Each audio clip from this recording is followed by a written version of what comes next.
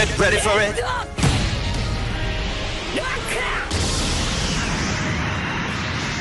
The story begins with our two main protagonists called Asta and Yuno, who were abandoned as infants in the distant village of Hage. In a world where everyone can use magic, Yuno grows up with tremendous magical ability while Asta grows up with none, a trait he is often mocked for. One afternoon, Asta begs Sister Lily to marry him, but she flatly rejects him as usual. Yuno also points out that as a nun, Lily cannot marry him. The church children are huge fans of Yuno and his magical ability but mock Asta's lack of them in return. Yuno similarly dismisses Asta when he acts out of hand, and Lily remarks that the two were once inseparable, but an incident caused Yuno to become rather cold and distant. After being humiliated at having no magic, Asta trains his heart out in a nearby forest, confident in his physical abilities, and he swears to be the next Wizard King. The following day, Yuno alongside some other kids go to their town's grimoire tower, where once a year individuals their age receive their own grimoires, which gives Asta hope that he too could one day use magic. Everyone receives their grimoires one by one, but everyone's attention turns to Yuno when he receives the fabled 4-leaf Clover grimoire, known to be used by the first Wizard King, famous for its luck-giving properties. However, Asta is devastated when a grimoire is not assigned to him and is once again mocked by everyone around him. Undeterred, he continues to train hard, swearing that he will catch up to Yuno in no time.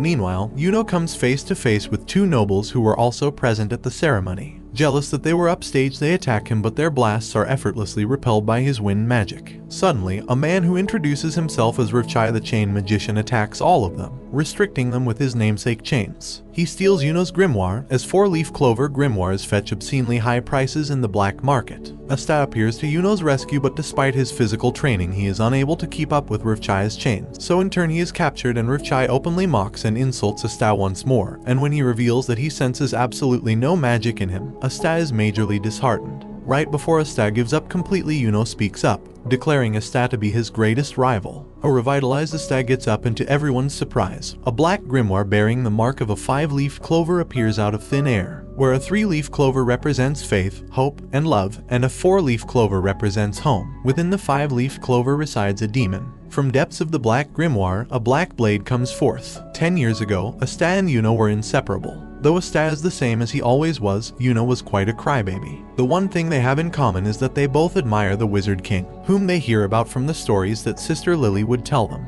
Even as a child, Asta wished to be the Wizard King so he can raise funds for their church. He struggles to be of help to those around him so he can be worthy of the title, failing to find anything he can do. Yuno is tasked by their father to deliver an important letter the next town over, much to Asta's annoyance. However, after Yuno delivers the letter, he is beaten by a drunkard who steals his pendant. Yuno begins to cry, but Asta appears and relentlessly attacks the much larger man. Frightened by his persistence, he gives up and leaves, and Yuno remarks that Asta always seems to do the impossible. Back in the present, Yuno watches as Asta's black blade nullifies Rivchai's chains, leaving the latter in a state of shock. Asta then declares that he will be the Wizard King even without magic. He ends up defeating Rivchai, and afterward he excitedly shows Yuno his own grimoire. Remembering their promise from when they were younger, Yuno once again declares Asta as his rival, and to prove to everyone that anyone can become the Wizard King, even if they're an orphan from a backwater town. As the sun sets, the two bump fists as they begin their rivalry to become the next Wizard King. We then come to discover that centuries earlier, a great evil that threatened to wipe out the world was defeated at the hands of a great mage, who has come to be known as the first Wizard King. This title would be passed down through the generations and assisted by the Magic Knights, who continued to keep the peace. The Magic Knights are comprised of 9 squads, and to become a Magic Knight or the Wizard King is an aspiration of all. After the events of Rivchai, both Asta and Yuno are training hard to participate in the upcoming Magic Knights exam to join one of the 9 squads. Although Father Orsi is against Asta participating, the Wizard of the Grimoire Tower reasons that it is okay for him to go, and Sister Lily agrees. The next day, Asta is joined by Nash, one of the kids from the orphanage, who says that his goal of becoming a Wizard King is pointless, as in his words, "Poor orphans like us aren't allowed to dream." Unfazed by his pessimistic attitude, Asta tells him that anything can be done if you don't give up, which he seems to prove after reducing a giant boulder to rubble with nothing but his sword.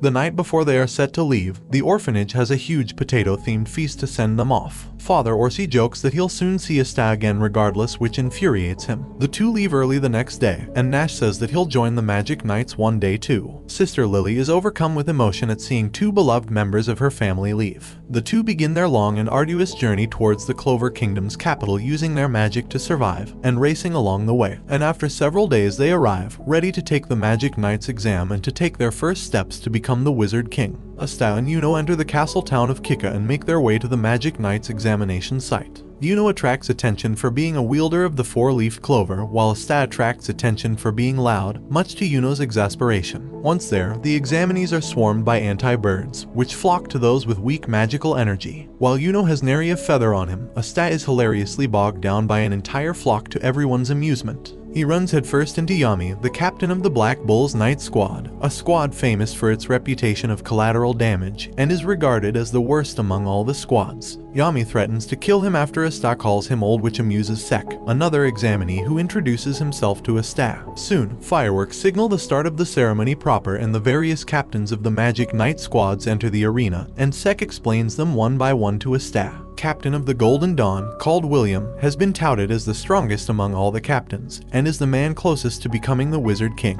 Yami also arrives fashionably late. William begins the exam by giving all the examinees a wooden broomstick, but because Asta has no magical ability, he is unable to get it to fly. Similarly, several of the exams require magic control, which Asta fails one by one. However, the final exam is announced to be a combat round and Sek volunteers to fight him, thinking Asta is easy pickings. Asta wishes him a good match, but Sek shows his true colors by calling Asta a dirty peasant, enraging him. Sek encases himself in a magical barrier meant to protect against outside attacks while simultaneously firing off barrages of magic bolts, which he brags is a great offensive and defensive spell. The fight begins and Asta defeats Sek in a single rush, cutting through his barrier with his black blade, startling everyone who had expected Asta to lose. As Asta stands over the unconscious Sek, he declares that he isn't here to play around but to become the next Wizard King. The interests of the various captains are piqued, especially Yami, who senses that Asta has no magical ability at all and his feat was purely due to his physical prowess. The fights progress smoothly until Yuno is challenged by Salim, a noble who sees him as an inferior peasant. However, despite Salim using his so-called greatest attack, Yuno easily defeats him with his wind magic. Afterwards, the examinees are called forward one by one and the captains will raise their hands to indicate their interest in having them join their squad.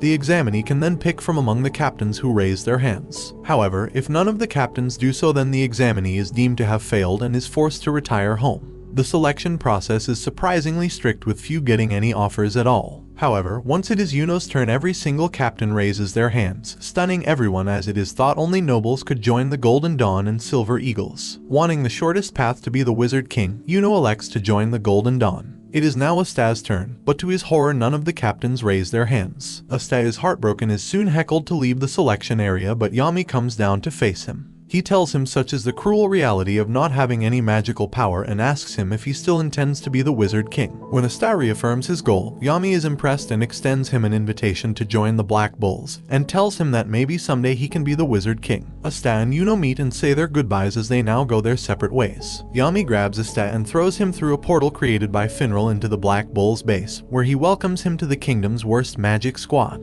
Asta watches in awe at a chaotic scene unfolding before him at the Black Bull's base. Yami tells the squad to stop destroying the base, but he smashes a wall, demolishing it in the process. Yami introduces them to Asta and the members are surprised he hails from Hage Village. He and his Finral introduce him to the members one by one. With the introductions concluded, Magna, who is skeptical over Asta's ability, gives him a trial to see if he is worthy of a Black Bull's robe. Fortunately, all the trials are a test of Asta's physical abilities, which he easily clears. However, for the final trial, he challenges Asta to either absorb or deflect his fire magic head-on, and only then will he recognize him as a Black Bull. Asta then brings out his black blade, piquing the interest of the other Black Bulls. Magna fires off a giant ball of flame, which Asta is narrowly able to deflect back at him. Asta is afraid he killed his own teammate, but he is relieved when he sees Magna come out unscathed, having nullified his own magic at the last second. He runs over to Asta, greatly impressed at how he sent his own magic back at him. But he is even more impressed when he learns Asta has no magic whatsoever, calling him a true man. The other Black Bulls join in congratulating him, and as promised they give Asta his Black Bull's cloak, which he proudly accepts. His membership now official, he's warmly welcomed into the Black Bulls. While the group celebrates, a girl that's also a new recruit to the Black Bulls looks on, thinking of Asta as nothing more than an insect. Asta is shown to his room, and although it is shabby and run down, he is happy to have a room to his own for the first time in his life. Magna then reminds him to write a letter back to his family in Hage. Likewise, Yuno is shown to his far more lavish room in the Golden Dawn, where his instructor Klaus disrespects him because Yuno is not a noble. Back in Hage, Orsi, Lily, and the rest of the orphanage receive news of Asta and Yuno's acceptance into the Magic Knights, and they are thrilled. Orsi goes to spread the news throughout the village while Lily silently wishes the two good luck. The next day, while Magna gives Asta a grand tour of the Black Bull's base, they run into Noel, Asta's fellow recruit, and a member of the royal family. Sensing no magic in Asta, she dismisses him, calling him an insect. To show them the difference in their power, she fires off an orb of water towards him, but it inexplicably curves and hits Magna instead. An irate Noel abandons her Black Bull's cloak, calling it the worst squad in the kingdom, before leaving. Asta later encounters Noel in the forest practicing her water magic. He then sees the issue with Noel. Although blessed with great latent magical power, her spells somehow do not hit their mark. This is a trait for which she is scorned by her family, including her brother, the captain of the Silver Eagles. When Noel sees Asta, she is embarrassed and tries to blow him away with magic, but it goes out of control and she ends up trapped in a vortex of water. Since Asta is the only one able to safely extract her, Yami throws Asta towards it, nullifying it with his black blade. Fearing she will be mocked once more, Noel is instead surprised when Asta praises her magical abilities, saying that if she practiced she'd be invincible. The rest of the Black Bulls reassure her that her failure to control her magic is no big deal. All of them have flaws, and one or two flaws does not make you any less of a person. Noel accepts Asta's hand in camaraderie, learning that this squad will accept her for who she truly is. Asta wakes up early to perform daily chores around the base, but realizes this is no different from when he was at the orphanage. Over breakfast, he asks the other members what it means to be a magic knight, and they each give their own personal selfish answers, which worries Noel as she wonders if she truly is a fit in the Black Bulls. Yami arrives at the cafeteria and calls Magna to go with him on a very important mission. Asta asks if he can go, but Magna says they're not allowed to bring kids along with them. It turns out that their important mission is a game of poker with the mayor of Saucy Village, Seihai. After losing everything to his royal flush, they return home. They inform Asta and Noel of their first mission. As punishment for losing against the mayor, they are tasked with dealing with a pack of wild boars roaming Saucy Village. Asta points out that they should have nothing to do with this, as it was Yami who lost, but he threatens to kill them if they don't go. Noel is worried she might not be of much help due to her lack of magical control, but Magna reassures her that he'll be there to clean up if things go awry. With Finral unable to create a portal to places he's never been before, and Asta and Noel's inability to ride magic brooms, Magna is forced to bring them to Saucy on his customized broom, the Crimson Cyclone. They experience a turbulent ride, but meanwhile, several mysterious individuals have also arrived at Saucy to search for a magic stone. Among them is a man with a scar across his face, talented in ice magic. After dealing with several bulls at the outskirts of Saucy, Magna tells the two of them of how, in his youth, he was a troublemaking delinquent, but he was set straight by the mayor, Seihai. It was he who encouraged him to become a magic knight, despite his peasant background. When they arrive near the village, Magna is horrified to see a mist enveloping the entire town. He tells Asta to use his black blade to cut through the mist, and the three make their way into the city center, where they rescue the villagers from being impaled by icicle shards. Here, they see a scarred man named Heath, accompanied by 3 other mages, who threaten to eradicate them. When Heath says that the peasants in the village are nothing more than lowly beasts, both Asta and Magna's pride at coming from villages are hurt, and they swear to defend them with their lives. Although he is surprised at Asta's ability to cut through his magic, he begins targeting the villagers instead. Asta and Magna frantically attempt to defend the villagers, but they soon begin to be overwhelmed at the onslaught of Heath. Magna, running dangerously low on magical energy, throws everything he has, but the ice keeps coming. Heath tells them he is willing to let them go if they abandon the villagers, which Noel considers for a moment, as she feels she is holding back Asta and Magna. However, when a girl grabs the hem of her skirt, asking her to save them, she has newfound resolve, and a new magic appears in her grimoire, the Sea Dragon's Lair. She casts a huge, swirling vortex of water that defends herself and the villagers around her, as Heath is astounded at the sheer power of her magic. Heath is surprised at Noel's magic, and despite his repeated icicle volleys, they fail to penetrate her barrier. Asta takes the opportunity to mount a counterattack, but Heath cleverly makes him slip on a strip of ice. He then calmly walks towards Noel's barrier and begins freezing it bit by bit. Magna, aware of his natural advantage against Heath, grits his teeth as he knows Heath's magical capacity far eclipses his. However, Asta returns and tries once again to take down Heath, but to no fruition.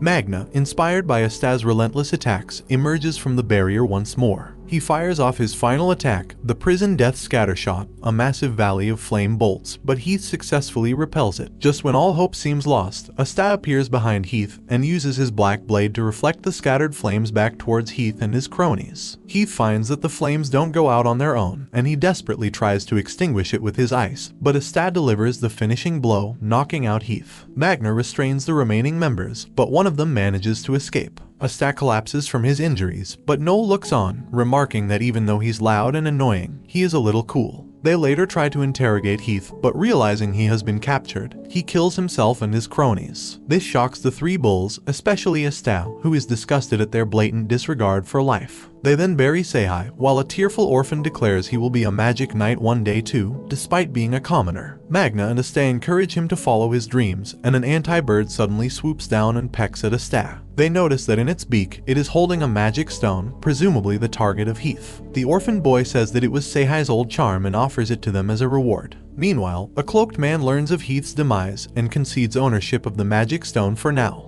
He touches a large gravestone, remarking that the resurrection of their lord is close at hand. On the collar of his robe rests the symbol of the Golden Dawn. The three return to the Black Bull's base, and despite the death of Seihai, Yami commends them for defending the villagers. For their efforts, the Wizard King has awarded them a gold star, bringing the Black Bull's grand total to -30 stars, compared to the Golden Dawn's 70. He hands them their paycheck of 200,000 coins, an amount Asta has scarcely seen in his entire life. He plans to send a portion back to Hage, but Vanessa invites him and Noel out shopping the next day. They head out on Vanessa's magic broom to Kika, the same venue as the Magic Knights exam weeks prior. They see Finral, Gauche, and Charmy all spending their salaries in their own way. After Vanessa purchases some medicinal herbs, she brings Asta and Noel into a hidden alley where the black market is located. Noel is initially hesitant to partake in possibly illegal dealings, but she is convinced to participate when Vanessa says that certain artifacts could help her control her powers. Meanwhile, Sek is also in the alley, losing in a game of cards against an old lady. He trudges back to complete his mission, but he remains bitter about being in the praying mantises. He sees Noel and Vanessa, and enamored by their beauty, tries to hit on them, but he is rebuffed.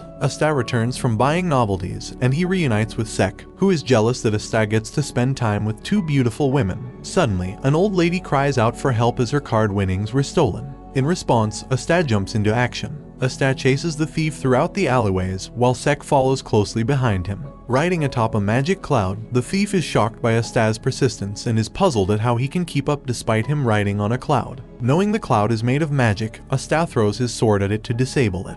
The thief crashes to the ground where Sek lies waiting to capture him. However, he is stabbed with a poisoned dagger and fears he will soon die, but Asta encourages him to live on. Vanessa arrives and treats the poison, and Sek leaves with the thief, bidding Asta, Noel, and Vanessa farewell. The Black Bulls return the stolen money to the old lady, and they warn her to be more careful in the future. As they leave, it is revealed the old lady is not an old lady at all, as the disguise is shed, revealing it was the Magic King Julius himself all along. He is impressed by Asta's anti-magic blade, and when he looks to the sky, he sees another interesting prodigy, Yuno. Yuno, alongside his co-recruit Mimosa and his instructor Klaus, are tasked with escorting Salim towards the Heart Kingdom. Salim, Yuno's opponent during the Magic Knight's exam, inquires to his beginnings, and Yuno speaks of his hometown of Hage. Suddenly, a black cloud covers the sky, and when Yuno goes closer to investigate it, he is attacked by magic bandits. Although caught off guard, Yuno eventually defeats the band, but Klaus is skeptical as the bandits somehow targeted only Yuno and not Salim. Salim, intrigued by Hage, elects to visit the village, despite Klaus' protests. When they arrive, Sister Lily, Father Orsim, and the rest of the orphans happily go out and greet Yuno, as well as their esteemed guests. They invite them to stay the night, and although Klaus objects, Salim insists on staying. Klaus is annoyed that he, a noble, must be subjected to being in such a run-down village. They enter the church as Lily prepares a potato-themed dinner. As everyone dines on Hage's best potato dishes, Yuno learns from Lily that both he and Asta have been sending back money. To his annoyance, Asta has been sending back more than him, so he promises Lily to send his entire paycheck next month. When Salim asks for more water, Lily goes out to fetch some from a nearby well. Before she leaves, Salim drapes her in his cloak, saying that it is chilly outside.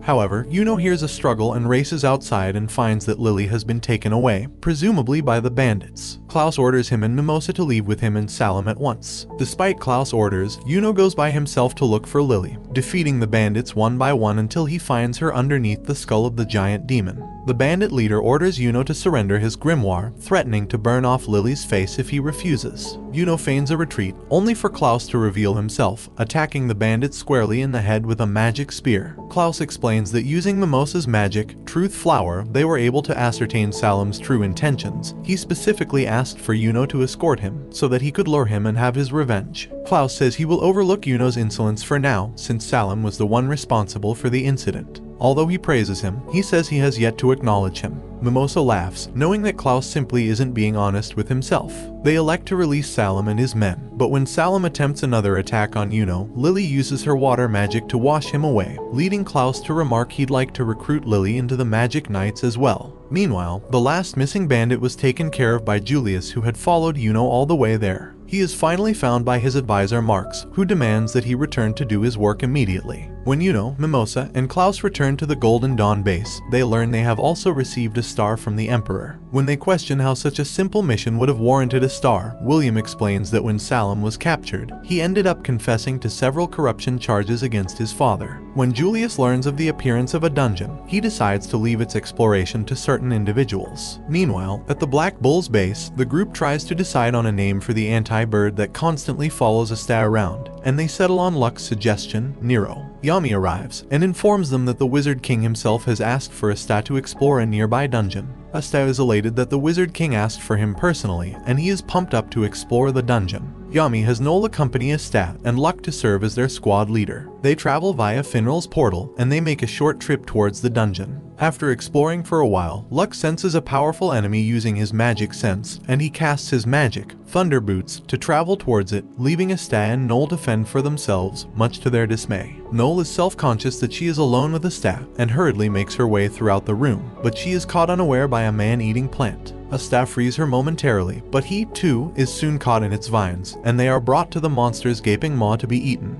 Suddenly, magical needles strike out at the monster, releasing them both. Noel comments on the extraordinary control of magic, and they turn to see Yuno alongside Mimosa and Klaus of the Golden Dawn. Yuno smiles, remarking to Asta that he has finally repaid his debt. And this brings the anime to an end. Comment for part 2. Don't forget to like and subscribe if you enjoyed, and turn on the notification bell so you never miss out on another video. Until next time, take care. We last saw Asta and Yuno reunite inside a mysterious dungeon, after the latter saved both him and Noel from a man-eating plant. The two groups make their introductions, and Klaus becomes annoyed at Asta's rudeness, while Noel is off-put by the unintended rudeness of her cousin Mimosa. Klaus then asks about the whereabouts of the Black Bull's third member, but neither Asta nor Noel can admit that Luck ditched them. Klaus then insults the Black Bulls, calling them incompetent, so Asta declares that they will be the first to conquer the dungeon. The two digress into a shouting match while Yuno and the others look on in amusement that Klaus was caught up in Asta's flow. As the Golden Dawn leaves to explore the dungeon, the Black Bulls chase after them. Both Asta and Yuno are thinking the same thing. Who can reach the treasure room of dungeon first? Meanwhile, King Julius is informed that the investigation of the dungeon is progressing smoothly, but is warned that the aggressive Diamond Kingdom has sent a battle mage, who goes by Lotus of the Abyss, to investigate the dungeon as well. However, his court is concerned. Julius is confident that he can be handled. Luck has defeated the entire Diamond Kingdom regiment, but now he eagerly faces Lotus. Lotus initially tries to escape, but Luck quickly catches up to him, realizing that he commands the power of smoke. Luck appears to be overwhelming Lotus, but his knees suddenly buckle. Lotus then explains that the entire time he was casting a weakening smoke on him, an attack that is invisible to the naked eye. Meanwhile, the Golden Dawn is the first to arrive at the treasure door, and Mimosa wonders where the Black Bulls are. She is suddenly struck by shards of crystals, gravely injuring her. Klaus and Yuno look at their attacker, a mysterious white-haired man from the Diamond Kingdom who demands that they move. Shaking off the effects of the magic, Luck begins feeling the thrill of battle even more. He begins fighting seriously, having electrified his arms. Lotus observes at his revitalized opponent and remarks that he'd rather not pluck a bud that is still young. In his youth as a commoner, Luck was scorned by his mother for his twisted personality. After he defeats a noble with his magic, his mother suddenly embraces him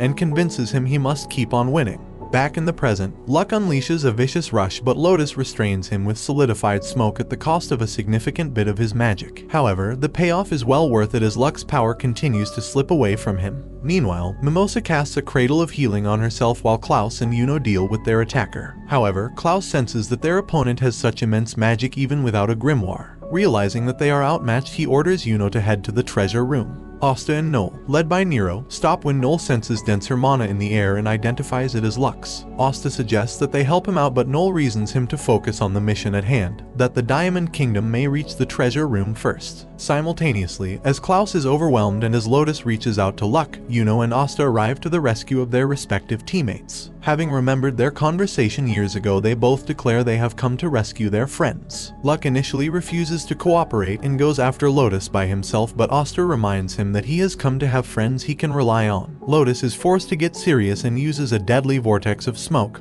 trapping the Black Bulls. Luck hypothesizes that Lotus can sense their magic through the fog, so he uses lightning bolts to herd him into an area where Asta is waiting. He slices him in the air, sending him crashing into a wall. Meanwhile, Yuno simultaneously summons wind blades and a wind eagle to fight their attacker, a feat which impresses Klaus. But to his horror, Yuno is easily beaten regardless, and the gap in their abilities is as clear as day. Lotus's injuries forces him to retreat in a smoke car. The Black Bulls give chase, but they end up losing him. Luck suggests they get a move onto the treasure room, irritating Noel as that was supposed to be their aim from the beginning. However, Luck's sensory magic acts up and informs them that someone far stronger is here. While Lotus regretfully retreats, he leaves the mission to Mars, the Diamond Kingdom's secret weapon. Klaus is horrified at the difference in levels between them and Mars and recognizes him as a specially designed battle mage. Yuno continues to fight on in vain as his wind-based attacks appear to have no effect on the mineralized Mars. Mars tells him to give up, but Yuno, knowing that Asta would never do such a thing, is galvanized and continues his assault. Mars drops a giant sword on him, but he is saved by Asta, who slices it clean in half. After Asta exchanges banter with Yuno, he turns his attention to Mars, who he quickly puts on the ropes. Klaus is astounded that a peasant with no magic could put up a fight when the Golden Dawn struggled so much. Soon, Luck and Noel arrive to support them against Mars' diamond clones. Asta relentlessly attacks Mars, smashing apart every attack that is thrown at him.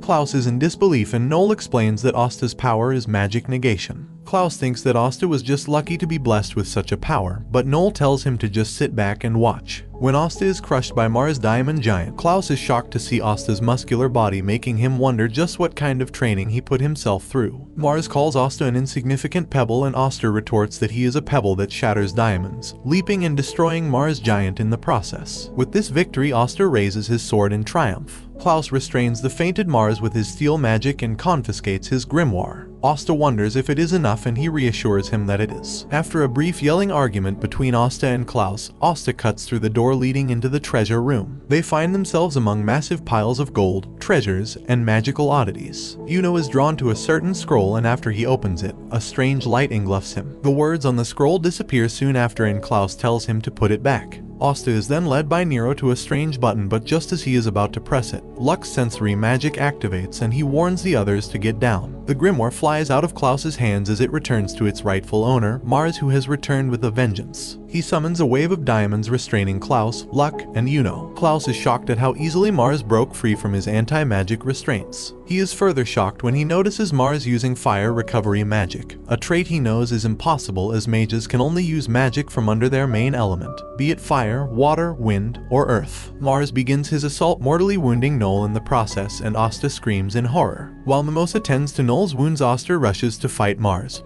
But now he is aware of Asta's powers. He instead overwhelms him with speed, sending him crashing through a wall. Mimosa then begins using the strongest magic she possibly can, acknowledging Noel's efforts and hard work all these years. When Asta comes to, Nero flies towards a smaller, more nimble sword which Asta picks up. He uses it to attack Mars, and to great effect as it also has anti-magic properties, but it is light enough that he can use successive strikes. Noel reawakens and gives Asta words of encouragement, saying, "You are the first peasant I have ever acknowledged." Asta's new sword glows blue, which allows him to unleash a water slash on Mars, negating his fire recovery and knocking him unconscious. However, Asta is gravely injured in the process and he collapses. Mimosa rushes to tend to Asta, but she is worried that her magic may not be enough. An unconscious Mars recalls his time in the Diamond Kingdom's experimental labs, where he was forced to kill his only friend called Fauna. As the sole survivor of their forced battle royale, the scientists decide to implant him with magic stones and Fauna's fire magic. Meanwhile, Mars regains consciousness, and in a fit of rage against Asta, he prepares to deliver a fatal blow.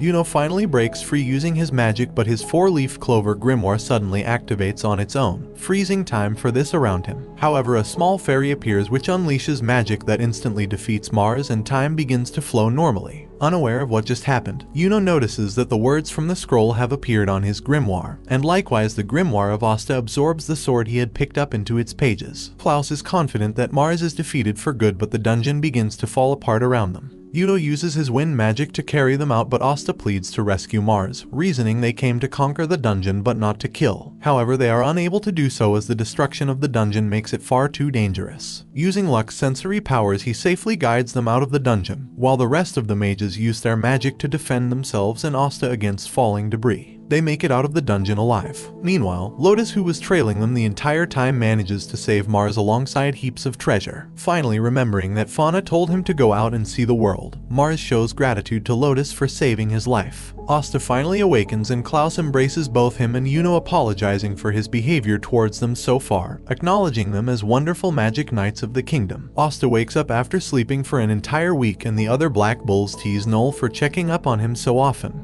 After eating his fill, Asta and Noel are instructed by Yami to visit the Magic Knight headquarters as they were requesting a report. Along the way, they bump into Yuno, Mimosa, and Klaus, who are also on their way to give a report. Klaus has become more friendly towards Asta, while Mimosa is visibly flustered at the sight of him, having developed a crush since their dungeon operation. When Noel sees her acting bashful, she wonders if she herself has feelings for him too, but quickly convinces herself that there's no way. They arrive at the headquarters where the Wizard King Julius has come out to greet them. This is Asta and Yuno's first personal encounter with the man they admire. He is intrigued by Yuno's newfound magic, which he identifies as Sylph, one of the 4 great spirits. He is equally fascinated by Asta's new anti-magic sword, internally remarking that absorbs a great deal of magic. Asta and Yuno ask him how to become the Wizard King, and he replies that it is through merit. Accumulate enough merit, and you will have the respect of the people. He then invites them to an awarding and promotion ceremony of Magic Knights for those who have accrued a significant amount of stars. In attendance are several notable mages, including the Silva siblings, Nozel, Solid, and Nebra. Also attending are the Magic Knights Leopold, Electora Sandler, as well as several captains. After the ceremony, Julian excuses himself but invites them to enjoy a simple reception, which Asta, Yuno, Noel, Klaus, and Mimosa also attend.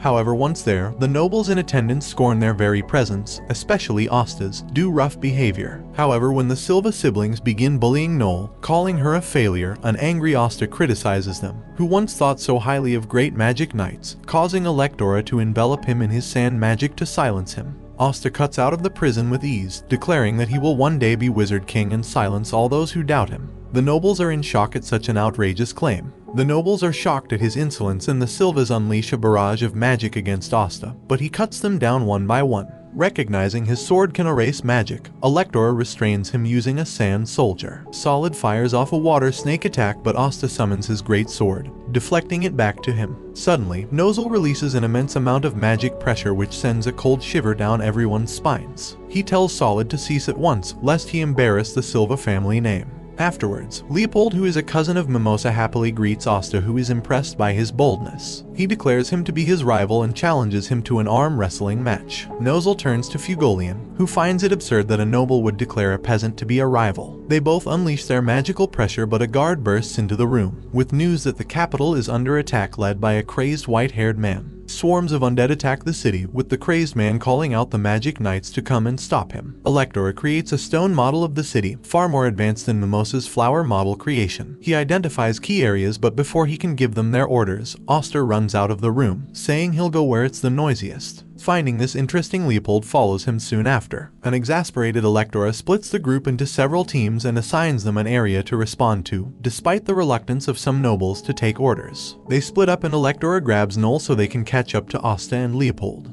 The Silva siblings respond to the Central District. Saul, the Blue Rose Captain, and Charlotte respond to the East District. Yuno, Electora, and Mimosa respond to the Northwest District. Hammond, Siren, and Klaus of the Golden Dawn respond to the West District, while Electora and Noel make it to the North District in search of Asta and Leopold. A girl is surrounded by the crazed man and hordes of undead. The man desires the complete destruction of the Clover Kingdom, and as he moves to kill the girl, Asta makes a hero's entrance. The crazed man summons a wave of zombies against Asta, who mows them down one by one. Meanwhile, the other Magic Knights that responded to the other areas realize that the zombies keep coming. All at once they simply decide to just crush them with all their might. In all districts, the responding Magic Knights unleash an overwhelming display of power against the mindless hordes, killing huge swaths of them and earning the knights the renewed admiration of the people. Meanwhile, the crazed man finds Asta's anti-magic abilities to be troublesome as his zombies are controlled by his magic. A simple slash undoes the entire spell. When Asta asks him why he is hurting innocent people, he merely laughs, calling everyone who doesn't understand his magic a sinner. He summons a giant zombie nicknamed Jimmy, which appears far more dangerous than the others. It fires off deadly bolts of curse magic, causing even the slight scratch to become a mortal wound. The crazed man begins targeting the little girl instead, and Asta desperately tries to defend her, but he is soon bogged down by an onslaught of magic bolts. Noel arrives, but her self-confidence is shattered when she remembers the harsh words of her siblings. Fugolian appears, smacks her on the head, and imparts on her wise words that being weak is nothing to be ashamed of, but staying weak is. With a newfound resolve, Noel defends the little girl with her magic just in time. Leopold appears too, burning a wave of zombies to a crisp. He tells Asta to go for it, and Asta begins spinning with his two blades, eviscerating Jimmy. Now driven to a corner, the crazed man summons another zombie called Alfred, which fires off a lightning bolt on Asta. The king of Clover, the self-centered Augustus Kira Clover 13, wonders why Julius is not here to defend him. Meanwhile, Charmy wanders into the castle kitchen and finds that a chef is preparing a magnificent dish. She asks if she could possibly taste his cooking, and after sensing she is no ordinary person, he agrees. Asta is unable to keep up with Alfred's speed, and the crazed man mocks him for it. Fugolian assists Asta by burning Alfred to a crisp and apologizes to Asta for interrupting his fight. He remarks to Asta that if he wishes to be the Wizard King, then that makes them rivals. Asta tries to fight again, and although Fugolian admires his spirit, he tells him to stand down. Fugolian asks the man for his name and motive, and he finally reveals to be Raids. He explains he was once a top pick during the Magic Knight exams, and after joining the Purple Orcas he was soon expelled due to the nature of his corpse magic. He wishes to take revenge on the Clover Kingdom using his magic, a motive that Fugolian calls petty and childish. An infuriated Raid summons his strongest zombie called Carl, a supreme defensive and offensive weapon. Although it looks like Fugolian is on the ropes, he calmly picks apart a weak point in Carl's defense, killing instantly with a concentrated burst of fire Sol Linea. He galvanizes Asta, Leopold, and Noel, lecturing them that every magic has a weak spot. With raids weakened, the various zombies and corpses around the city begin to fall one by one, as the Magic Knights wonder what the purpose of the attack was, while Yuno resolves to become stronger. A witch looks on at the recovering city, who remarks that it is too early for them to be celebrating. Raids is further driven into a corner after his last zombie is defeated by Noel and Leopold. Fugolian restrains Raids with fire claws and confiscates his grimoire despite his protests. When he opens it, he is surprised to see that it only has one spell, raising a corpse. Asta admonishes Raids for going down this path even when his magic was so powerful he was able to become a high-ranking Magic Knight. A voice receiver in Raid's ear tells him that he was too weak to fight a captain, and tells him to follow the plan. Suddenly, across the city, the various captains fall into a black hole and are sent several kilometers away from the city. Catherine the Witch then begins sucking out the life force of the citizens to retain her youthful appearance. However, she is surprised to see Yuno, who managed to avoid being sucked into the black hole. Yuno engages her in battle and asks what their goal is. She obliges and says that they are after a certain someone. Likewise, Fugolian interrogates Raids for the target of their attack, and he reveals that their target is none other than the captain of the Crimson Lions, him. Fugolian is surrounded by spatial magic transporting him to a strange place. Meanwhile, Yuno gradually succumbs to Catherine's curse bolts, and he gradually loses his 5 senses. He laments that his power is not enough and that even Sylph's magic does not come out willingly. However, he suddenly gains a sharp mana-sensory ability, and remembering that Austin never gives up, neither does he. He is finally able to summon Sylph willingly and blows away Catherine with a mighty hurricane. A bewildered Fugolian explores the strange, white room he has been teleported into, where he is surprised to see a familiar face. Catherine is sent blasting into the castle, where she ends up in the same kitchen as Charmy. Now old and withered, she attempts to absorb Charmy's magic, but the latter thinks that she is after her food. She angrily summons a giant sheep, which sucks up Catherine's magic and beats the daylights out of her. Now defeated, the aged citizens turn back to normal. Charmy scrambles to catch her plate of food, but it is saved by Yuno, whom Charmy is infatuated with, naming him as her food prince. As they interrogate Raids where Fugolian has been taken, Noel infers that the spatial magic caster must be nearby. Asta instinctively attacks a pile of corpses, where a magician named Vados is hiding, who commends him for finding him. Regardless, their mission is complete as he summons a portal where the body of Fugolian falls through, bleeding profusely and missing an arm. This brings shocks Noel and Asta while Leopold is frozen in grief, unable to act. Noel rushes to stop Fugolian's bleeding. His grimoire is still intact, which means that he is still alive. She screams at Leopold to help her, but he remains catatonic. With their mission complete, Rades begins to escape through Vat's portal, but Asta throws his sword, canceling it. He proceeds to lay a beatdown on Rades, returning to him tenfold the pain he inflicted on the city. Vats finds Asta's anti-magic blades troublesome and admits that they might be in trouble. Vats' attack on Asta is cancelled by a now revitalized Leopold, who has snapped out of his state of grief. The cornered Vats and Rades are saved by the arrival of their 5 allies, who surround the exhausted and injured Asta, Noel, and Leopold. Asta grits his teeth and slices his own wounds to cancel out the effects of the curses, allowing him to recover somewhat. This astonishes Rades, who cannot believe someone can be so reckless. Asta stares down his adversaries and readies his blades, declaring that his whole life he has known nothing but adversity and difficulty, and no matter what comes his way he will overcome it. He howls at his enemies, and in a badass manner tells them to come and get some. And this brings the anime to an end. Comment for part 3. Don't forget to like and subscribe if you enjoyed, and turn on the notification bell so you never miss out on another video. Until next time, take care. We last saw Asta surrounded by Rades' allies. They unleash a barrage of magic attacks, but Asta manages to deflect it with his crazy movement abilities. Leopold joins the fray, while Noel summons a water wall to defend themselves and the dying Fugolian. However, the shield is absorbed by tree magic, while Asta and Leon are impaled by wind needles. Before they can do any further damage, the magic knights return after they reluctantly pooled their magic together. Mimosa immediately works to heal Fugolian while Nozel unleashes a barrage of mercury, but it is absorbed by specially enhanced salamander magic. The magicians manage to kidnap Asta, and before they escape through one of Volto's portals, they introduce themselves as the Eye of the Midnight Sun and declare that one day they will destroy the Clover Kingdom. Unable to spare resources to find Asta, they leave them to his fate. Voltos is scolded by his allies for his recklessness, while Sally, the magician who kidnapped Asta, is told that they must kill him despite her desire to dissect him.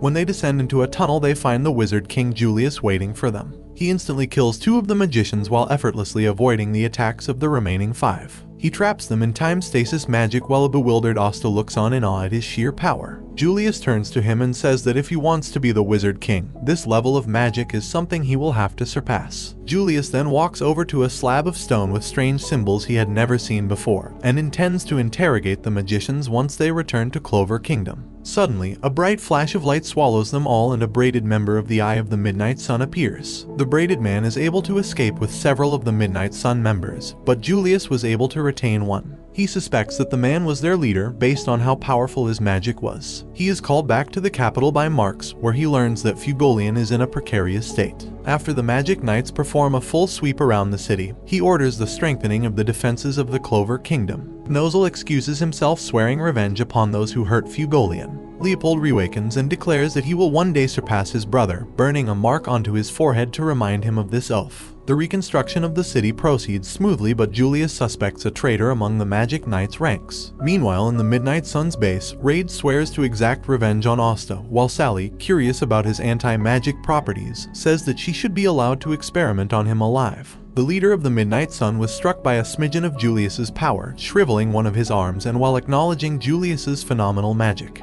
Back in the kingdom, Asta and Noel receive muffins from the girl they had saved, which are immediately swiped away. Charmy. She is in a good mood due to seeing Yuno, whom she calls her food prince. Mimosa, Klaus, and Yuno pass by, and to her surprise Asta and Yuno are acquainted. Yuno suddenly unleashes wind magic on Asta, who cuts it down in the nick of time. He then sees letters written by the magic which says "See you later Shrimpsta," basically meaning Shrimp Asta, which absolutely infuriates him. The two go their separate ways, both eager to become stronger than the other. Asta and Noel return to the Black Bull's base, where Magna and Luck have returned from their mission, earning a star for their efforts. To their surprise, Asta was made a third-class junior magic knight for his efforts, while Charmy was made a first class for her capture of Catherine, who immediately brags to the others. Magna and Luck are despondent as they are still 5th class. However, Asta worries about the state of Fugolian, but Yami reassures him, saying that it would take more than that to kill him. As Asta is put on a rest break, Finral invites him to a mixer. Finral has trouble deciding on who else to take with him to a mixer, crossing out the Black Bull's members one by one until he decides to take Luck.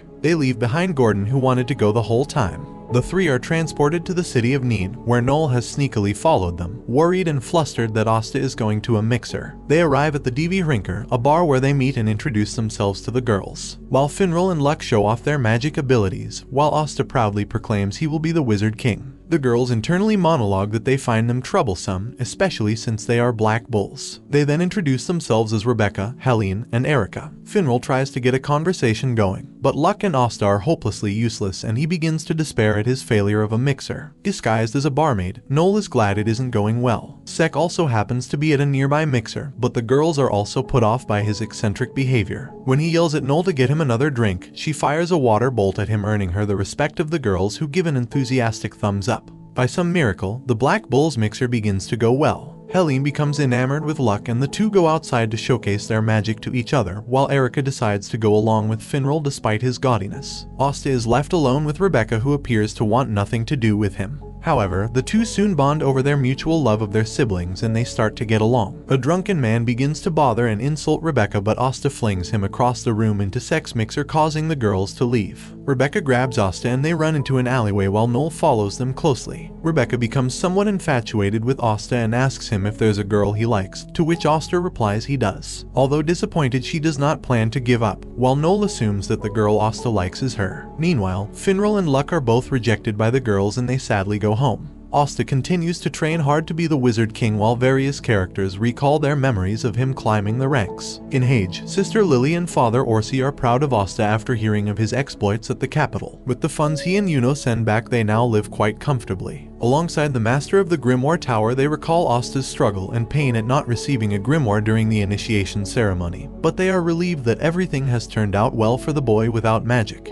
In the Black Bull's base, Gordon keeps a diary recording the adventures of his best friend Asta. He recalls Asta's impressive display during the Magic Night ceremony and his first few days of doing chores at the Black Bull's base. Still flustered at the misunderstanding the Asta likes her, Noel cannot accept that she could have feelings for a commoner, but concedes that on certain occasions he has acted quite cool, including the battles of Saucy Village and Mars. Asta returns to the base where an embarrassed Noel sends him flying with a burst of water. Meanwhile, Yuno, Mimosa, and Klaus prepare to leave on a mission, but the former are embarrassed at the chariot Klaus has prepared for them. As they leave separately on their brooms, Yuno remembers his promise with Asta. From a young age, the two were already sworn rivals to become the Wizard King. He admires him as the one who gave him hope. In Hage, Sister Lily and Father Orsi are delighted to hear that Yuno has been made a first-class junior magic knight, but are surprised to also learn that Asta has been made a third class. With Yami giving the Black Bulls a day off, Ghosh visits his sister Marie at Neen to celebrate her birthday. Likewise, Asta asks Magna to take him to Neen, having promised to play with Rebecca's siblings. Curious about how it will go, Noel secretly follows him. Ghosh buys out the entire gift shop for Marie, where he recalls as a former convict. She is his only joy and reason for living.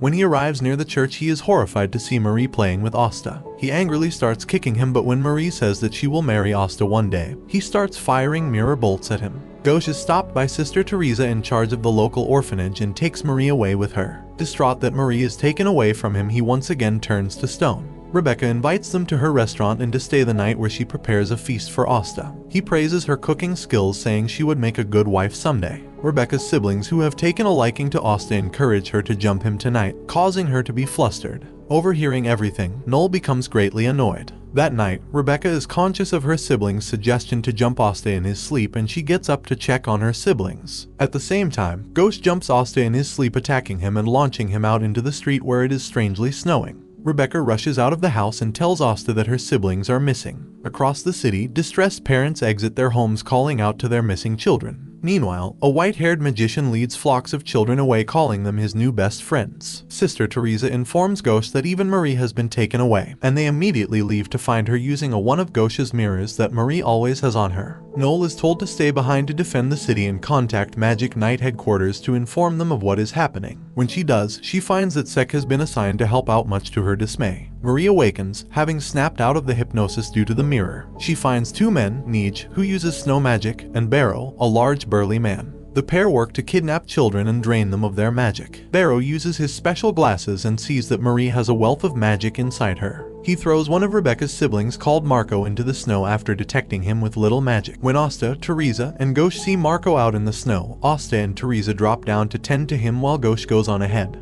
Asta taps Marco with his sword, cancelling out the hypnosis. and Teresa casts soothing fire magic to heal his wounds. Meanwhile, Gauche enters the cave just in time to see Marie being dragged to have her magic power sucked out of her. To his horror, he sees scratches on Marie and he flies into a rage. Neej and Barrow are unnerved at having to fight a magic knight, and when Neej is unable to keep him at bay for long, Barrow takes Marie hostage, forcing Gauche to stop. However, Marie is saved by the arrival of Asta and Teresa. Marie runs and hugs Asta instead of Gauche, and the latter is crestfallen. Teresa begins inspecting the children and finds that many of them have had their magic sucked out and are unlikely to ever use magic again in the future. Neej and Barrow are cornered, but using his special glasses, Barrow identifies that Asta has no magical power whatsoever and volunteers to fight him himself, but to his shock he is blasted away. Asta says he will never forgive them for hurting the children. Sek arrives at the Black Bull's base to find reinforcements for Neen but finds the place trashed. He is frightened by Gordon and Gray. An irate Yami, thinking Sek is a debt collector, grabs him by the head. Meanwhile, Neej is defeated by Gauche while Teresa restrains Barrow. Asta becomes enraged by Barrow, who shows no remorse for his actions. While Teresa begins healing the other children, Barrow secretly sends out a mud minion to call for help. Teresa calls out to Asta and tells him that Sister Lily once trained at their church in Neen. He excitedly asks her what Lily says about him, and she replies that she knows him to be short and noisy, but has an indomitable spirit that never gives up, a trait which Sister Lily tries to emulate. Suddenly, Sally appears, responding to Barrow's distress signal. Gauche fires off a volley of beams in a frenzy, but they are all repelled by her salamander. Asta attempts to cut her, but she easily avoids his strikes and captures him. Before she can do any more damage, Teresa frees him using fire magic, revealing that she was once a magic knight of the Crimson Lions, carrying the epithet of the She-Leopard and a mentor to Fugolian. Sally contemplates that a 3-on-1 fight may be disadvantageous to her, however Barrow asks her to heal him so he can help, but he secretly plots to escape at a moment's notice. She then injects him with a dangerous drug, radically transforming him into a giant mud abomination. To their shock, Gauche, not wanting to expose Marie to even more danger, grabs her and makes a run for it, leaving Asta, Teresa, and the other children to fend for themselves despite Marie's protests. Now the mud monster, Barrow, begins to go on a rampage, and Teresa summons a flame cheetah to get the children to safety, but it will take time for all of them to get out. Barrow tries to crush Neej, but Asta deflects the blow, telling Neej that he has yet to pay for his crimes. Meanwhile, Gauche continues to escape as he doesn't care what happens to others as long as Marie is safe. In a flashback, it is revealed that they were once part of the wealthy Adlai family, but when their parents were killed, their fortune was swindled away by their rivals. Now left to fend for themselves, Gauche stole and robbed from others until he was finally arrested and sent to prison, while Marie was sent to an orphanage with Teresa. Back in the present, he snaps out of it when Marie tells him that he hates him for being so pathetic. Gauche drops her off with the others and, desiring to have his sister be proud of him, returns to Asta and Teresa, but expects them to have run away, as he feels that in the end people only care about themselves. To his surprise, Asta and Teresa are still there, valiantly defending the children as they escape. He arrives in time to Asta's aid, but his mirror magic has little effect on Barrow. He is struck from out of the sky by Barrow, and Asta defends him again. Deciding for the first time to work with someone else, Gauche creates a new spell in his grimoire and tells Asta to look into his eye. He summons a whole brigade of Astas with swords empowered by Gauche's mirror magic, and they successfully kill Barrow while incapacitating Sally. While Neej accepts responsibility for his and his brother's actions, a bright light suddenly envelops the cave, but Neej and Gauche are suddenly attacked by light spears, while Teresa is mortally injured while defending Asta. They look on in horror as the leader of the Eye of the Midnight Sun appears, introducing himself as Licht. Asta is shocked to see that Licht also has a 4-leaf clover grimoire like Yuno. As Teresa begins to bleed out, Asta considers a suicide charge against Licht. Angered that Asta has the 5-leaf clover grimoire, Licht attempts to take it from him. Using Finral's magic, Yami appears just in time to save Asta. He instructs Finral to take home the injured, but expects him to return, which scares Finral as he had planned to just stay out harm's way. Eager to see his captain in action, Asta elects to stay behind while Licht is curious to fight Yami's dark magic. During their duel, Licht tells Yami of his story. He once hailed from a village filled with talented magicians, but they were slaughtered and their magic was stolen from them. Yami, who says his story sucks, tells his own. He was a fisherman from a land of the sun where he washed ashore in the Clover Kingdom, and after beating up a bunch of guys he was made captain. When Yami learns Licht was the one responsible for injuring Fugolian, he explodes into a flurry and manages to injure Licht with a dark magic slash, greatly impressing Asta. Yami says that there's no way Licht could have beaten Fugolian without doing anything underhanded, and invites him to face the true power of a magic knight captain. Yami tells Asta to help him and teaches him about the power of Kai, a kind of sixth sense which allows him to predict and counter Licht's attacks. Asta says it is impossible for him to do it so suddenly, and Yami replies that if he plans to be the Wizard King then he must surpass his limits right here, right now. He tells him to practice it on Voltos, not just by relying on his ears, but by honing all 5 senses to act as one. Asta concentrates deeply and manages to deflect one of Volto's curse bolts back at him, which enraged Licht, who uses impossible to predict light whips to counter their use of Kai. The onslaught causes the cave to collapse in on them. He thinks he is victorious, but to his surprise Yami and Asta burst out from under the rubble. Yami and Licht continue their duel, with his black magic being a natural enemy to his enemy's light magic. Licht grows to respect Yami's ability, recognizing him as a worthy foe. Yami asks him for his intentions in the Clover Kingdom, and he replies that he wishes to establish a new kingdom, one free of the corruption and discrimination that commoners and non-magic people face. Asta is astounded at his captain's power, and Yami instructs him to deal with Voltos in his own way. Asta charges but is held back by a barrage of curse bolts that come from strange angles. He decides to discard his weapon and instead go through a portal that Voltos made, punching him in the face, amusing Yami, who finds the fact that he just punched a guy hilarious. Licht tries to sneak up on Yami, but his sword absorbs his magic and he finds himself unable to move. Yami slashes him with black magic, seriously injuring Licht. Badly wounded, Licht acknowledges Yami as the second person to ever fight him as an equal. He begins preparing a massive spell with a range so large and power so devastating that it would be impossible to defend against. Meanwhile, Ghost looks over at a dying Teresa, who gifts him with what little magic she has left and tells him to go and save Asta. Fearing she has died, he is relieved when she was just pretending to die. He asks Finral for his assistance in returning to the cave. Yami prepares a defensive measure but remarks that they will likely die. Even Asta would die before he can try to slash the beam. Finral and Ghosh arrive just in time for Licht to fire his magic, the Holy Ray of Light. Ghosh has Finral swap him with Asta and Yami. Using his magic, he reflects the beam right back at him, remarking that mirrors always reflect light. Meanwhile, several members of the Midnight Sun look on at Sally's injured body and decide now is the time for them to come out. As the children start returning to Neen, Noel and Rebecca go out in search of Marco and the rest. They follow Nero back to the church where they find an injured Teresa. Noel learns that they are still in the cave, fighting. Yami and the others approach Licht, who regains consciousness long enough to recognize Ghosh as a friend from long ago, despite Ghosh himself having no recollection of who he is. Yami restrains both Licht and Voltos with a dark binding, while they wait for Finral's spatial magic to recover, much to his and Ghosh's annoyance. Suddenly, 3 members of the Midnight Sun emerge from a portal, one of whom, Raya, uses light magic to touch Yami's grimoire. Another, Fauna, begins to heal Licht with fire-based healing magic. Licht identifies as his strongest members, even stronger than he, the third eye. The 3 leap into battle and Yami is startled that Raya copied his dark magic, saying that he'll sue him for copyright infringement. The third member, called Veto, uses his monstrous beast magic to pressure Yami, even destroying his prized katana. Things look dire for the Black Bulls as both Finral and Ghosh are dangerously low on magic, while Asta and Yami have been pushed back. Things take a turn for the worse when Fauna, spiteful that they harmed Licht, wields one of the 4 great spirits, Salamander, in battle. Yami just barely defends himself against her fire blast and must now defend against the third eye's onslaught with a broken katana. Finral recognizes that Yami is outmatched, with Licht even claiming that each of the third eye is stronger than a magic squad captain.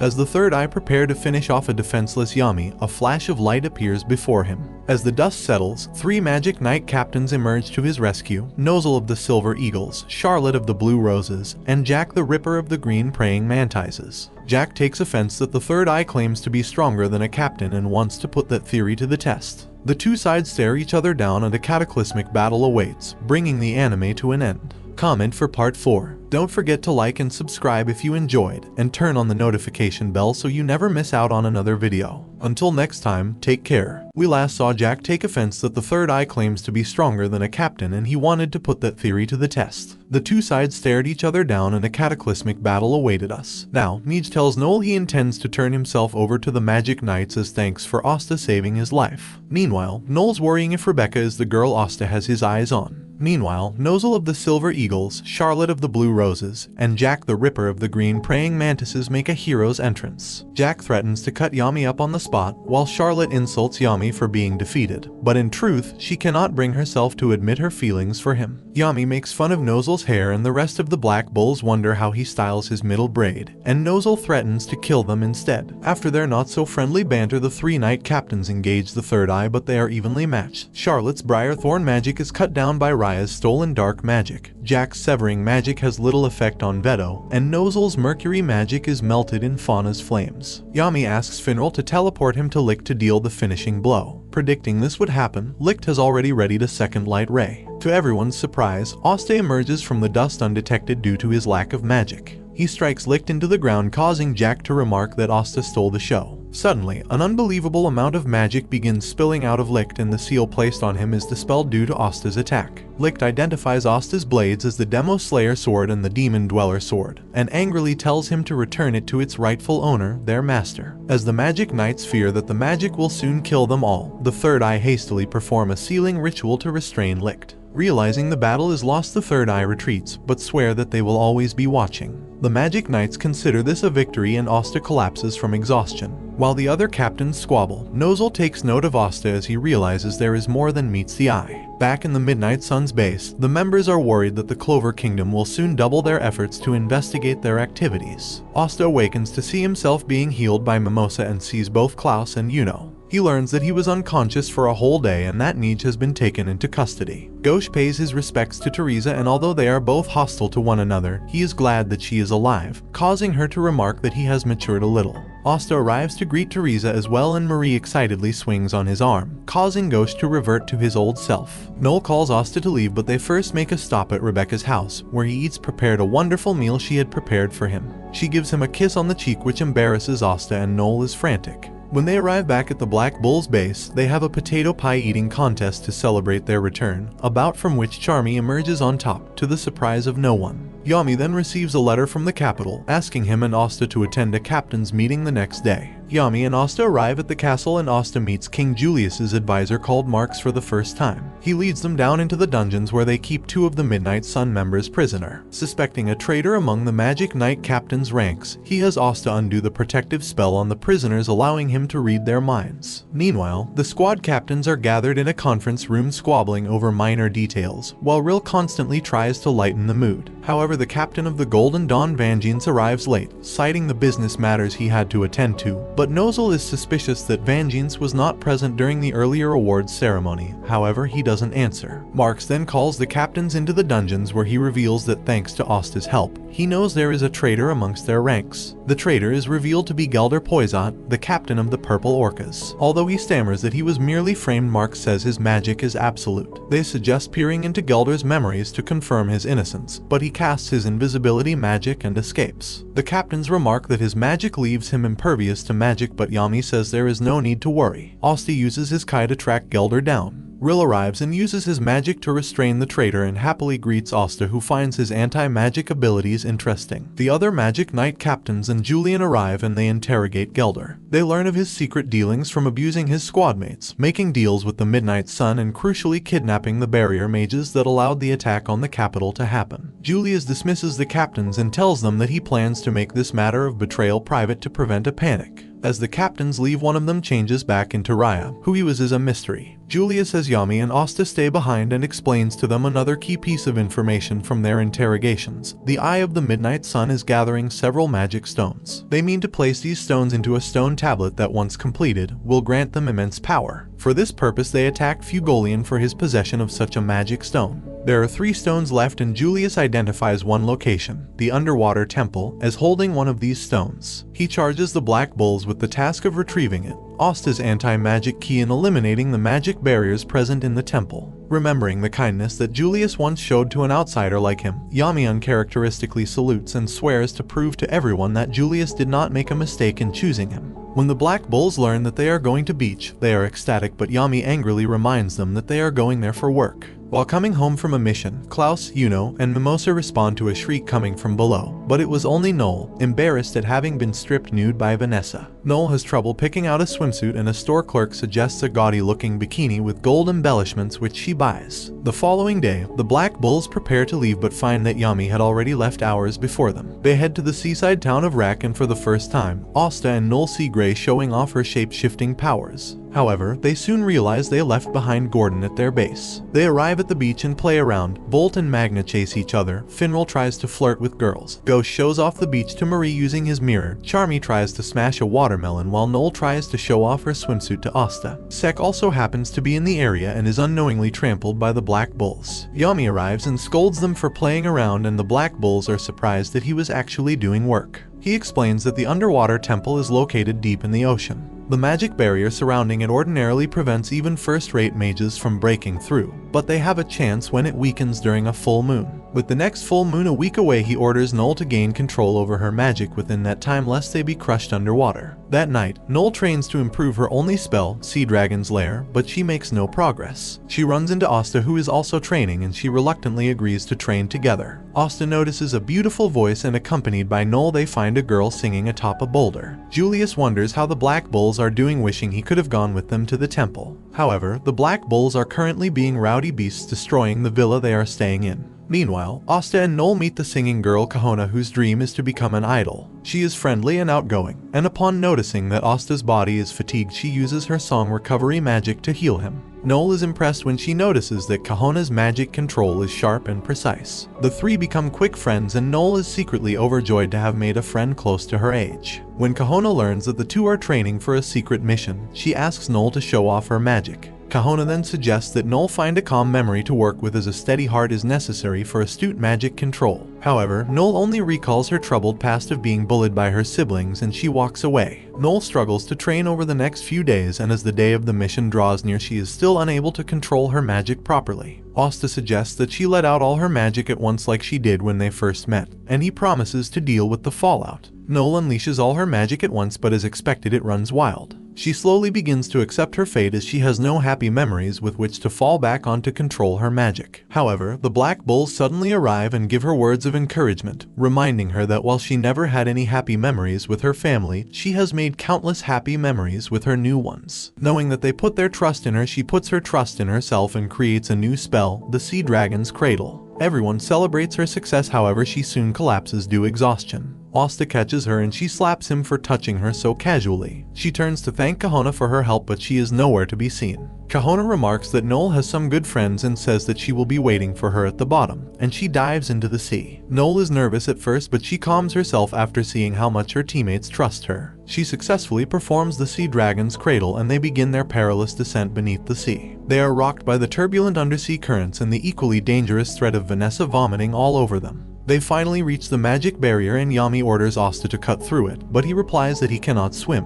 Yami impatiently grabs Asta and hurls him into it. They find themselves in an underwater city filled with houses carved into the coral. They use Charmy's cotton magic to float towards the underwater temple. They meet the citizens of the underwater city, who are surprisingly friendly. They lead the Black Bulls towards the temple, and once there, they meet the High Priest, an eccentric old man. Knowing that they have come for the magic stone, he jokingly proposes a game of chess squishing, which instantly earns him a beating from Noel. As the rest of the Black Bulls consider just beating up the High Priest for the stone, he proposes a battle royale between the Black Bulls and his very own temple mages, all of whom are wearing strange fish masks. He sends them down various water tunnels across the temple and explains the rules. Each member will fight the other one-on-one, but they are allowed to seek out allies to turn it into a group battle. Noel is the first to realize that the Black Bulls are down a member, but does not recall they left behind Gordon.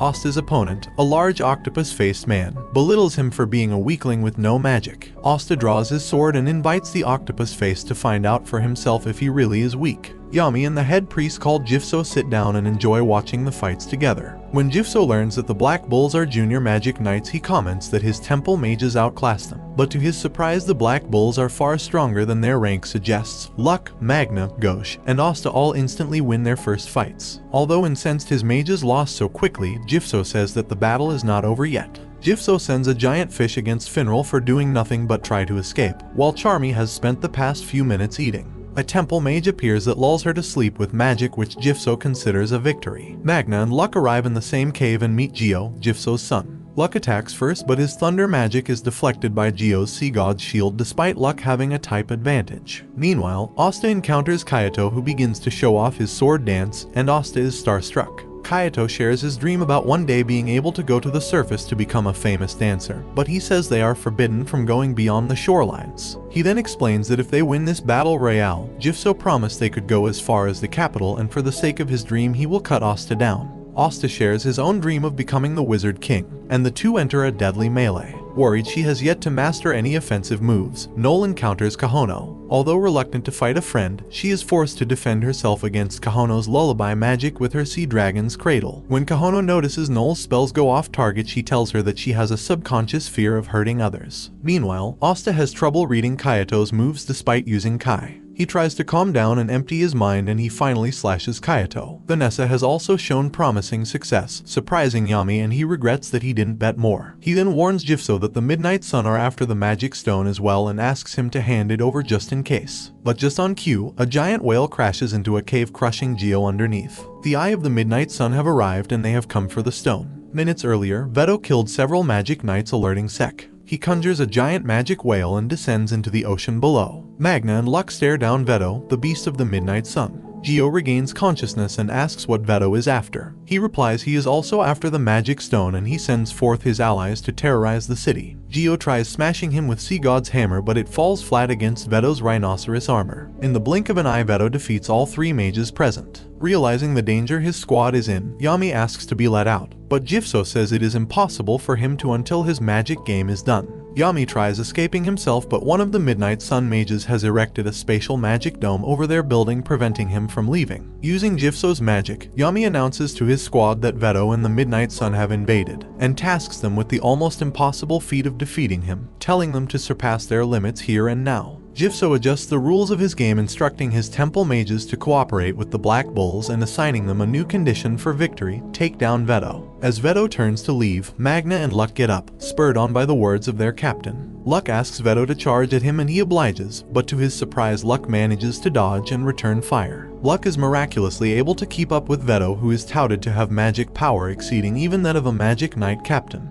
As Magna recalls his tumultuous relationship with Luck, he admits that he is his best friend. Likewise, Luck recalls his own friendship with Magna and recognizes him as his first ever friend. Having set aside their fight for later, Asta and Kaito race towards the battle against Veto. Asta has great confidence in the abilities of his two seniors, and in a pinch they can be reliable. Luck and Magna refuse to surrender despite the difference in power, as they'd never be able to look Asta in the eye if they do. They perform a fusion of their two magics, a flame lightning explosive cannon which hits Veto at point blank range. Asta and Kaito arrive just in time to see Veto take the full brunt of their attack. The force of their combined magic is a sight to behold, but to the horror of Asta and everyone watching, the attack does nothing to Veto, who truly is a wild force of nature. Before Veto can deal the finishing blow, Asta jumps to his squad's defense. Recognizing him as the one who mortally wounded Licht, Veto promises to give Asta a thorough beating. Asta and Kaito join forces and attack Veto, but he is far too fast and they are barely able to keep up.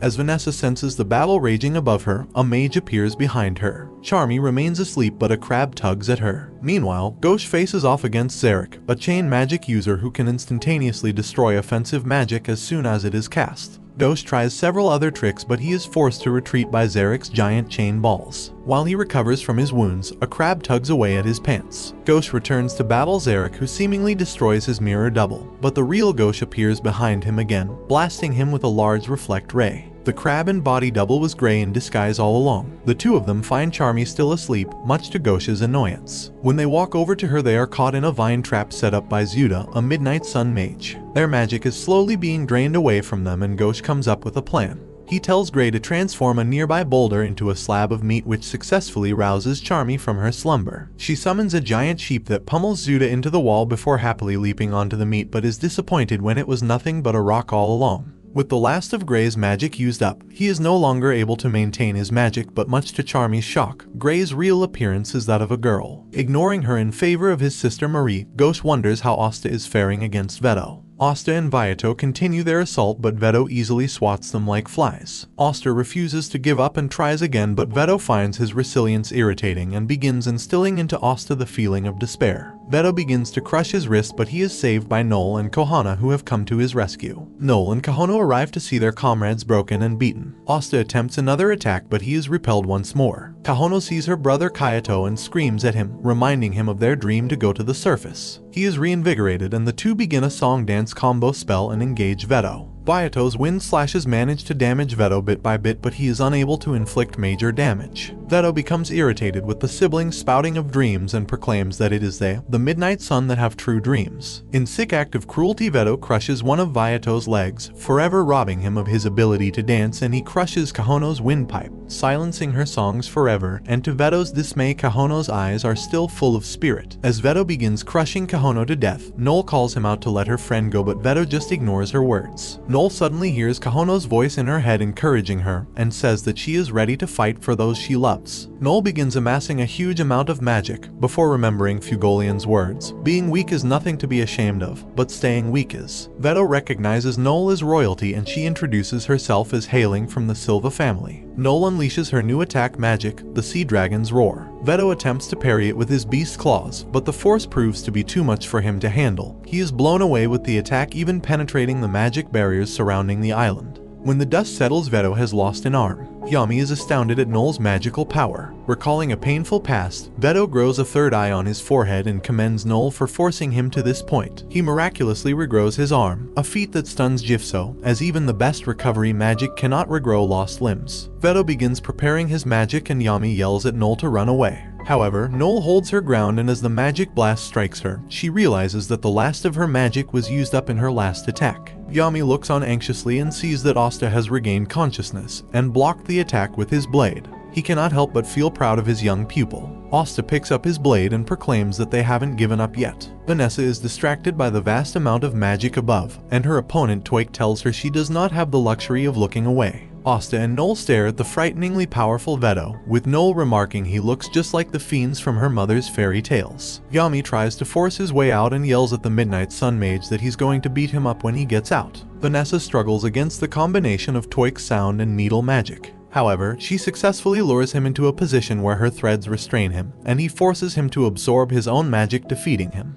Noel is astounded that Asta is somehow still standing, and he explains that Kohana healed him little by little, which moves Noel. Hiding in the shadows, Finral is terrified of Veto and chooses to escape instead. He hears Asta give a speech about not giving up being his only weapon, but this only causes Finral to grow even more frantic, as he thinks the fight is impossible. Veto targets the fallen around him with a barrage of beast magic, but Vanessa arrives just in time to carry them to safety, restraining Veto in the process. She remarks that she finally understands why the Black Bulls like Asta so much. He never surrenders. She loudly asks her captain to confirm her reasoning, and he agrees. Because of Asta, everyone in the Black Bulls have gone beyond their limits, including him. Breaking free from his bonds, Veto says that no matter how many of them come, they are all insignificant insects compared to him. He fires a blast of energy, but it is redirected back at him by Finral, who had finally worked up the courage to come forward. Vanessa instructs Noel to protect the injured members while the three of them face Veto. They beautifully conduct hit and run tactics against him, teleporting and manipulating Asta's movements using Finral's portals and Vanessa's puppet strings. The movements confuse Veto, who cannot keep up with the pace. Asta finally lands a decisive strike on Veto, and he declares that with his blades and courage he will defeat him. And this brings the anime to an end. Comment for part 5. Don't forget to like and subscribe if you enjoyed, and turn on the notification bell so you never miss out on another video. Until next time, take care. We last saw Asta manage to land a blow on Veto, who inspects his wound and realizes he cannot heal his injuries, as his healing magic is being negated by Asta's Demon Dweller sword. Finral and Vanessa's masterful manipulation of Asta throughout the air proves to be a difficult hurdle for Veto, who seemingly cannot keep up. Although Asta manages to inflict another wound, it is too shallow, and the pair realize that they must bring him closer to do any real damage. Meanwhile, Ghosh and Grey have yet to recover their magic. Meanwhile, Charmy prepares a meal and tells them to eat. As the Black Bulls facing Veto continue their assault, Veto has gotten used to their attack patterns and manages to scratch Asta. Yami warns them that the same attack won't work anymore. They all must surpass their limits here and now, and after hearing their captain's words, they reply with a resounding yes sir. Vanessa and Finral amp up their magic casting, and they both reflect on how far they've come. Vanessa was once trapped in a cage by the Queen of Witches, and although she resigned herself to her fate, she realizes that all along she just lacked courage, the same courage Asta is showing her now. She yells at Asta, telling him she's about to go even faster. We then discover that Finral was the firstborn son of the illustrious Vaude family, a clan of spatial magic users. However, due to his poor magical ability, his father favored his younger brother called Langris, who was his better. Ostracized by his own family, Finral ran away to join the Black Bulls. Lacking confidence in his own abilities, Yami reminds him that he has his own way of fighting, and Finral yells at Asta to trust him as he quickens his pace. Despite their bravado, both Veto and the Black Bulls know they are approaching the limits of their magical output. As Veto tries to strike back, he is hit by a reflect ray as Gauche, Gray, and Charmy have come to their rescue. Gauche uses a volley of reflect rays to kick up dirt, Charmy summons her giant sheep, and Gray summons several clones of Asta, all to distract Veto. Veto grows irritated at their resistance, but Asta bursts through a portal, stabbing Veto. Asta's strike finds its mark and they think they've won, but Veto reveals this was all part of his plan. He proceeds to crush Asta, breaking one of his arms in the process. The Black Bulls look on in horror as their greatest chance at beating Veto falls to his knees. Veto laughs and tells them to despair, but Asta remains defiant. The Black Bulls are galvanized by his display of courage and they regain their fighting spirit. Vanessa pulls him out of harm's way and Veto gives chase, but he is struck by a reflect ray and a water blast. Vanessa supports Asta's broken limb with her threads and they prepare for another counterattack. As they begin their assault anew, Veto realizes he cannot track his movements due to the Demon Slayer sword still inside him. He pulls it out, swatting Asta out of the air. He moves to finish the job but is unnerved when he sees a dark energy envelop Asta, which he recognizes as that of a demon. Asta unleashes a barrage of slashes with Vanessa and Finral's help before dealing the final decisive strike, knocking Veto out. The Black Bulls celebrate their victory as Vanessa and Finral embrace the exhausted Asta. Noel is complimented as well, and when Asta pats her on the head, she becomes flustered and shoves him away. An unconscious Veto recalls a memory of him and licked regarding an injured bird and had considered him the personification of hope. He then remembers their suffering at the hands of humans and he regains his magic. Veto means to self-destruct, destroying the temple and killing everyone within. The Black Bulls realize this was the same blast that the magic captains once desperately tried to stop. Asta encourages them to fight back, reigniting their will. Then suddenly Yami appears, having gone beyond his limits in destroying the spatial magic. He praises his squad mates for their hard work and reassures them that he will take care of this. He unleashes his dark cloak dimension slash, piercing through the very dimension itself, taking out Veto for good. The Black Bulls rush to praise their captain except for Gauche, who just wants to see Marie. Jifso kneels and thanks them for saving the underwater temple. Yami asks for the stone, but Jifso is unaware what he is referring to. Nero returns with the magic stone in his beak and Yami retrieves it. Yami praises the squad once more, who begin falling one by one as they're exhausted. The Midnight Sun mourn Veto's death and Fauna swears that she will never forgive them. The Black Bulls recuperate in a hospital bed where, after exchanging some friendly banter, they notice a crowd has gathered outside cheering them on. Meanwhile, Noel visits Kahono and Kayato, apologizing that she was unable to protect her voice. Using her magic, she tells Noel that her voice will eventually heal, and Noel Pinky promises to attend her concert one day. As she leaves, Kayato has fallen for Noel and asks his sister to introduce him. Asta, who has now broken both his arms, runs into Yami, paying respects to the fallen Veto. Asta lays down some flowers he had found and reflects that even though Veto was undeniably evil, he can't help but think that they too had something important to fight for. Asta remembers his promise with Yuno and resolves to be even stronger. The following day, the Black Bulls bid farewell to the underwater temple, and to their surprise, Kahono begins singing and the rest of the citizens join in. The Black Bulls depart with the Song of the Sea ringing true behind them, bringing this chapter of their journey to a close. The Black Bulls settle in their base, where they realize that they'd forgotten to bring Gordon along, who is sulking at being left behind. Yami brings Finral, Asta, and Charmy, who has 4 of the Midnight Sun prisoners, to report to Julius. As they leave, Asta remarks that a stone Nero found at Saucy Village is similar to a magic stone. They teleport near the castle while Finral to stay behind in town. Julius is impressed with their work and informs them that he has sent Veto to be autopsied, while the other prisoners will soon be interrogated. While Julius praises Charmy for her powerful restraining magic, Yami hands over the magic stone. Suddenly, Marx communicates that Chiton, a city on the border with the Diamond Kingdom, is under attack. Troubled by this news, Julius notices that this is no ordinary border skirmish. The attack is being led by Lagus, Brox, and Yegos, 3 of the 8 Shining Generals, the equivalent of the Clover Kingdom's magic captains. The generals remark Hat Chiton is in a strategic location and capturing it will prove to be advantageous in the future. Ragus uses his lightning magic and disables the city's magic barrier, and Brox mounts his clay boar, smashing through the walls, and chaos erupts in the city as the defenders are slain in droves. Although the situation is dire, the Golden Dawn arrives with Vangeance himself making an appearance. Brox is amused that they would only send a single squad to defend the city, but Yuno blows him away. Sylph remarks that Yuno will never make friends if he never smiles. Julius has no reinforcements to spare and Yami volunteers to go. Although he denies Asta's request to join on account of his injuries, Charmy says he will keep an eye on him, but in truth, she just wants to see Yuno. They go off in search of Finral, who is still flirting with girls. Vangeance tells Langris that they will make the Diamond Kingdom regret ever attacking their country. Yami interrupts Finral while he tries to flirt with girls and strong-arms him into creating a portal to Chitin. Yuno faces off against Brox, who is surprised at his power. Ragus arrives a few moments later to offer his assistance, but Brox has none of it.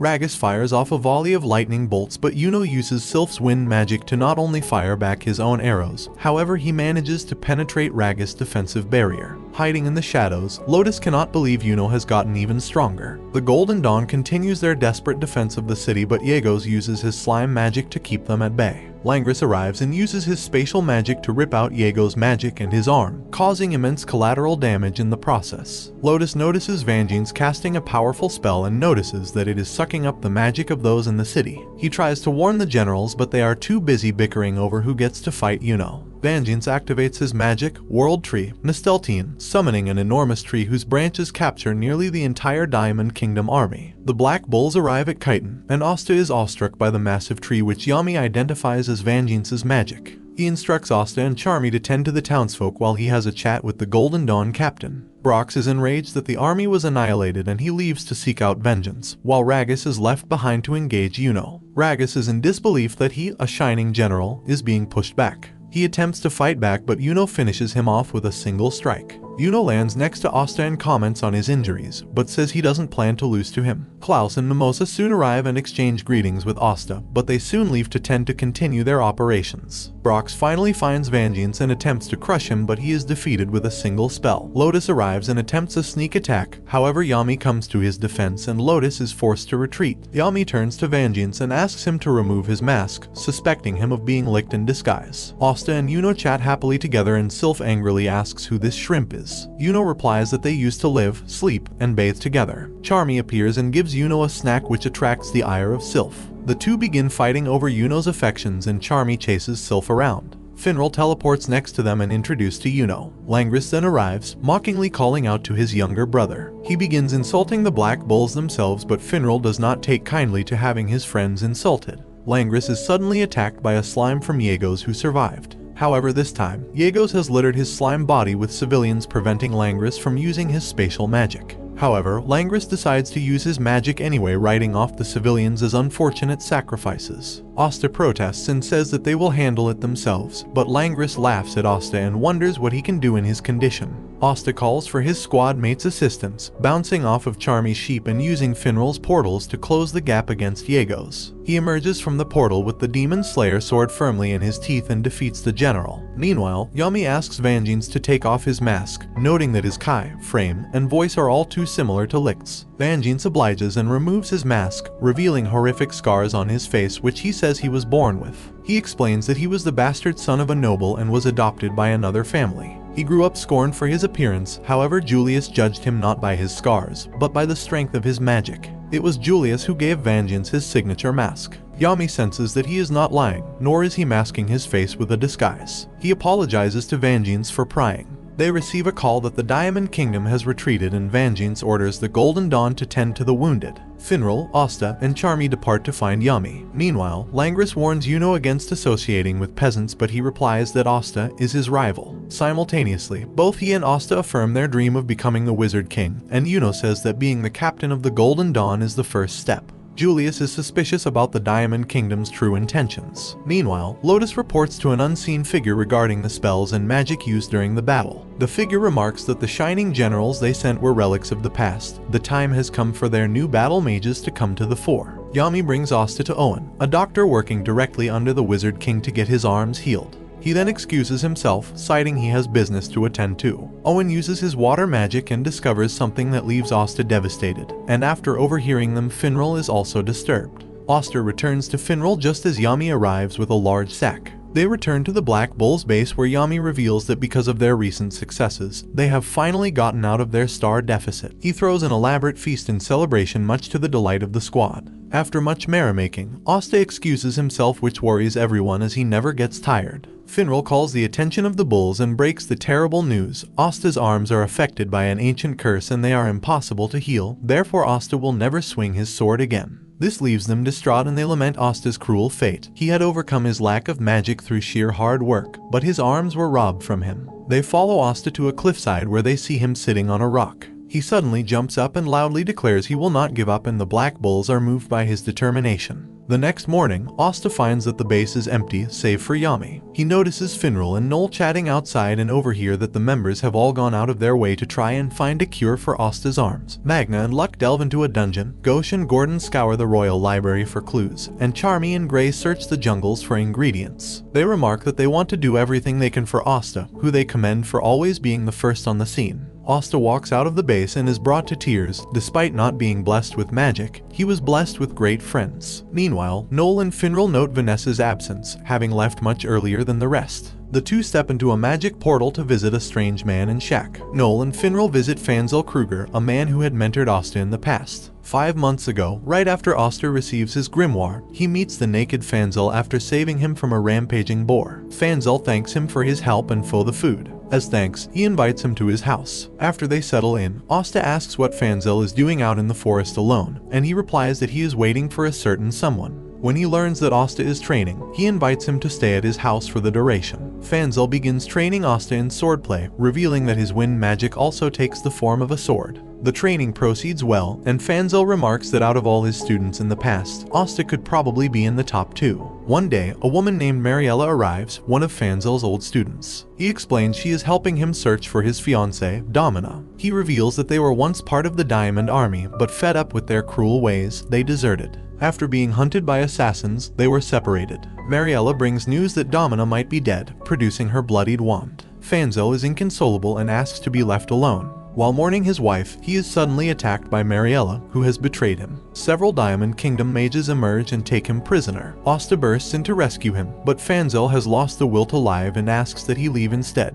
Asta ignores this and strikes down several mages, and encourages Fanzel that a reason to live is not something you have, it is something you search for. Fanzel's spirit is reinvigorated, and he takes up arms against the remaining mages. However, Marielle, citing Fanzel's old teachings, signals a retreat. Asta and Fanzel part ways, and the latter says that he will do his best to search for Domina, who he believes is still alive. However, he soon returns, being chased by a giant boar, and asks him to defeat it as his final lesson. After the events of the underground dungeon, Noel flees from a naked Fanzel. He chases her into the Black Bull's base, where he is promptly beaten and tied up. Asta soon arrives to clear up the misunderstanding. Fanzel then asks about Noel's wand, which he recognizes as being the handiwork of his fiancée. Realizing that Domina is still alive, he is overjoyed. Suddenly, a loud rumbling rocks the Black Bull's base.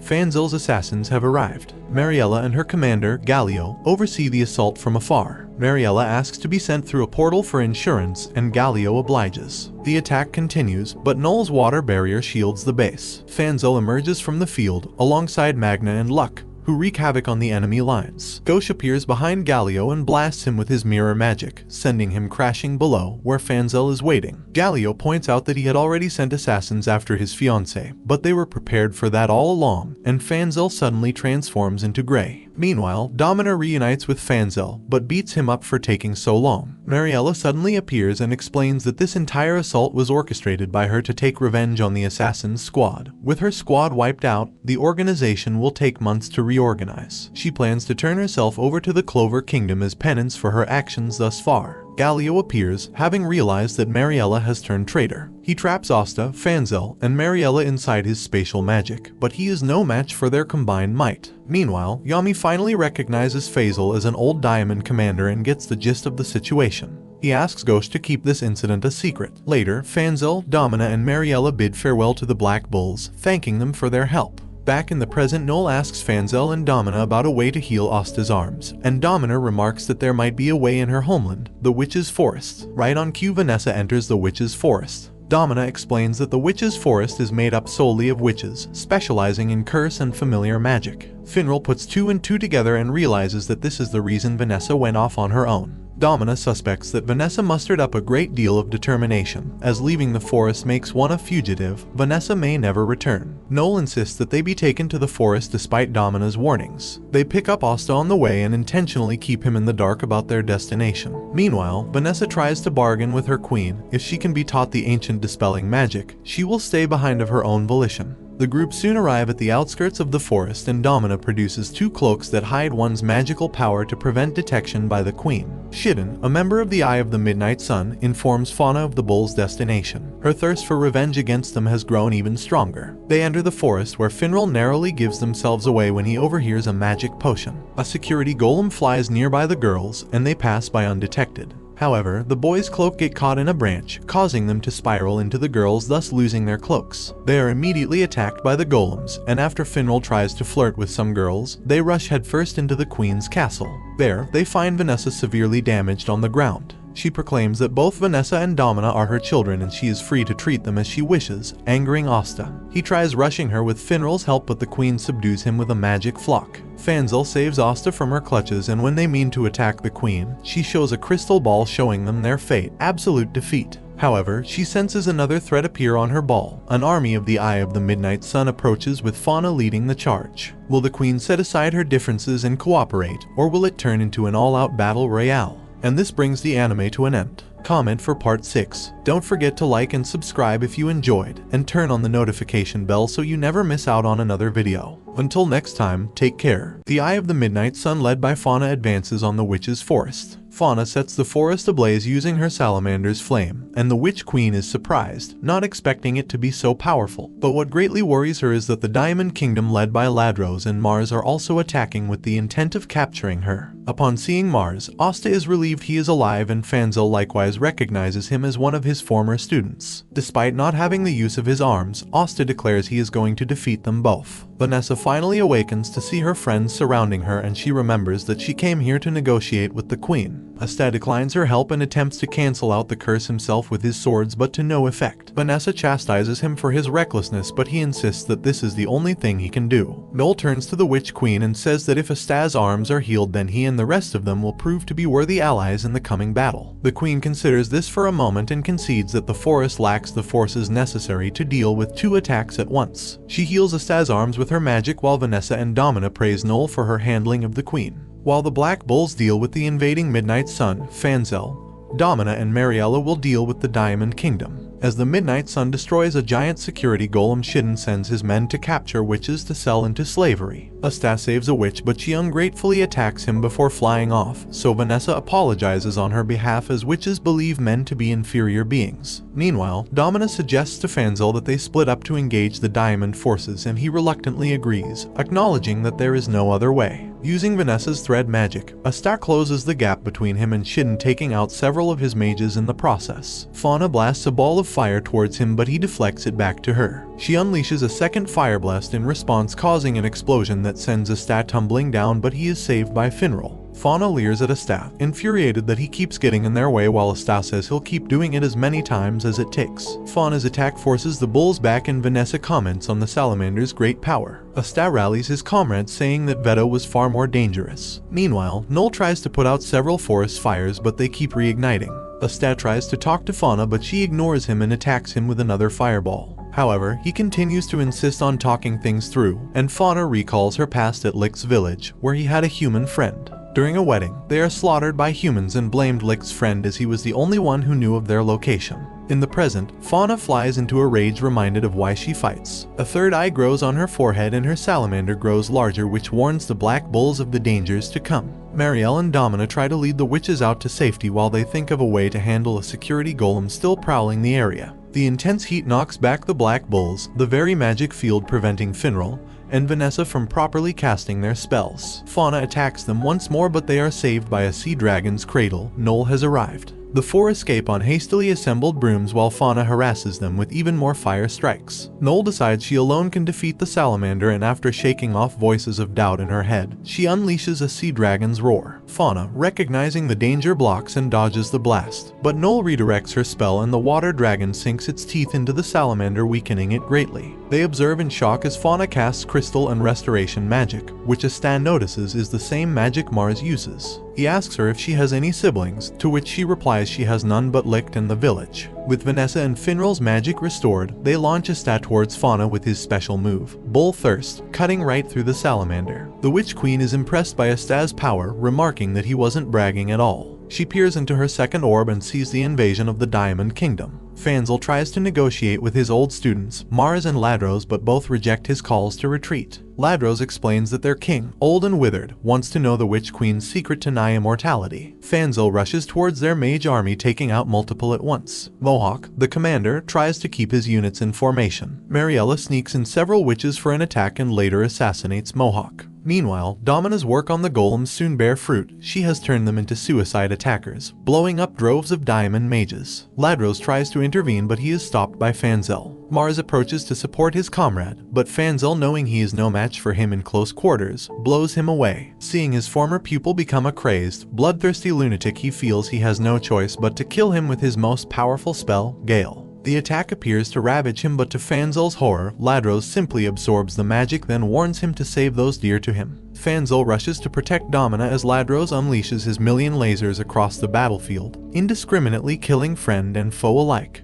When the dust settles, Ladros picks up Domina and tries to kill her, but she is saved by Mars, who has remembered his old teachings of protecting the innocent. With Mars choosing to defect, Ladros relishes in an opportunity to kill his hated friend. After Mariella's failed attempt at assassinating Ladros, Mars carries her, Domina, and Fanzel away from him. Mars remarks that the only way to beat Ladros is either to overload him with magic, or to use anti-magic. Fanzel remarks that they have the latter, and Mars reacts with surprise. Meanwhile, Asta and the bulls stare down an injured yet still powerful Fauna, whose flames begin to burn brighter. Fanzel and Mars fly near Asta, and as Fauna unleashes a fireball, they have Asta deflect it towards them and they send it straight into Ladros. Salamander's magic proves to be too much for him to handle, and he burns into a crisp. When they land, the bulls are wary of Mars' presence, but Fanzel and Mars reassure them that he is there to help. Mars looks towards Fauna and realizes that it is the same Fauna he was with all those years ago at the Diamond Kingdom's training grounds. It was he who was tragically forced to kill her, unable to fulfill their promise of seeing the world together. Mars tries reaching out to her, but she refuses to acknowledge them. With most of her magic spent, she resorts to activating her self-destruct magic, with an exasperated Finral wondering if all Midnight Sun members have some form of self-destruct built in. Fireballs begin shooting out of Fauna, but Mars refuses to defend himself, saying he has no right to. Asta knocks some sense into him, pointing out that dying here would solve nothing. With Finral and Vanessa's magic useless against Salamander's flames, Mars and Asta elect to charge in, but they begin to burn up due to the intense heat. Mars casts his Phoenix robe on Asta to heal him, and the two reflect on their mutual respect. Mars looks upon Asta as the epitome of the magic knight, while Asta admires Mars' unwavering desire to protect. Asta manages to slice through her magical barrier with his sword, but the spell continues. Mars throws himself at Fauna and embraces her, reminding her of who she truly is. As memories flood back into her, she happily embraces Mars back, moving him to tears. Her third eye has disappeared, and everyone breathes a huge sigh of relief. Mars and Fauna reunite and they thank Asta. Fauna is also happy that Mars has made a friend, which Asta happily reinforces. However, they learn that Fauna has lost her memories beyond being killed by Mars. She manages to remember Licht finding her discarded after failing to materialize anything with a magic stone given to her. Fauna continues to have a desire to obtain a magic stone in the witch's forest,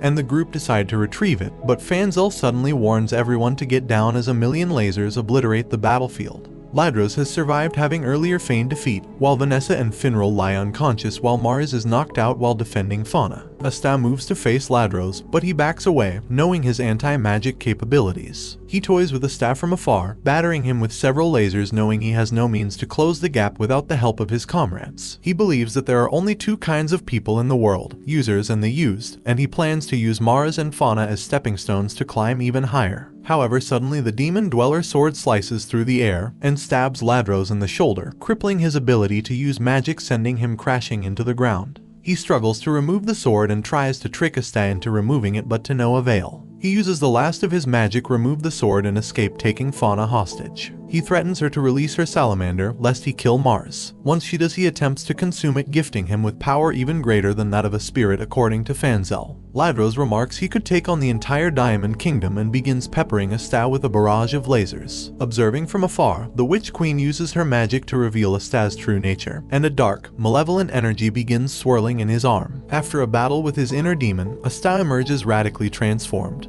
His right arm has been enveloped by black magic and he has grown a wing. Critically, he is now able to keep up with and exceed Ladro's speed. Now forced on the defensive, Ladros begins to flee. Meanwhile, the Witch Queen observes Asta battle with great interest and remarks that no one but Asta could wield the demon swords as they drain the user's magic. Instead, the anti-magic has been flowing into him, which he had been unconsciously putting a lid on. Through the witch's magic, that lid is gone and Asta has made its vessel. Ladros continues to run away, but Asta easily closes the gap, deflecting and parrying everything that is thrown his way. In a desperate move, Ladros attempts to use a powerful beam, but Asta defeats him with his new black meteorite. Ladros is defeated and his mage stone shatters. Noel is worried that Asta may have become more sinister, but is relieved to see him behave like his old self as he lectures Ladros on taking responsibility for his actions. The demonic energy leaves Asta's body and he is suddenly overcome by pain all over. The Witch Queen teleports to their location. Asta eagerly tells her that they defeated both the Diamond Army and Eye of the Midnight Sun, which the Queen praises him for. He asks her to heal his friends, but she instead casts her blood magic, restraining everyone except him on a bloody cross. Using her magic, she controls Asta like a puppet, forcing him to draw his sword and healing him with her blood cocoon. She then gives Asta an opportunity to rampage and orders him to kill everyone present. To everyone's horror, Asta begins advancing on Noel first per the Queen's orders. To the Queen's shock, Asta manages to regain some semblance of control over himself, but the Queen reinforces her blood magic in Asta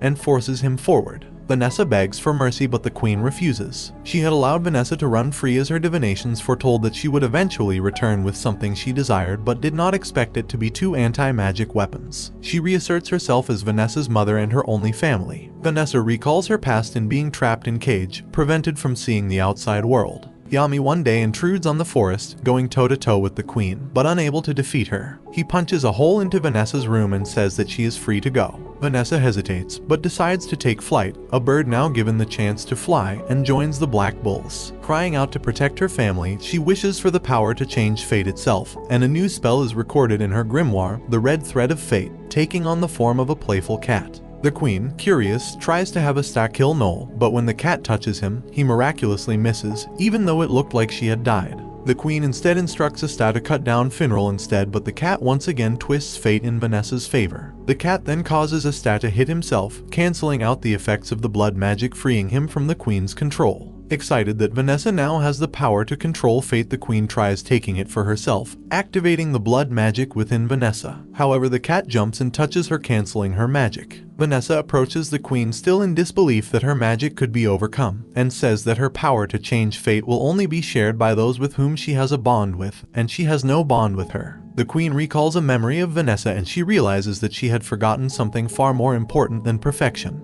Admitting defeat, she tells Vanessa she is free to do as she wishes. She then casts her blood recovery magic, healing everyone in the witch's forest. As the group miraculously recover, Asta excitedly begins exercising again, and Noel bashfully tells him to put on some clothes. As the Queen walks away, Nero lands on her shoulder, pecking at her earring, and she curiously wonders about the bird. They later ask the Queen about the magic stone the Midnight Sun were searching for, and she removes her earring and gives it to them, saying she has no use for it. She explains that the magic stones enhances the user's powers, but only those of the elf tribe could use them several centuries ago. She remarks that Fauna's third eye was a forbidden spell cast by someone else upon her, and hypothesizes that the Midnight Sun are made up of descendants of those elves. Finral readily writes all this information down. Lastly, the Queen remarks that Asta's swords were once owned by the leader of those elves, which is the nail in the coffin for an information overload, and he faints. Outside, everyone prepares to bid each other farewell. Mars and Ladros will return to the Diamond Kingdom. Fanzel, Domina, and Mariella will take care of Fauna. Mars promises to Fauna that they will see the world together one day, eliciting hoots from the crowd and jealous cries from Finral. As they prepare to leave, the Queen says that Vanessa is free to visit any time, and she walks away without a word. Mars bids Asta goodbye, reaffirming their bond as friends. Asta, Finral, and Vanessa return to their base, where Yami greets them unenthusiastically. They present him with a magic stone and he excitedly tells Asta to get him some alcohol. Upon returning, he is instructed to rest. The other Black Bulls return one by one, having radically transformed personalities, but they revert to normal upon seeing Asta's arms are healed. Using the food Charmy brought back, Yami prepares a feast but bosses Asta into performing several household chores. Vanessa recalls the Queen's words to visit her homeland anytime she wants, but she strips down to her underwear and declares that the Black Bulls is where she feels the most home. At the Golden Dawn base, Klaus, Mimosa, and Yuno read the reports regarding the Black Bull's exploits in the Witch's Forest. Klaus and Mimosa are glad that Asta's arms are okay, but Yuno is quite indifferent. Klaus has called his protégés over to study the reports about the Midnight Sun to prepare for any eventual battle against the group. Their first appearance was during their attack on the capital, where the Magic Knights battled fiercely to contain the droves of undead. It was here that they isolated and nearly killed Fugolian, taking his pendant in the process. Reading another report, the Black Bulls once again encountered their presence in Neen when Yami was narrowly saved by 3 squad captains against the Third Eye. It was here that the kingdom first discovered the Midnight Sun's aim to collect the magic stones to place into a certain stone tablet. Likewise, the Black Bulls faced off against Veto in the underwater temple, where they defeated him and prevented another magic stone from falling into the Midnight Sun's hands. Lastly, Klaus reads the latest report detailing the events of the Witch's Forest, revealing that the elves of old are involved with the magic stones, which Mimosa and Yuno were led to believe were only myths. After finishing reading, they reaffirm their mission to defend the king from any and all threats. Meanwhile, Yami delivers the queen's magic stone to Julius, and he later praises the Black Bulls for once again for achieving stellar feats, and Yami dryly remarks that they could use some more golden stars. Julius does his best to ignore the comment and says that they were able to find the Midnight Sun's base, but warns that they have made preparations to make their next move. Dressed in a traditional happy coat, Yami tells the Black Bulls of an upcoming festival. Asta is excited, and Noel has Finral explain what the festival is. Finral says that the magic squads compete for the most stars every year, and the winner is announced during the festival. Noel remarks that they'd be fighting for last place anyway, but Yami proudly corrects her. They are dead last without a contest. The Black Bulls head out to the festival and go about their own way. Asta has Finral bring over Kahono and Kayato. Asta asks Kayato if he brought his leg, and upon confirming that he did, opens a flask filled with the Witch Queen's magic. It pours out, healing Kayato's leg and restoring Kahono's voice. The song and dance of the sea is alive once more. They thank Asta profusely for healing them, and Kahono immediately sings a song which enchanting those around them. Magna arrives and invites Asta to help him with his fireworks, but assumes that their group is out on a double date. Wanting to goad Noel into admitting her feelings for Asta, Kahono decides to make it one. She links arms with Asta, driving Noel insane, while Kayato assumes that the double date is for him to get closer with Noel. After a while, Kahono is irritated that Noel is so indecisive and decides to bring them into a haunted house together, planning to use his cronies to scare girls his way. Sek instead causes Noel and Asta to panic, thinking the zombies have returned. After leaving the haunted house, Kahono realizes that Asta is far too dense and asks him what he feels about Noel. But just then a crying child begins annoying festival goers, and they assume it must be a peasant child. Noel tries to calm her down, and with a small performance set up by her and the others, the child stops crying. Kahono uses her voice to call out the child's parent, and a mother comes to claim her child, thanking them for watching over her. However, the mother sees that Noel is royalty, causing her to bow her head, but Noel reassures her that the festival is for anyone and everyone to enjoy. Recalling Kohana's question, Asta says that he likes Noel quite a bit, an answer that turns Noel beet red. She blasts Asta away with her magic, making him wonder what he did wrong, while Kahono laments that if Asta is too dense, then Noel is not honest. When Asta lands, he sees Yami and Jack the Ripper in a showdown and wonders what they could possibly be fighting over. And this brings the anime to an end. Comment for part 7. Don't forget to like and subscribe if you enjoyed, and turn on the notification bell so you never miss out on another video. Until next time, take care. Kayato and Kahono entertain the crowd with their performance, while Noel wonders where Asta is before realizing she sent him flying. She encounters Asta at their stall, desperately trying to sell Yami's grilled squid, and likewise Sek is trying to sell Jack the Ripper's meat, but neither have any luck. They explain to Noel that Yami and Jack are trying to compete over whose stall can sell more. Yami then blames Asta for not selling anything, while Jack blames Sek and the others for poor sales. The two then decide to settle the score in other ways in a series of childish games, including thumb and arm wrestling. But eventually Yami decides to call Finral to settle the score with their fists. They're teleported to the same cave where they once fought Licht and the Third Eye, while Julius, disguised as an old woman, curiously follows them. The two start fighting while an excited Sek and Asta cheer on their respective captains, although Noel is annoyed by their liveliness. When she notices Yami about to perform his dimension slash, she urges Finral to put a stop to the fight. If they knock each other out, the kingdom's forces would be weakened, leaving them vulnerable to attack. Finral tries to stop his captain, but he is effortlessly brushed off. As the two captains unleash their magic, Julius uses his chrono magic to put everyone into stasis, recognizing the danger their moves may pose to their surroundings and to themselves. Marks contacts him to return in time for the awarding ceremony. Before Julius leaves, he cuts Yami and Jack's pants. As everyone exits their stasis, Yami and Jack laugh at each other for for having their pants down and they decide to stop fighting. They later share food from their respective stalls and they surprisingly get along. However, they begin to argue over their respective scores, and as Asta tries to intervene, he is thrown out once more. As he lands, he sees a beautiful woman whom he finds familiar. Baron Balmain approaches the woman, inviting her out to enjoy the festivities. However, she suddenly casts Briarthorn magic to restrain the drunken Baron, the trademark magic of Charlotte, captain of the Blue Roses. Saul arrives with a dress for Charlotte to wear, and as Asta tries to save Balmain, he accidentally trips and finds himself in Saul's bosom. She recognizes him as the runt from the awards ceremony, then tosses him aside as she flirtatiously dresses Charlotte up, much to the excitement of those around them. Everyone is dazzled by Charlotte's beautiful dress, but they are quickly shut down by Saul and Charlotte herself, as only the Blue Roses are allowed to admire her. Suddenly, Yami arrives to investigate the commotion, and Charlotte is inwardly embarrassed at having him see her all dressed up.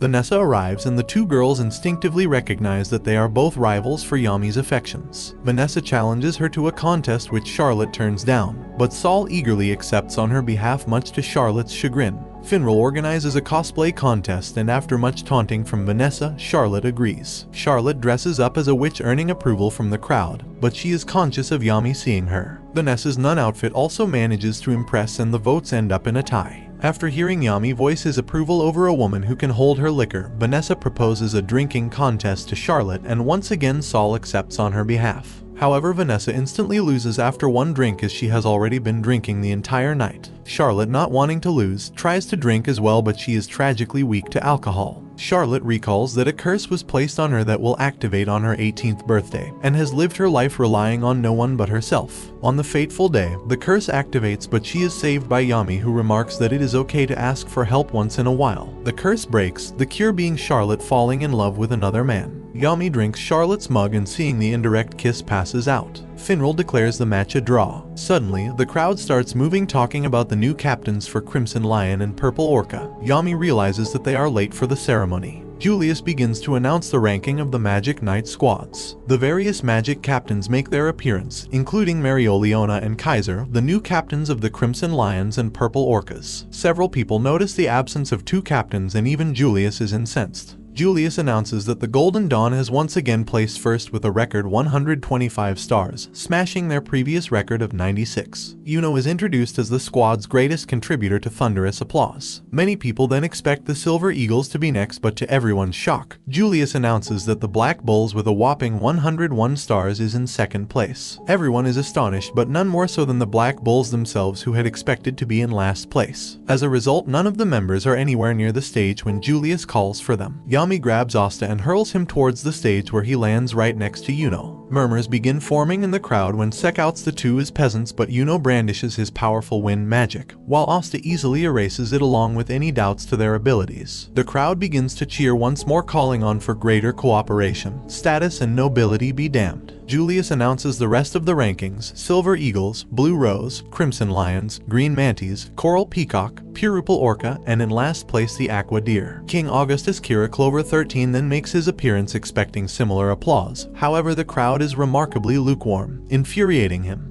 Augustus blames Julius for hogging the spotlight, and in a desperate attempt to elicit attention for himself, announces that the Eye of the Midnight Sun's base has been located, and he plans to form a squadron of royal knights to storm the hideout. 1 week from now, a royal exam will be held which will decide its members. The exam had been Julius' idea, but Augustus leveraged it to his advantage. However, Asta points out that the king hasn't really done anything, and angered the king, who orders him and Yuno executed. Julius manages to defuse the situation, and Asta later apologizes. Asta and Yuno then descend the staircase, only to see Marioleona in a fiery tirade against her squad for only securing 5th place. Marioleona berates her squad for placing 5th and begins insulting the previous captain and her younger brother, Fugolian. When Leopold protests her, she strikes him and tells the squad to prove to her that Fugolian raised a proper squad. She proposes a trip to the hot springs, and upon seeing Asta and Yuno, grabs them and forces them to come along as well. In a bar, Yami gloats to the other captains about his Black Bulls being in second place. Nozel, Kaiser, and Jack the Ripper all try to give him a piece of their mind, but each time the bartender appeases them with a complimentary drink. The three soon leave while Yami continues to make fun of them, but he stops when he sees Marioleona enter. He is suddenly grabbed as well, meaning to instill discipline in him after failing to show up at the awards ceremony, and she grabs Charlotte and Saul. Looking for Asta to say goodbye to Kaito and Kahono, Noel is also grabbed despite her wishes. Once they leave, the bartender reveals himself to be Julius in disguise and remarks that things will soon get interesting. Mereoleona brings them all to the Oldtime Volcano Mountain Trail, an inhospitable region, and orders everyone to reach the top, where a magnificent hot spring resides by nightfall. Saul is excited at the prospect of seeing Charlotte naked, and she is fired up. Although the intense heat bogs everyone else down, Yami and Charlotte effortlessly rush through the course, demonstrating the Mana skin ability which protects a magic knight with a layer of defense. The other knights soon forge ahead, including Noel, whom Mereoleona encourages to press on, reminding her of her mother's tenacity. However, Asta struggles to advance due to an inability to use Mana skin and collapses. Mereoleona advises him to just go home, remarking that his feats were nothing but luck.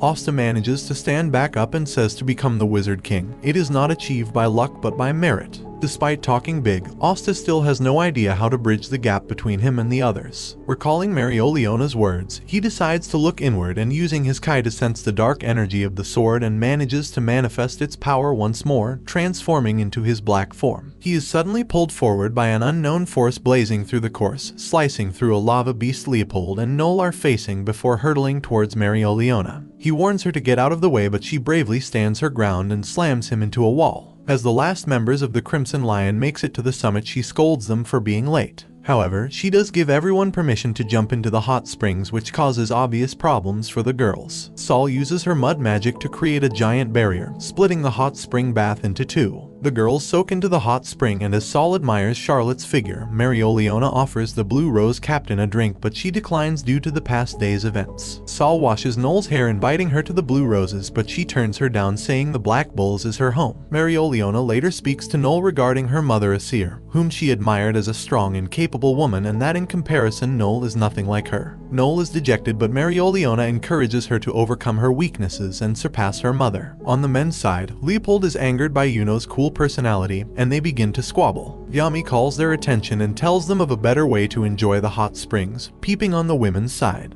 He reasons that if they are true men and if they are here to get stronger, then they should not fear death, a line of reasoning that Leopold accepts. Yuno refuses and Yami clutches him by the head, also infuriated by his cool persona. As the men are rallied to peep on the women, Saul senses them charging and raises the mud wall even higher, but the men are undeterred. Yami tells Asta to go as well, but he adamantly refuses, remembering that Sister Lily is the only woman for him, stunning everyone. The vice captain of the Purple Orcas, Zerx Lugner, encounters a man who provokes him. Zerx angrily casts his ice magic but ends up being easily defeated and his robe is stolen.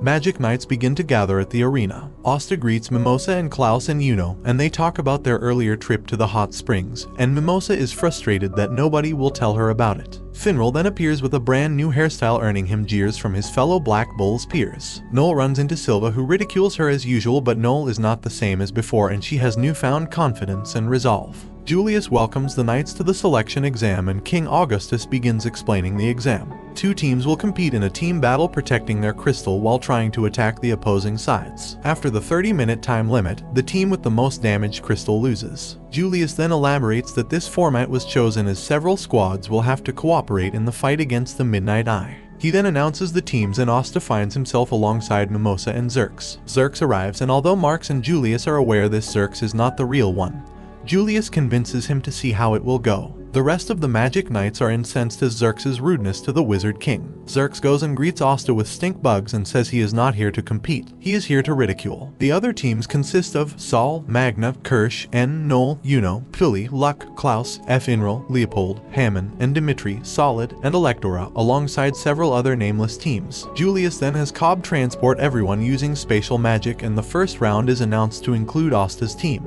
The rest of the Black Bulls arrive to cheer on their squad mates. Charmy makes herself at home on Julius' lap as the first round begins. Asta is pumped up for the match and Mimosa suggests that they tell each other their magic specialties to formulate a strategy. Before Zerx can reply, a magic attack hits their crystal, surprising Mimosa as the match has just started. To their frustration, Zerx simply lies down and begins to sleep. Across the battlefield, Rick uses his crystal scope to locate Asta's T, while Forte uses his fire magic in conjunction with Curtis' rock magic to form a ballista. Rick notices Zerx sleeping, infuriating them further. Mimosa uses her plant magic to locate their opponents, and with Zerx refusing to cooperate, she tells Asta that they should go on the offensive instead. They approach the enemy team within range and Mimosa unleashes her cannon flower, surprising those watching as Mimosa had always specialized in just defensive magic. Recognizing Asta's ability in close quarters combat, Forte and Curtis split up, but Mimosa knows the magic crystal is with Curtis. Asta gives chase, but he steps over a magic trap that paralyzes him, and Mimosa realizes they are on open ground, about to be struck by 3 massive spells. As Asta drops to the ground, the 3 unleash their magic, and as Mimosa laments the end of their tournament run, a magic circle suddenly appears, sending the magic back to the casters. Xerxes appears, revealing that this was his plan all along. He taunts Curtis' honor, telling him that anyone who loses to him does not deserve to be a magic knight. Mimosa recognizes Xerxes' magic as ash magic, and the trap that immobilized Asta was set by him. She wonders when he had the time to prepare such massive spells. Xerxes destroys the crystal, but as Asta recovers, he angrily confronts him for his terrible attitude. Saul and Magna arrive, telling them to clear the stage, as does Mimosa's older brother Kirsch, a flamboyant man obsessed with elegance and beauty whom Mimosa views as an annoyance. Saul and Magna are unnerved at Kirsch's insistence on beauty above all things. However, Kirsch openly shows disdain towards Asta. A peasant without magic to him is an unsightly and ugly thing.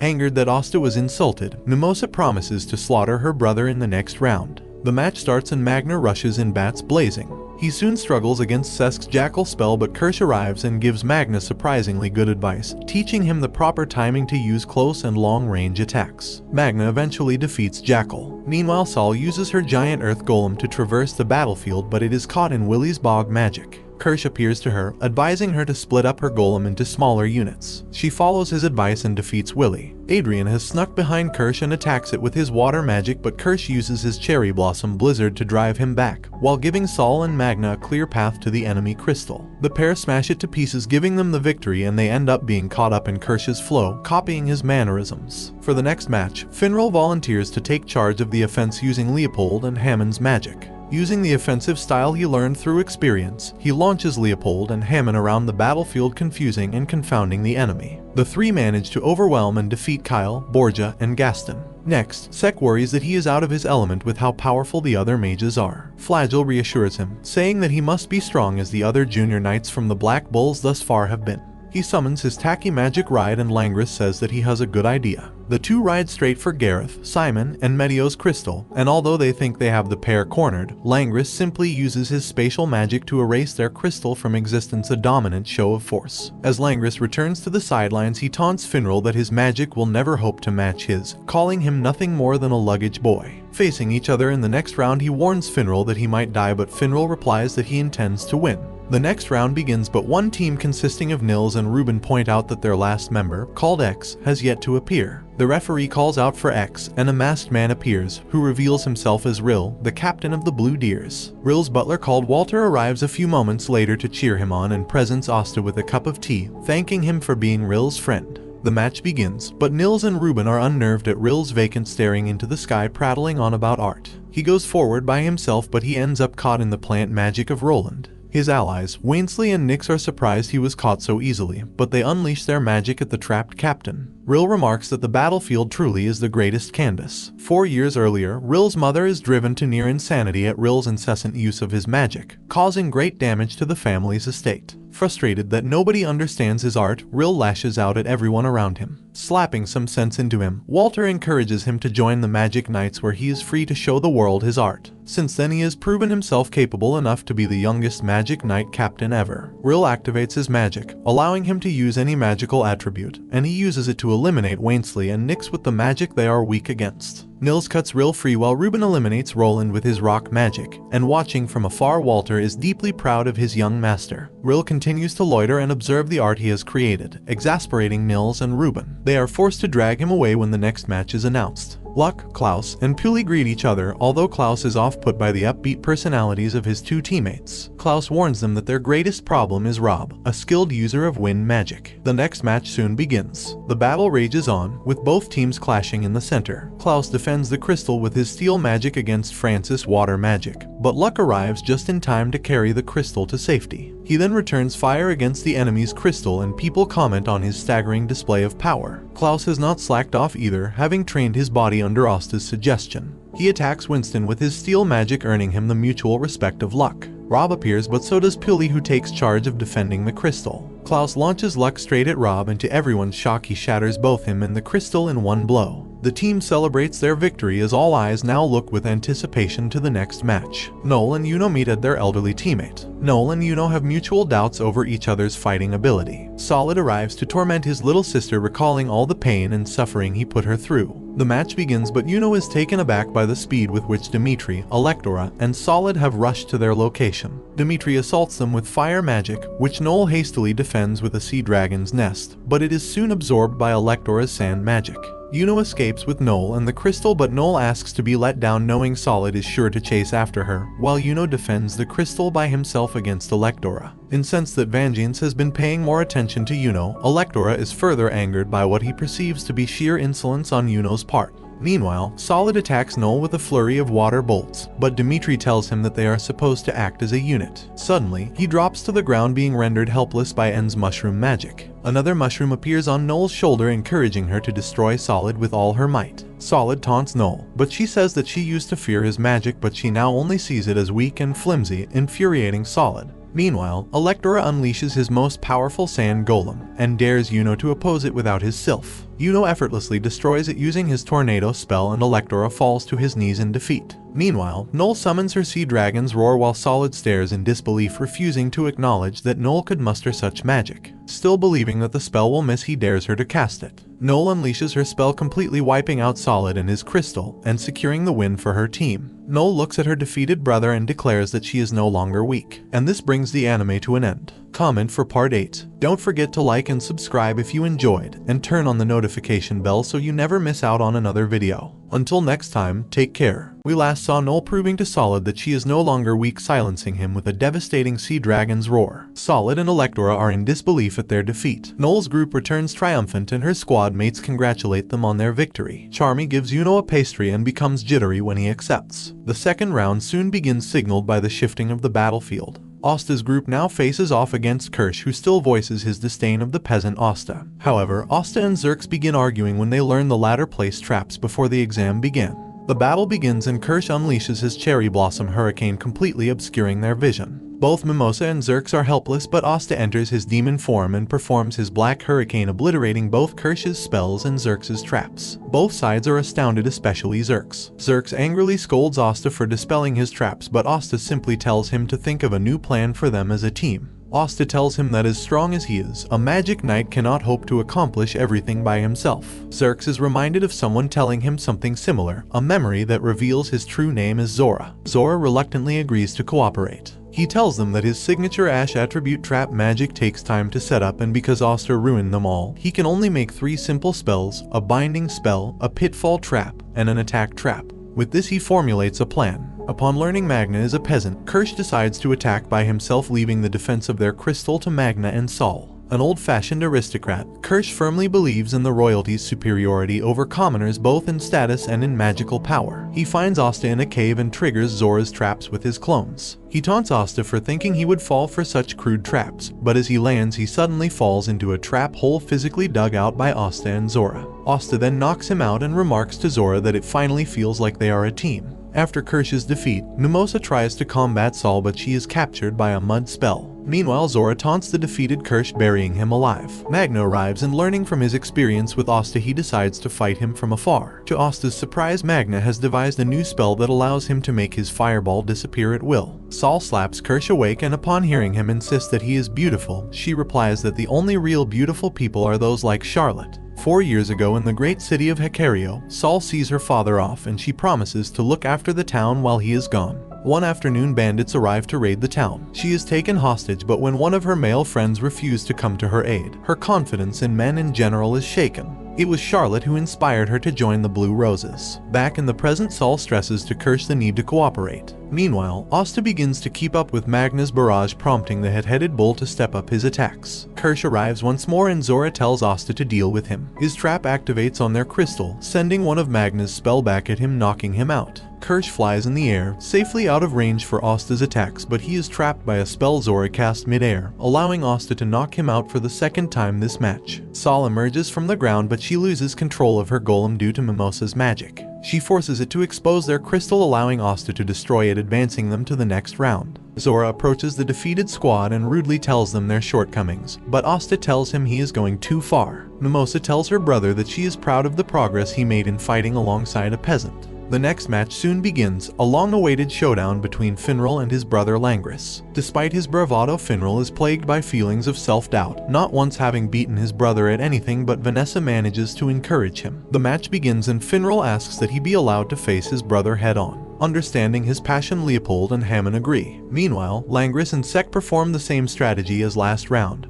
racing towards the enemy crystal for Langris to eliminate in one fell swoop. Years earlier, Langris prided himself over being Finral's better in all matters of magic, academics, and physical ability. One day they are introduced to Lady Finns, the fiancée of the next house of Vaude. Although dismissive of her, he is enraged when he overhears her call Finral the better mage due to his kindness. Back in the present, Langris conducts his frontal assault but is shocked when his spatial magic is cancelled out by Finral. He declares that it is they who will win. Leopold and Hammond are teleported to the enemy crystal's location, solely defended by Fragile. She casts a sleeping snow spell, but Leopold manages to keep himself awake using the mana skin technique. Fragile is caught off guard and realizes she is on the losing end. Meanwhile, Finral manages to stave off Langris' assault. To everyone's surprise, Finral uses his new spell, the Fallen Angel's Wingbeat, a homing spell that teleports its target to another location. When it hits Sek, it sends him to the Black Bull's base where he meets an angry Yami, fighting a certain battle of his own on the toilet. To everyone's shock, Langris reveals he can use a similar spell but on a much more powerful scale. Observers notice that the aura he is exuding is similar to that released by Veto, the Beast. Finral responds to Langris' magic with his own, but the difference in power is too great. Finral is badly injured, his body shredded like Swiss cheese. Envious over his brother's ability to make friends with ease, Langris goes insane and decides to kill him with his spatial magic. However, the Black Bulls arrive to the defense of their comrade and threaten to kill Langris. The Black Bulls threaten to take out Langris right here and now, but they stop short when Julius arrives. Owen rushes to heal Finral, but his injuries are severe. An irate Langris wants to fight right away and Asta obliges. Observing from afar, Klaus has always known Langris as belligerent, but he and many others sense that something is wrong with the heir of House Vaude. Julius traps them all in a stasis spell and, after recalling their teammates, decides to start their semifinal match. Asta apologizes to his team and asks for their assistance. Zora finds the whole thing ridiculous but acknowledges that something is twisted about Langris and agrees to cooperate. In contrast, Langris declares his teammates dead weight and resolves to settle the score by himself. Marx, recalling Julius' suspicions of an unconscious traitor among the Magic Knight ranks, wonders if Langris is a traitor. The battle begins with Asta and his squad charging straight at Langris. However, his spatial rending spell barrage soon overwhelms Asta, but he manages to endure it thanks to Mimosa's healing magic. Realizing he needs to enter his demon form, he begins focusing his energy to transform and trusts Zora with his defense, who is only cooperating due to his disdain towards Langris. Zora's father, Zara, was a peasant magic knight fondly remembered as a good-hearted man with a penchant for practical jokes. Zora was proud that his father defended the weak and innocent and aspired to be a magic knight like him. His father's death would crush his spirit. Observing his father's comrades disrespect his father's grave, and the magic knights abusing their power, he dedicated his life to punishing them as a vigilante. As defense against Langris' assault, he declares that Langris is nothing like the magic knights his father spoke so highly of. Langris' assault slips past Zora's magic barrier, but to everyone's shock, Zora has drawn a magic circle on himself. He sends the attack, now twice as powerful, back to Langris. Despite this, he manages to erase the attack completely. An exhausted Zora collapses, but he has bought enough time for Asta to enter his demon form. Asta respects Langris' power, but his attitude and cruelty prove that he is no true knight, harkening back to Langris' willingness to sacrifice civilians as collateral damage. Asta's words ring true, touching all the magic knights in attendance including Zora. However, Langris refuses to listen, so Asta performs a black meteorite, crashing Langris straight through their own crystal. At the same time, Asta's team crystal also shatters from the accumulated damage and the match is declared a draw. As the match ends, Zora goes on a tirade against all the match participants, criticizing Asta's short-sightedness, Mimosa's naivete, and Sek's overconfidence. After declaring no one will respect Langris again, he criticizes himself for not believing in his comrades more. Asta is disappointed that the match is a draw, and as he collapses from exhaustion,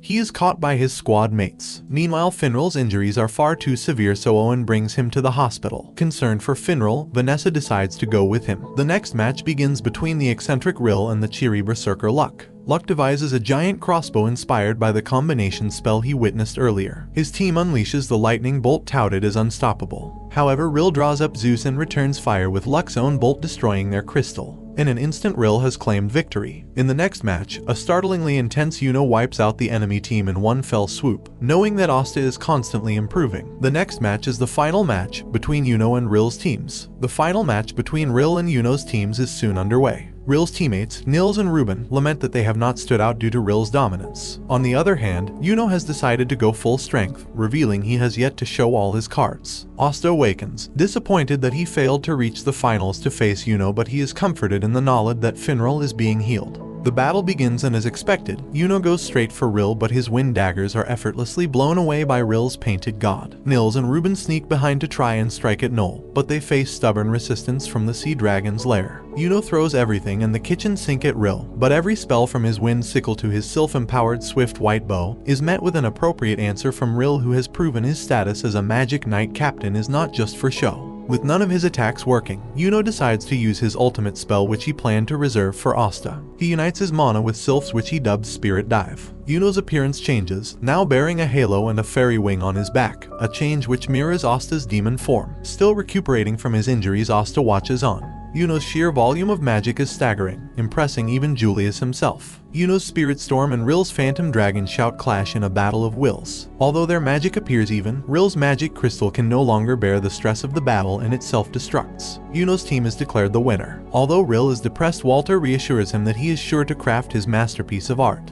And with the tournament concluded, Julius and the king see off the Magic Knights, intending to announce the selected knights in a few days' time. Meanwhile, Mimosa finds herself unsure of how to comfort a depressed Asta who has grown depressed. Yuno enters the room, but upon seeing him in a sorry state, he decides to leave. Asta declares that he will catch up to him eventually, and Yuno tells him to try. Meanwhile, Julius catches Zora trying to leave and praises him for pointing out the flaws in his magic knights. He tells him of how he met his father on a battlefield long ago. Impressed by Zora's tactical prowess and magical abilities, he encourages him to join the Magic Knights. However, Zora says that he is a nobody, just a guy passing through that couldn't become a mage. Asta is still depressed over how the selection exam ended, and despite the best efforts of the Black Bulls, they fail to cheer him up. Luck remarks that the results of the exam will soon arrive, and Magna reassures Asta that he will pass. Yami appears and drags everyone into the baths. He shares a story of how he was once a member of the Grey Deer, back when it was led by the future wizard king, Julius. While fishing for his lunch, he is approached by several villagers who offer him food. They ask for his help in quelling a local bandit group that have been assaulting their village and stealing their crops. Yami agrees on the condition that he takes a nap first. That evening, the bandit leader orders an attack on the village, but Yami is prepared and begins taking them out one by one. He eventually finds the bandit leader, but Yami is overwhelmed by the bandits' numbers. Vangeance arrives to his rescue, and with his help they eliminate the remaining bandits. However, the leader manages to escape.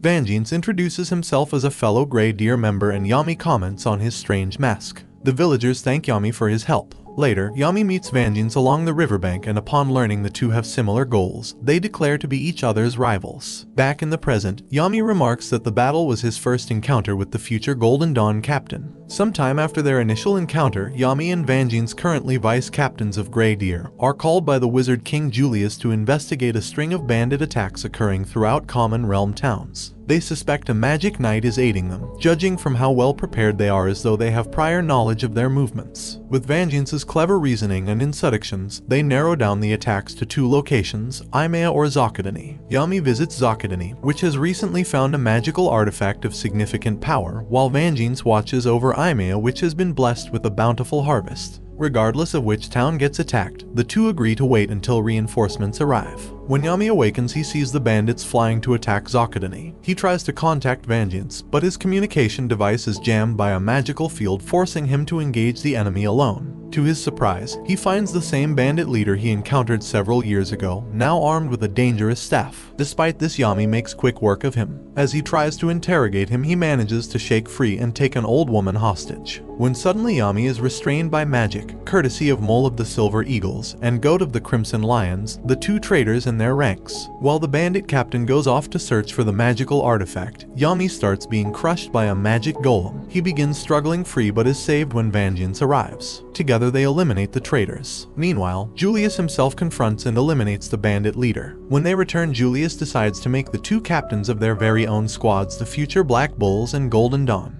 Back in the present, Yami encourages Asta, even if he loses 99 times, he should simply win the next. Asta's spirit is restored, realizing that sulking won't get him anywhere. While anticipating the results of the selection exam, the Black Bull's base begins to tremble. Suddenly, a wall caves in. The fiery Mereoleona has arrived. Upon seeing Mereoleona, Yami signals for his squad to retreat, but she grabs him by the head and gifts him a bottle of alcohol. She then picks up Luck, Noel, and Asta. Although Magna initially makes fun of them, she reveals that the three were chosen to be part of the Royal Knights. A stunned Magna realizes he has been passed over but resolves to train even harder to surpass Luck. Mereoleona notes that one other Black Bull passed but sees they are not present. They are brought to a castle tower to be sworn into the Royal Knights. Among the other passers are Nils, Kirsch, Puli, N, Rill, Fragile, Hammond, Klaus, Mimosa, Yuno, Luck, Noel, and Asta. Mereoleon introduces herself as their acting Royal Knights captain until the Eye of the Midnight Sun is annihilated, and to their shock the last bull is revealed to be Zora. Zora explains that long ago during his hunt of magic knights,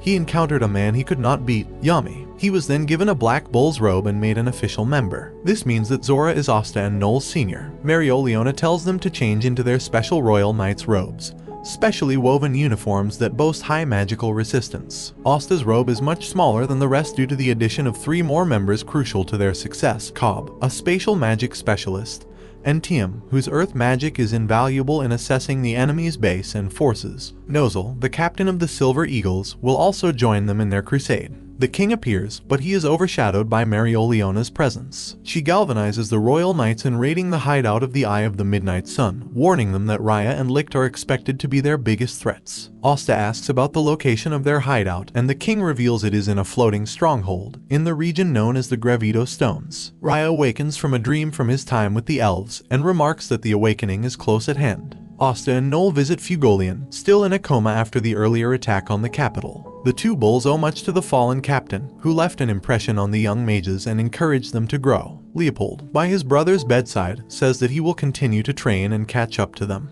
The pair meet up with Klaus, Yuno, and Mimosa. After exchanging pleasantries, Klaus warns them that a spy might be in their midst. As they return to the Royal Knight base, a mysterious shadow attaches to Asta. At a dinner reception, Asta's poor table manners attract the ire of Yuno and Klaus. Rill tries to include Zora in the festivities, but he is forced away by a stink bug. As the ruckus grows, the spy abandons Asta and heads to the roof. However, Mereoleona and Nozel immediately sense his presence and capture him. Mereoleona declares that they will commence the operation immediately, not in 3 days as previously planned. Using Cobb's magic, they arrive at the outskirts of the floating fortress. With Tiam's earth magic, they surmise that there are multiple points of entry, and several magic captain-level threats are present. She takes charge of Asta and Zora, and splits the remaining knights into 4 groups. Group 1, composed of N, Nils, Nozel, and Tiam, will infiltrate the base from the upper left portion. Group 2, composed of Ben, Luck, Noel, and Kish, will attack from the lower left section. Group 3, composed of Ruben, Rill, Fragile, and Puli, will assault the base from the upper right portion. And Group 4, composed of Klaus, Mimosa, Yuno, and Hammond,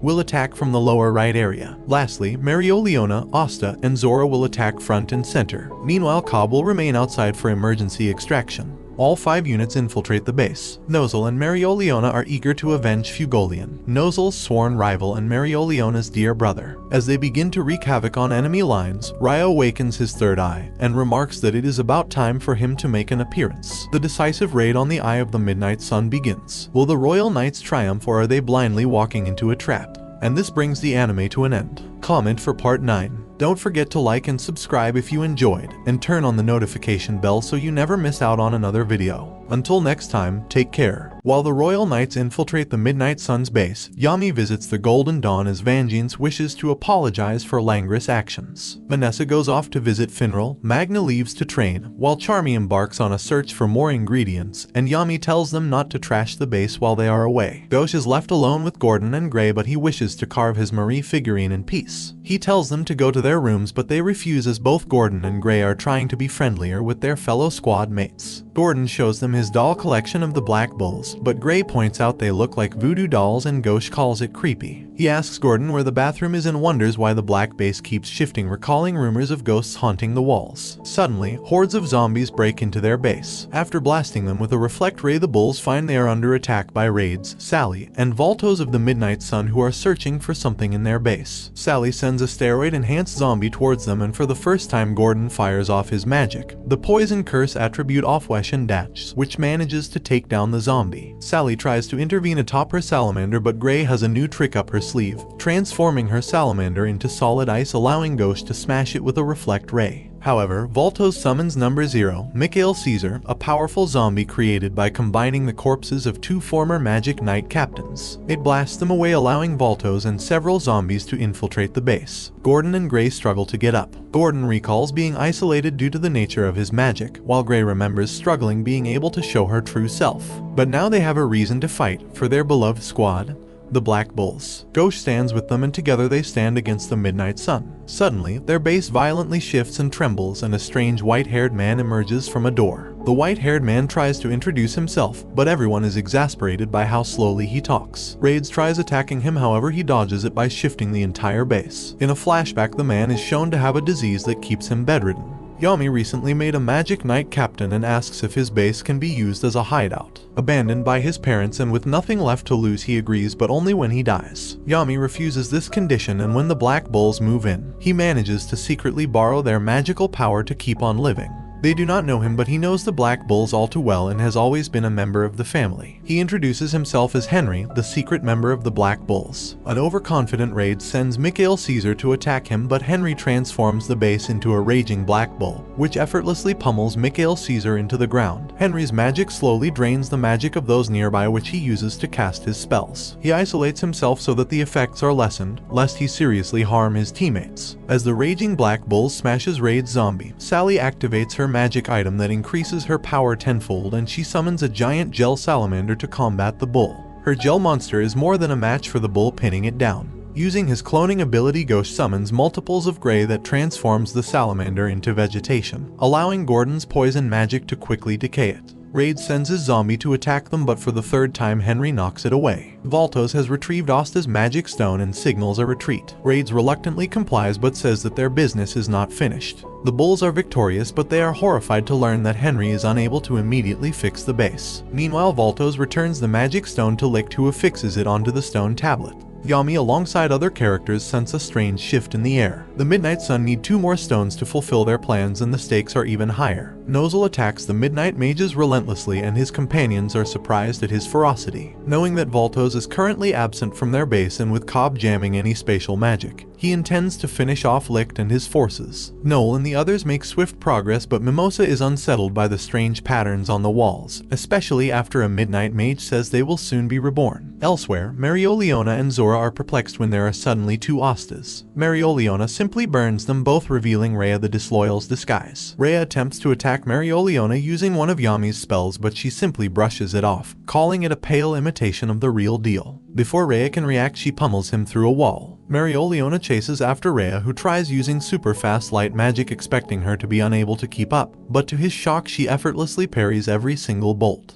Rhea soon learns how outclassed he is as Marioliona smashes through every spell Rhea can muster, burning through even water attribute spells with ease. Asta and Zora watch in awe at her sheer combat strength. Zora surmises that although Rhea can copy any spell attribute he wishes, he can only use one spell at a time. Left with no other choice, Rhea suddenly copies Asta's Demon Slayer sword, much to the surprise of Asta and Zora. Rhea recalls Licht calling him and his magic kind, but he knows he is the complete opposite. Regardless, he swears revenge on those who betrayed Licht. Without hesitation, Marioliona smashes through Rhea's copy of Asta's sword, and Rhea begins to realize that Marioliona not only has the abundant magic of a royal, but uncanny human strength as well. She unleashes her mana zone, Calidus Brachium Barrage, an overwhelming all-out pummeling using the surrounding mana. Rhea has no answer to the onslaught, and he slowly burns to a crisp. Elsewhere, Yuno crushes a group of Midnight Mages, while Mimosa notices Yuno can also use mana zone techniques. They slowly and carefully approach a source of powerful magic. Meanwhile, the Bulls left behind lament the state of their base. Although Ghosh finds his treasured Marie collection unharmed, a blemish one, his Marie doll, leads him to blame both Henry and the Midnight Eye. Elsewhere, Yami grows impatient that Vangeance has yet to arrive. When Golden Dawn members reassure him that he will be there soon, he replies that the damage Langris did to Finral warrants an apology. They insist that he would never knowingly insult Yami, to which he replies that he knows. Vangeance meets with Julius, who begins to talk about how he owes much to the Wizard King for looking past his appearance. But the hour has come for him to decide between him and another precious person he made a promise to. He sheds his mask and his hair grows out. Julius had hoped this was not the case, but as it is, Vangeance is none other than Licht, the leader of the Eye of the Midnight Sun. As Julius comes to grips with the implications of this revelation, he realizes that Fugolian was likely distracted by his appearance when he was attacked. He thought it to be impossible, but Licht is living proof of two souls in one body. Yami had not noticed the deception because the scar on his face is not caused by magic, but by a curse. Licht attacks Julius, intending to retake the magic stones he has in his possession. But his time magic manages to stop his attack. Licht recognizes that Julius can sense the future using Mana Zone.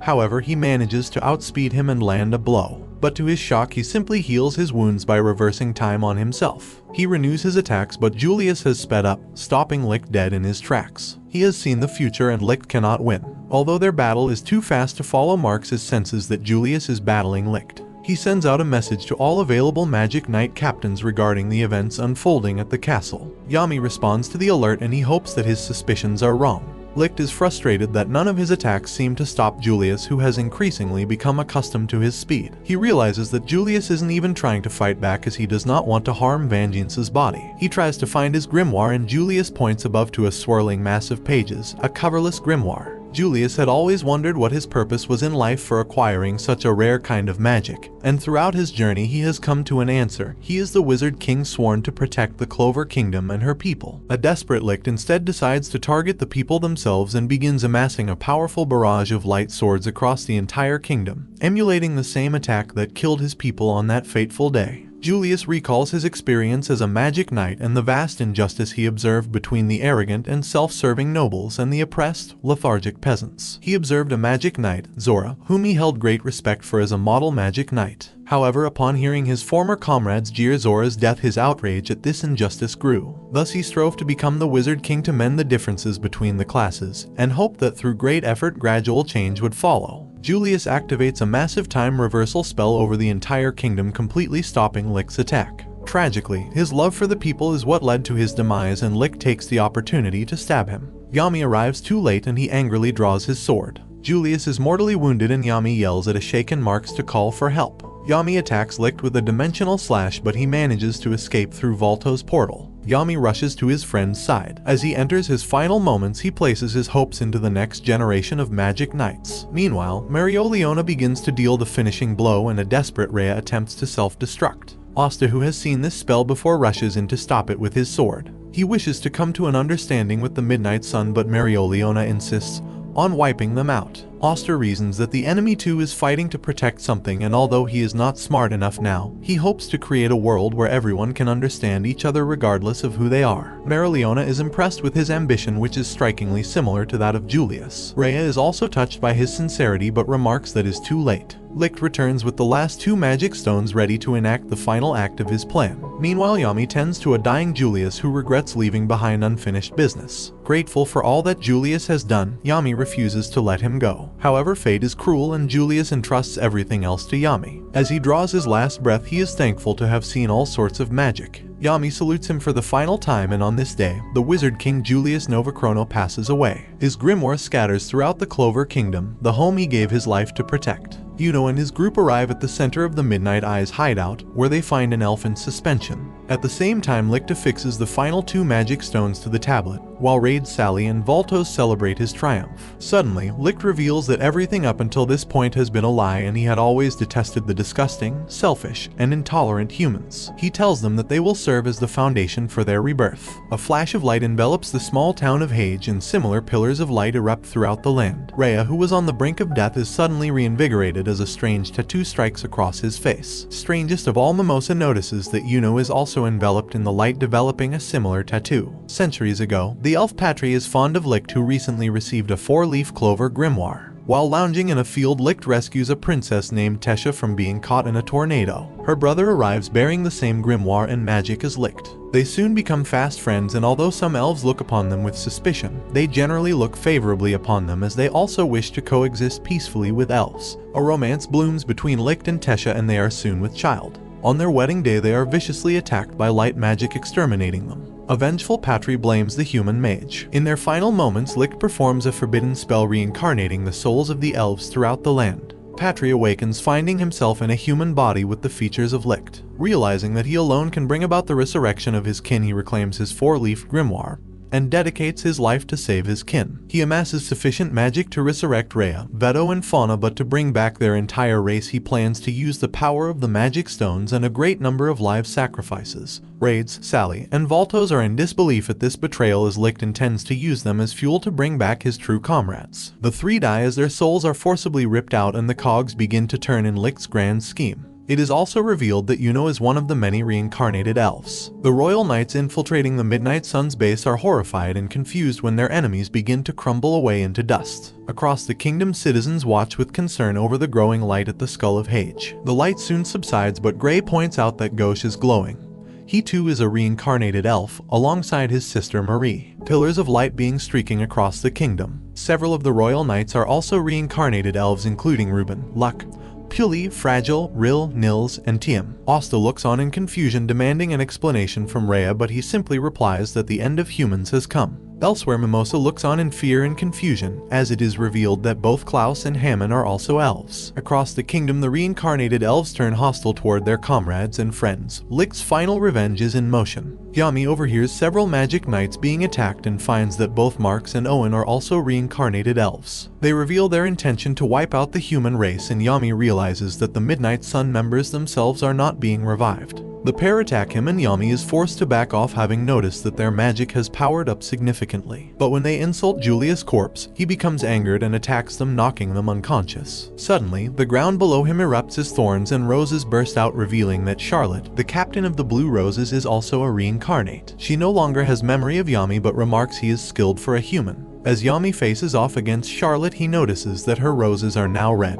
Unlike the blue roses she was cursed with as a child. Saul soon arrives, having been earlier attacked by Charlotte. Yami orders her to escape with Julia's body, but she insists on trying to save Charlotte. However, Saul is unable to cast any magic at all due to the extremely dense magic. Forced to face her own helplessness, she begs Yami to save her dear sister. After sending her off, Yami fires off a dimension slash against Charlotte's vine spear, hoping to take her down alive. Their attacks appear evenly matched, but Charlotte's vine spear overpowers Yami's dimension slash. However, she does not emerge unscathed and she is forced to retreat. He instructs Saul to rescue whoever he can and reminds her to take care of the thing he entrusted her with. Meanwhile, the destruction caused by the reincarnated elves has released Gelder, the former captain of the Purple Orcas, out of prison. He runs into Rivchai the Chain Magician, a disgraced member of the Purple Orcas. Their hostile reunion is short-lived when they both realize they were both stopped by Asta. Suddenly, a reincarnated elf arrives and the two work together to subdue him. Elsewhere, Noel is attacked by the reincarnated Luck, forcing Kirsch to defend them from their assault. Noel is frozen in place, trying to comprehend why Luck is attacking her. She remains sluggish, frustrating Kirsch. Asta, Zora, and Marioleona now have to deal with a significantly powered-up Rhea. Although he was moved by Asta's sincerity, he has resolved never to trust a human again.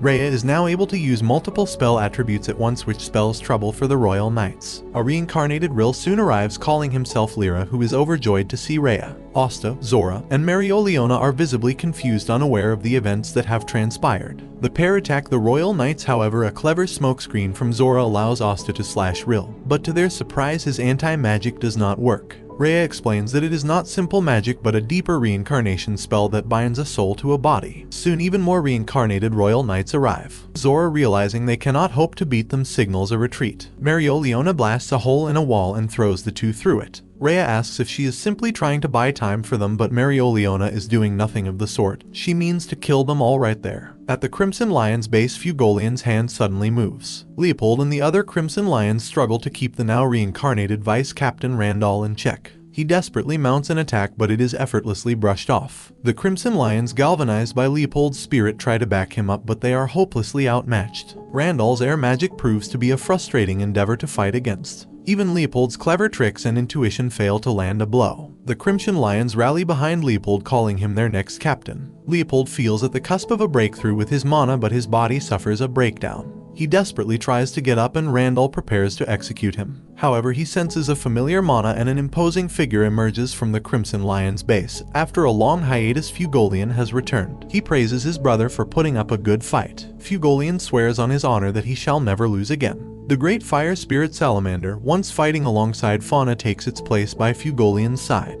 Randall is incensed that Salamander chose a human and a royal at that as a partner. Confident that elves are unbeatable, he foolishly stands in Fugolian's way, but his flames are far too powerful for him to blow away. He is eventually knocked out and subdued, and the Crimson Lions hail the return of their beloved captain. However, he is surprised to learn that Marioliona is the current captain, making him the former. Knowing that Marioliona finds the Magic Knights a hassle, he remarks that he made her do something out of character. Not wanting to reveal Vengeance's true identity yet, he orders the remaining Crimson Lions to defend the city. Elsewhere, at the Golden Dawn, several reincarnated members discuss their orders to slaughter humans. A reincarnated Langris emerges, excited at the prospect of exacting their revenge. Fugolian is not the only member to return. Finral finally awakens from his injuries, and after being briefed by Yami, he resolves to go save his brother. And this brings the anime to an end. Comment for part 10. Don't forget to like and subscribe if you enjoyed, and turn on the notification bell so you never miss out on another video. Until next time, take care. We last saw the brave Magic Knights take on the newly reincarnated elves, and the capital is thrown into chaos. Fugolian has awakened from his coma, a sorely needed boost for the Clover Kingdom. Meanwhile, Marioliona stands alone against the powered-up elves. But make no mistake, she's not trapped in there with them, they're trapped in there with her. However, the 5-against-1 odds still favor her. The elves think Marioliona is overconfident, however they become frustrated that their attacks seem to be easily repelled. But Marioliona begins to feel the pressure as their spells begin to take their toll on her ability to fight back. Left with no other choice, she decides to use her strongest spell called Purgatory, blasting the entire area in searing hot flames. When the dust settles, the 5 elves are still standing but have taken a great deal of damage. In her typical badass fashion, Marioliona passes out while standing. Even in her bad state, she still tells them to come and get some. Raya and the others oblige her, but Asta and Zora unexpectedly return. Using a plan Asta cooked up earlier, they gamble on all 5 of them firing an attack, a gamble which pays off. They fire back their own spells against them, giving them a window to escape.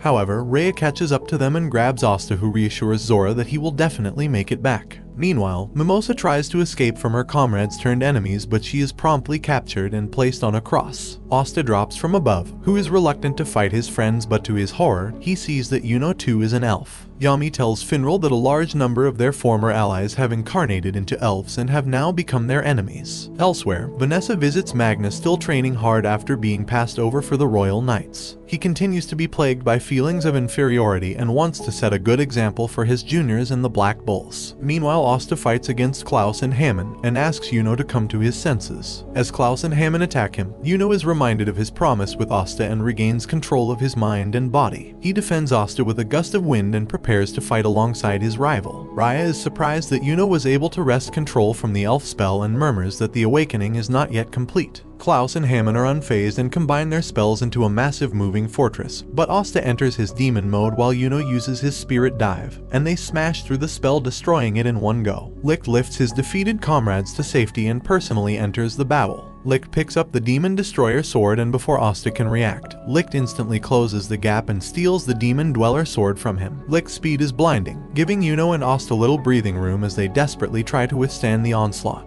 Asta is eventually overwhelmed and is blasted through several cavern walls and into an underground lake, leaving Yuno to fend for himself. He blasts Licht with Spirit Storm, but he simply absorbs it using the Demon Dweller sword, firing it right back at him. All the while, Mimosa contemplates her own uselessness. Yuno finally finds an opening using Mana Zone that pins down Licht in the sky, allowing Asta, who has once again broken past his limits, to ram straight into him. They unleash a combined attack that even leaves Raya impressed. However, it is still not enough. Licht simply blocks it with the sword and unleashes a powerful Nova, blasting everything around him. Licht's devastating attack leaves a giant crater in its wake. They are soon joined by the other elf incarnates, and after exchanging pleasantries, they head for the royal capital on their flying fortress. Fortunately, Asta, Yuno, and Mimosa survive the attack and regroup with Zora along with the still unconscious Marioliona. Nozel, Noel, and Kirsch soon arrive one after the other and all report having encountered the elves. They cautiously eye Yuno, but he is just built different as he's able to resist the ancient reincarnation magic. Nozel uses a magic tool that slowly heals the injured magic knights. Nozel receives an alert from one of his squad members that the royal capital is also up in flames at the hands of the elf incarnates. Noel points out that Luck's lightning spells did not hit her, and that she managed to escape him despite Luck being famed for his speed. She hypothesizes that if Yuno is able to resist the spell, the others can too. With the goal of rescuing their friends, they make plans to head to the capital at once. Meanwhile, Hage Village observes the elf castle float by above them, and they are attacked by one of the elf incarnate magic knights who begins slowly poisoning them. Asta and Yuno notice Hage being attacked and Nozel allows them to defend it. Noel wants to go as well, but Nozel says he needs her with him, a far cry from when he told Noel she was useless. As the villagers are dying, Sister Lily puts up a desperate last stand against the far superior elf knight. Wanting to emulate Asta's courage, Nash performs a banzai attack. Just as all hope seems lost, Asta and Yuno descend from the heavens prepared to defend their hometown. Asta and Yuno defend against the elf knight's plant magic. But significant damage has been done to the village and many have been poisoned or impaled on vines. Sister Lily and the children watch as the two of them defend their village. They reminisce about how they would always look forward to Asta and Yuno's letters, and their exploits are proud to see them grow. Asta notices that Father Orsi continues to writhe in pain and leaves Yuno to fight on his own for now. But to Asta's surprise, not even his Demon Slayer sword can dispel the magic, as the effects are no longer from the spell, but from the poison itself. As he recalls all the time Father Orsi has been there for him, a new sword emerges from his grimoire which he recognizes as the same one Licht used in their earlier battle, and with nothing to lose he grabs it. A rush of magic streams through Asta and he yelps out in pain. He manages to compose himself and begins undoing all the poison throughout town, including Father Orsi. The magic elf is confused as ever as Asta is using a sword that only Licht should have, while Yuno, who is supposedly under the same reincarnation spell as him, is still bound to a human will. He remembers the injustice committed against the elvish race and is filled with hatred. Asta and Yuno realize he is suffering deep inside and decide to save him. Using Yuno's winds as a springboard, Asta stabs him with his new sword, negating the reincarnation spell. With this great power they can take the fight to the elves. The children, Lily and Orsi, rush to thank Asta and Yuno for their help. Asta proposes to Sister Lily once more, but she promptly shuts him down with a water spell. However, their business is not yet finished and they resolve to protect the kingdom. Meanwhile, King Augustus is informed about the chaos in the capital, and upon learning that Julius is not present, he plots to take the spotlight for himself. However, when he hears that the magic knights and even several captains are the ones attacking them, he panics. After Asta and Yuno explain the current situation to Orsi and the others, Digit, the magic knight they were fighting earlier, reveals that the elf who possessed him earlier was a gentle soul and had no intention of fighting. They decide to return to defend the capital and they take Digit with them. As they leave, Orsi and Lily bid them farewell and look to them as the hope of the Clover Kingdom. Meanwhile, Magna and Vanessa, still oblivious to the state of the nation, spot the floating castle floating above them. Luck then decides to have some fun and descends upon a nearby town. Likewise, Asta and Yuno sense two areas with high concentrations of mana, and Digit suspects a magic knight attacking civilians is the cause. They decide to split up to help both at once and agree to meet later at the royal capital. Luck descends on the town and begins to cause mayhem. Magna and Vanessa respond to the chaos and are surprised to find Luck laying waste to the town. The elf possessing Luck introduces himself as Lufulu and tells them that Luck is no more. Vanessa quickly gets a grasp of the situation and surmises that Luck is under the effects of reincarnation magic, while Magna realizes that the assault on the Midnight Sun base failed. Lufulu tries to attack Magna, but he ends up hitting nothing but air thanks to Rogue's powers over fate. Magna and Vanessa work together to try and stop Lufulu. Magna's fire scatter shots fail to find their mark, but they are successful in pressuring Lufulu despite the difference in their speed. Magna finally gets up close and personal with Lufulu, grabbing onto him to ensure he doesn't escape. In a completely nuts move, Magna blows himself up alongside Lufulu, greatly injuring them both. Magna binds Lufulu and talks at length about his bonds with Luck. Lufulu simply laughs as a lightning bolt descends from the sky, exponentially increasing his power, but this burst catches Asta's attention. Lufulu's speed has increased 100-fold, and Magna only narrowly avoids being instantly killed thanks to Rogue.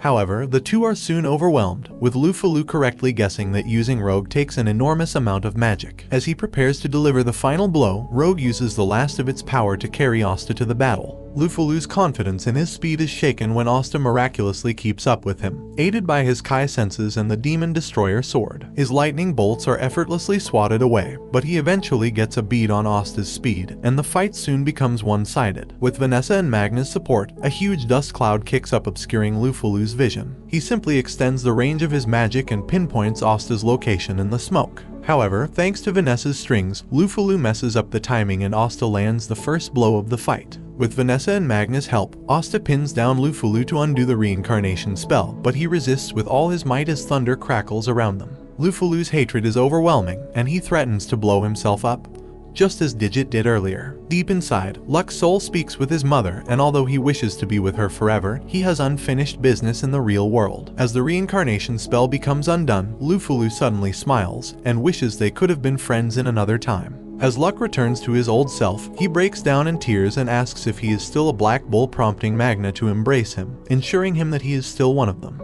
Magna and Vanessa are horrified to learn that Luck's case is not an isolated incident but is happening all over the Clover Kingdom. They plan to return to the capital, but decide to stop by the Black Bull's base to regroup with the others. Luck, who is able to recall and use Lufalu's magic, is now stronger than ever and personally carries everyone back to the base, which they find in ruins. Among the rubble, they are relieved to see Gordon and Gray unharmed. Magna is puzzled to see Henry, and after his magic is suddenly drained, Asta explains that he is one of the Black Bull's oldest members. However, they are disheartened to learn that Ghosh has also become an elf incarnate. Charmy returns, who is seemingly also an elf. However, she is just very angry that her garden was destroyed, and swears to eliminate the elves and Midnight Sun. Learning that their magic has been drained, she uses her cotton magic to prepare a feast for them to restore their powers. While eating, they get each other up to speed on other developments that they have missed since they separated.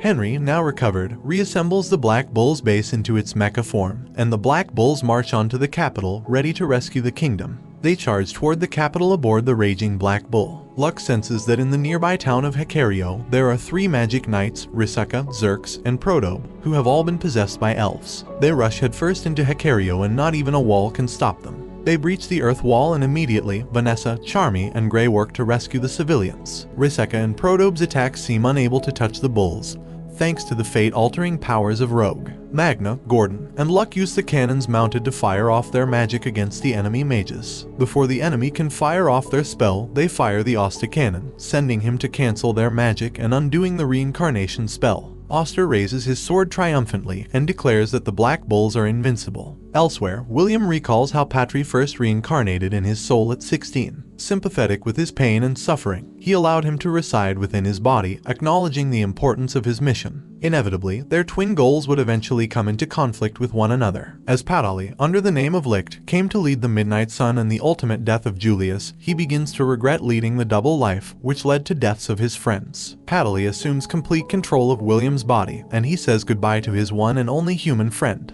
Raids, who was able to awaken his magic while at death's door, resurrects himself, Sally, and Voltos using his magic. He swears revenge on Licht for using and betraying him. He teleports the 3 of them to where the Black Bulls are and attempts to strike a bargain. In exchange for teleporting them to the capital, they will assist him in exacting revenge on Licht. Asta headbutts him and calls his whole idea of revenge stupid, while performing a variety of wrestling moves on him. Sally and Voltos agree to help, the former wishing to hear the truth from Licht, while Sally just wants to perform experiments, especially on Asta. Charmy restores their energy with her food, and everyone starts eating again. Without any options left, Raids agrees to go to the capital with them, and joins in the feast. King Augustus is fuming about Langris' involvement in the attacks on the capital, calling the Vaude family treasonous. He then considers Langris' marriage to his daughter, Finesse, null and void. A guard tries to tell him about the situation in the capital, but he ignores him. Meanwhile, Langris, possessed by the elf Latry, and Ledoil, possessed by the elf Kivin, split up to invade the royal house castles, slaughtering the castle guards. They leave behind a screening force of 4 mages which face off against Yami and Finral. The pair have great difficulty surmounting the massive magic power of the 4 elves, but unexpected reinforcements come in the form of Jack the Ripper. Jack's severing magic appears ineffective against one of the elves, who has encased himself in tough armor. Yami continues to be kept at bay, and it takes all that he has just to detect their Kai. Suddenly, Jack's severing magic finally cuts through the armor, startling one of the elves and giving Yami a window to defeat them all in quick succession. Jack praises Finral's support ability, but Yami tells him to back off, as Finral is his convenient ride. Inside the castle, Kivin slaughters several maids and nobles as she advances throughout the Silva castle. Meanwhile, Solid is still frustrated that he was defeated by Noel, while Nebra says she probably just got lucky. Kivin bursts into their room and promptly impales Nebra with a compass needle. Outside, Nozel and the other royal knights finally arrive, where they are greeted by Yami, Jack, and Finral. Yami does not seem to recognize Zora at first, but remarks that it is about time that he join the Black Bulls. Jack and Yami join forces and enter another castle, leaving Nozel, Noel, and Zora to recapture the Silva castle. Zora soon leaves them, reluctant to cooperate with the nobles he loathes. They race to the top of the tower, just in time to rescue Solid, whose spells fail to penetrate Kivin's dense magic field. To his surprise, Noel's Sea Dragon's roar manages to punch through the field, forcing Kivin to redirect it with her magic. Nebra is likewise surprised that Noel was able to muster such a powerful spell, but Kivin remains unfazed and casts another Atlas, destabilizing the magic all around her, causing their magic to become erratic. However, Kivin's own magic is unaffected, as her needles still find their mark on Nozel's arm. Noel remarks that she can still fight, and Nozel invites her to fight alongside him, now recognizing and acknowledging her power. Months prior, Nozel tells Noel she will be assigned to the Black Bulls, known as the worst of the worst, stuck doing meaningless fetch quests. Back in the present, Noel and Nozel show their bravado, but neither are able to cast any meaningful magic in the erratic chaos of another Atlas. Noel gets a reckless idea, and with Nozel's help, she floods the entire chamber with water, forcing Kivin to undo her spell. As she does, Nozel captures her and encases her in mercury. As the dust settles, Nozel acknowledges Noel's power, even if it was not befitting of a noble. He reveals that he had always cared for her, and because he was the spitting image of his mother, he refused to lose her too. He always meant to keep her as far away from danger as possible, which is the reason why he assigned her to the Black Bulls to begin with. He admits he was wrong, as she has grown to be a powerful young woman, and he apologizes. Suddenly, compass needles stab him from behind as Kivin has yet to be defeated. Caught in another vortex, Noel racks her brain for a spell to cast, and she is hit with a sudden flash of genius. She covers herself in the Valkyrie dress, reminiscent of her mother's old signature spell. Now granted new power, she effortlessly glides through the chaotic barrier, deflecting Kivin's barrage of needles. She finally closes the gap, but as Kivin attempts to turn her magic erratic again, Noel explains that her magic allows her to control the mana of anything it touches, including Kivin's. With a drill that pierces the heavens, Noel defeats Kivin. However, Noel is granted only a moment of rest as other elf mages soon arrive. As a fireball nearly hits her, it is sent back via Zora's trap magic, eliminating one of them right off the bat. He accosts Nozel for failing to protect his own family, prompting him to get back up, filling the gaping holes in his body with his mercury magic. Zora gives them both the knowledge of where his traps are, allowing them to bait the enemies into them. Zora keenly observes that the elves appear unaware of his trap magic and how it works. He remarks that human magic was meticulously studied, tested, and experimented with over hundreds of years, and the elves have no answer to its ingenuity as they are systematically dismantled by their combined might. As the humans begin their counterattack against the elves, this brings the anime to an end. Thanks for watching part 10. If you want a part 11, comment below. And until next time guys, take care. While Noel and the others are busy laying the smackdown on the other elves, Mimosa, Kirsch, and En work together to evacuate the Vermilion residence. Their execution is flawless, but David, possessed by the elf Babel, suddenly appears. He has no intention of fighting, and even stronger magic is approaching their castle. Elsewhere, Langris forces his way through the king's chamber and is still ignorant of what is happening in the kingdom. King Augustus assumes Langris is a traitor and activates his magic, boasting about how powerful it is, but Langris simply erases it.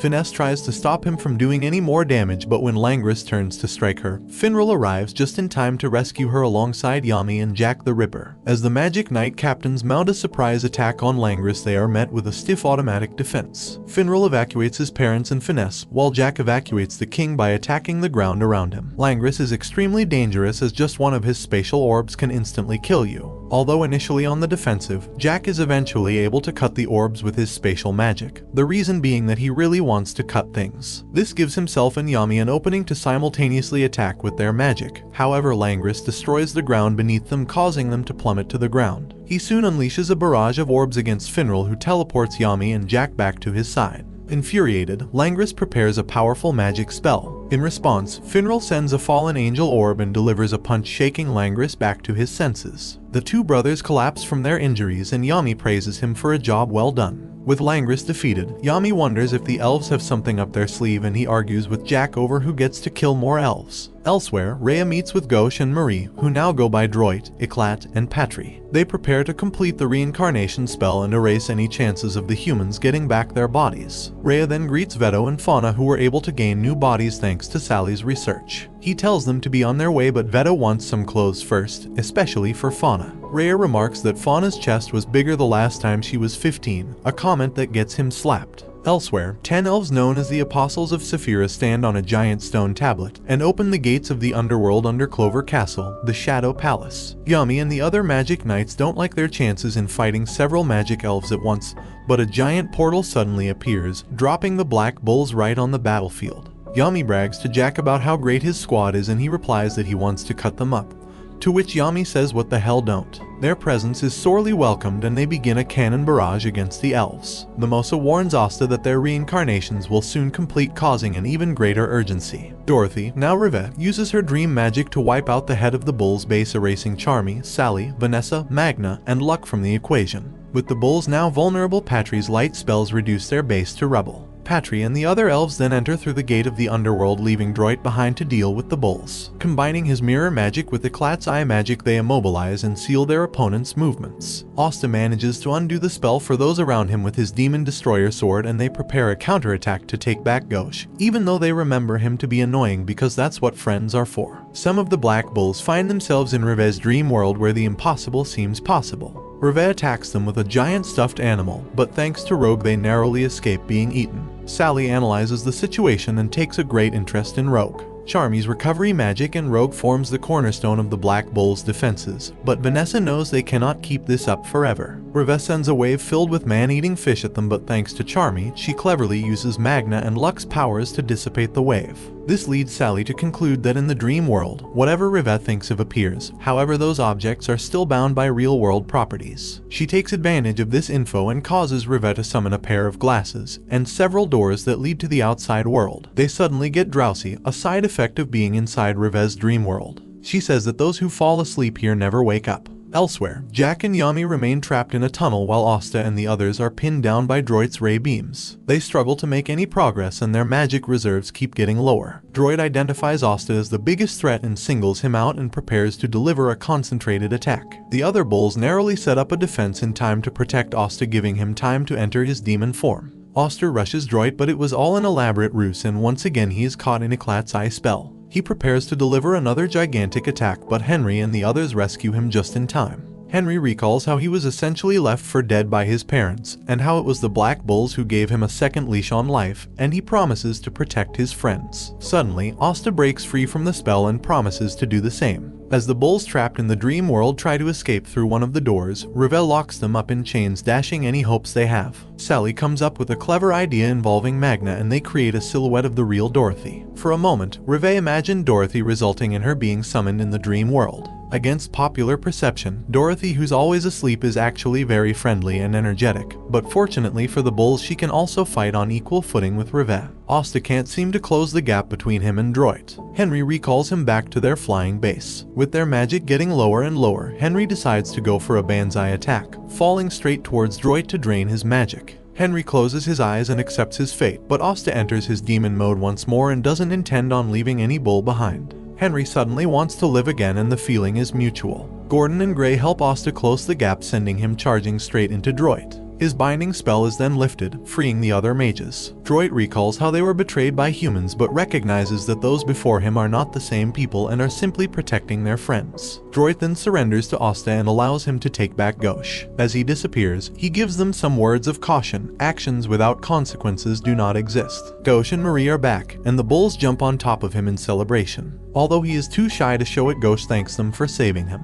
At the same time, Rivet is unable to maintain Dreamworld due to Dorothy's presence, and it begins to crumble. As it collapses, Dorothy tells her that not all humans are bad and wishes they could have met under different circumstances. Back in the real world, Magna and Luck perform their combination attack, blasting Rivet right out of the sky. Asta dispels the reincarnation magic on Dorothy, and the Black Bulls reunite. Now that the gang is back together, they plan to link up with Yami. Elder and Rivchai stumble upon the Shadow Palace, a place rumored to be a treasure trove of powerful magical items. Meanwhile, the Black Bulls continue to recover their strength with Charmy's magic. Noel notices that Sally is wearing Asta's shirt, and she and Mimosa are mortified to learn that he promised to let Sally do whatever she wants with his body. Luck senses two elves heading their way, however they are both instantly defeated by Fugolian and Marioliona. Fugolian comments that Asta has gotten stronger in his absence, while Marioliona, who was supposed to be resting for one more day, has already recovered. They are interrupted by more elf mages, and with the portal to Shadow Palace getting even smaller, they tell the Magic Knight captains to go on ahead. They also send Asta, whose sword will be sorely needed. Kirsch also volunteers for Mimosa to join them, while Solid, who now admits that Noel is stronger. With the bulls as a screening force, Asta and the others advance into the Shadow Palace. After a rocky ride, Asta finds himself with Mimosa. She uses her plant magic to get a layout of the labyrinth and detects Licht in the farthest chamber. They both enter the nearest room and find Rill possessed by the elf Lyra waiting for them. Elsewhere, Noel is left all alone to face off against Fauna, who also happens to be possessed by an elf called Fauna. Marioliona stares down the reincarnated Veto and anticipated battle of the beasts. She rains fire but is surprised by how fast he is. She has finally met her match and is thrilled to fight such a worthy foe. Fugolian faces Kaiser, the current captain of the Purple Orcas, possessed by a nameless elf. Fugolian knows Kaiser as a virtuous, upstanding individual and swears to drag him back to his wife. However, his salamander's flame fails to penetrate his defensive barrier. As the siblings bear the brunt of their opponent's attacks, they both think of each other highly. Fugolian thinks of his sister as headstrong but powerful, while Marioliona thinks of her brother as overly serious but commands respect. They both grit their teeth and fight back, thinking of each other as the strongest in the kingdom. They smash through their enemies and roar like lions. Meanwhile, Noel activates her Valkyrie armor and fights against Fauna. She unleashes a sea dragon's roar, seemingly defeating her, but to her shock, Fauna simply heals herself as though nothing happened. Elsewhere, Asta and Mimosa struggle against Lyra's art attacks. Outside, the besieged Black Bulls are relieved by Yuno, who has gathered all able-bodied mages in the Clover Kingdom. Charmy gives him some recovery food and falls head over heels when he compliments her. After learning that Asta is inside the Shadow Palace, his necklace shines and creates another portal, allowing him to go inside, with Charmy in tow. Charmy finds herself in the same room as Lyra and assumes that she is in hell. She is chased away by some of the monsters and runs into Asta and Mimosa, telling them that Yuno is also inside the palace. She notices Lyra suffering from artist's block and flies up to deliver him some food. When Lyra smacks the bowl from her hand, she grows angry and summons a giant sheep, but Lyra blasts her into the rocks below. Asta and Mimosa race to her side, but they sense a powerful magic emanating from her. Suddenly, Charmy's body transforms, while the sheep sheds its wool to reveal a ravenous wolf. Mimosa realizes that Charmy is a hybrid, a half-human, half-dwarf. Charmy is the most surprised out of them all and is shocked that the wolf can talk. As Lyra continues summoning monsters, the wolf pulls out a knife and fork and eats them faster than Lyra can cook them up. Charmy tells Asta to go on ahead while she punches the importance of not wasting food into Lyra. Using Mimosa's magic, they find themselves in a chamber where they find David collapsed on the ground. Mimosa senses that Yuno is in another chamber, fighting off against 3 elves. Yuno faces Patry, Rhea, and Ron. Patry and Rhea attack him simultaneously, but Yuno is, after all, built different, and effortlessly avoids their incoming attacks while firing back with his own. However, the other elf, Ron, manages to snatch the necklace around Yuno's neck, which is the last magic stone they need. Rhea commends Ron on a job well done but senses something is wrong. Ron opens his mouth and a gaping hole is left in Rhea's chest. Rhea had known all along that the humans did not betray them, but for the sake of seeing Licht again, he kept his mouth shut. Patry rushes to Rhea's aid and begins healing him, while Ron reveals his true form. He steps onto a pedestal and transforms into what can only be described as pure malice and evil, the devil. He thanks Patry for being a useful pawn all this time, and reveals that the one who manipulated the humans into attacking the elves was him. Patry attacks him in a rage, but all magic is useless against his world's soul magic, which allows him to create whatever he wants with just words. Even Yuno senses that the devil's power is far beyond his own. Asta and Mimosa arrive just in time to help, but shivers run down their spines at the sight of their opponent. The devil teleports Patry to him and impales him with iron spears. Asta and Yuno are kept at bay with a rain of swords and are subjected to a barrage of crushing spells, while the devil explains that thanks to Patry,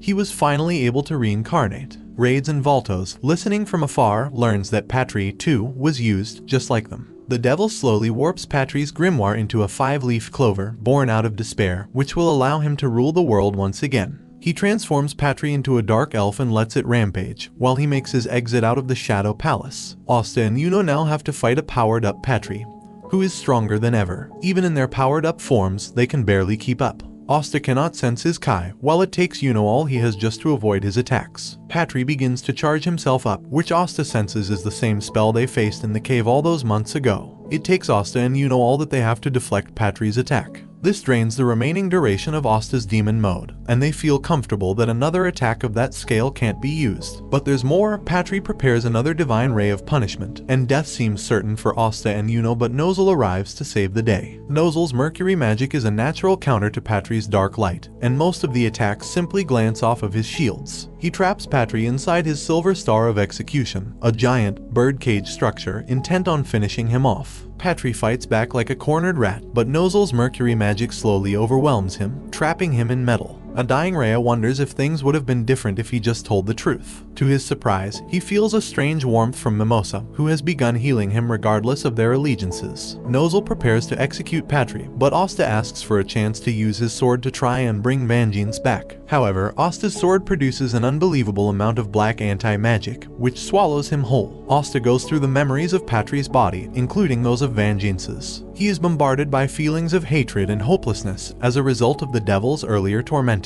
He finds the real Patri cowering in fear and regret at his life choices, as everyone eventually does. Asta grabs him by the collar and yells at him for giving up so easily. He reasons that even if he is weak, he should stand and fight to fix the problems he caused. Asta returns with Patri, but not Vangeance. He thanks Asta for his help, and although presumptuous of him, he asks for his assistance. Elsewhere, the devil makes it to Licht's chamber, where the only exit of the Shadow Palace lies. Even in his incomplete awakening, Licht instinctively knows to keep the devil at bay. Charlotte, possessed by the elf Charla, arrives to support Licht. At the same time, Yami arrives, who Charla eyes with suspicion, but Yami points at the devil and says there's never been a more obvious bad guy in his life. They form a temporary truce and together they face off against the devil himself. To Finral's shock, Nero starts talking to him, asking to be brought to the devil's bones. He has him remove the magic stones inside the tablet and transfer it into the statue of the Wizard King, and it slowly cracks open. Elsewhere, Yami, Charla, and Licht continue fighting against the devil. Yami and Charla barely have enough in the tank to avoid the devil's sword storm attacks, which Yami remarks is completely unfair. However, they learn that even world soul magic has its limitations, such as its range or what it can do.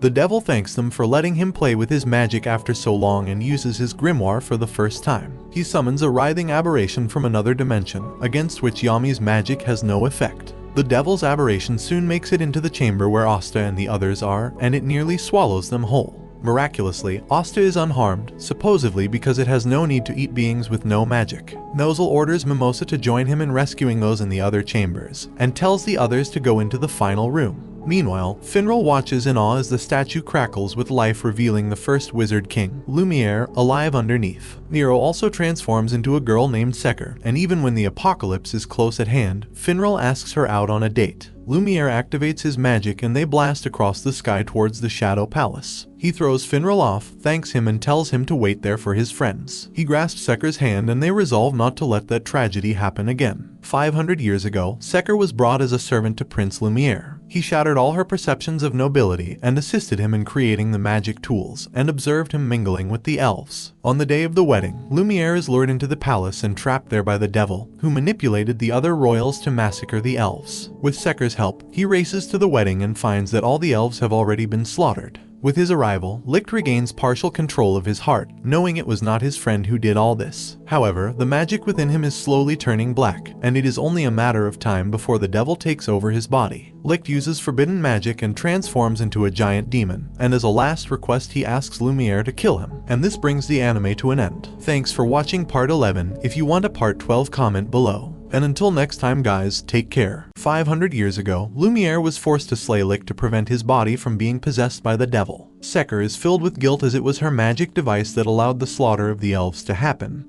However, now it can be used to save the world. She hands it to Lumiere, who manages to suck out a great portion of Licht's magic, allowing him to be slain. Seker seals the devil away, but she knows it will eventually break. As Lumiere bleeds out, Seker uses the remaining magic from the stones to seal him inside a statue. As a side effect, she is transformed into a bird, and spends the next half-millennium waiting for Licht's 5-leaf cover grimoire to resurface. Back in the present, Lumiere and Seker burst in for round 2 against the devil as they didn't hear any bells. Asta is understandably starstruck, but Lumiere and Seker waste no time in breaking the remaining seal on Licht, bringing him back to his old self. As the devil welcomes a second chance to face his old enemies, Licht reassures Patry that he could not have known that this would all happen and tells him that he did his best. Lumiere and Licht begin their assault on the devil, who initially is overwhelmed and is left with no openings to attack. He manages to slice Lumiere's arm in two, but before he can deliver the finishing blow, Asta is there to parry his trident. Seker heals Lumiere's arm, which the devil derides as worthless before his might.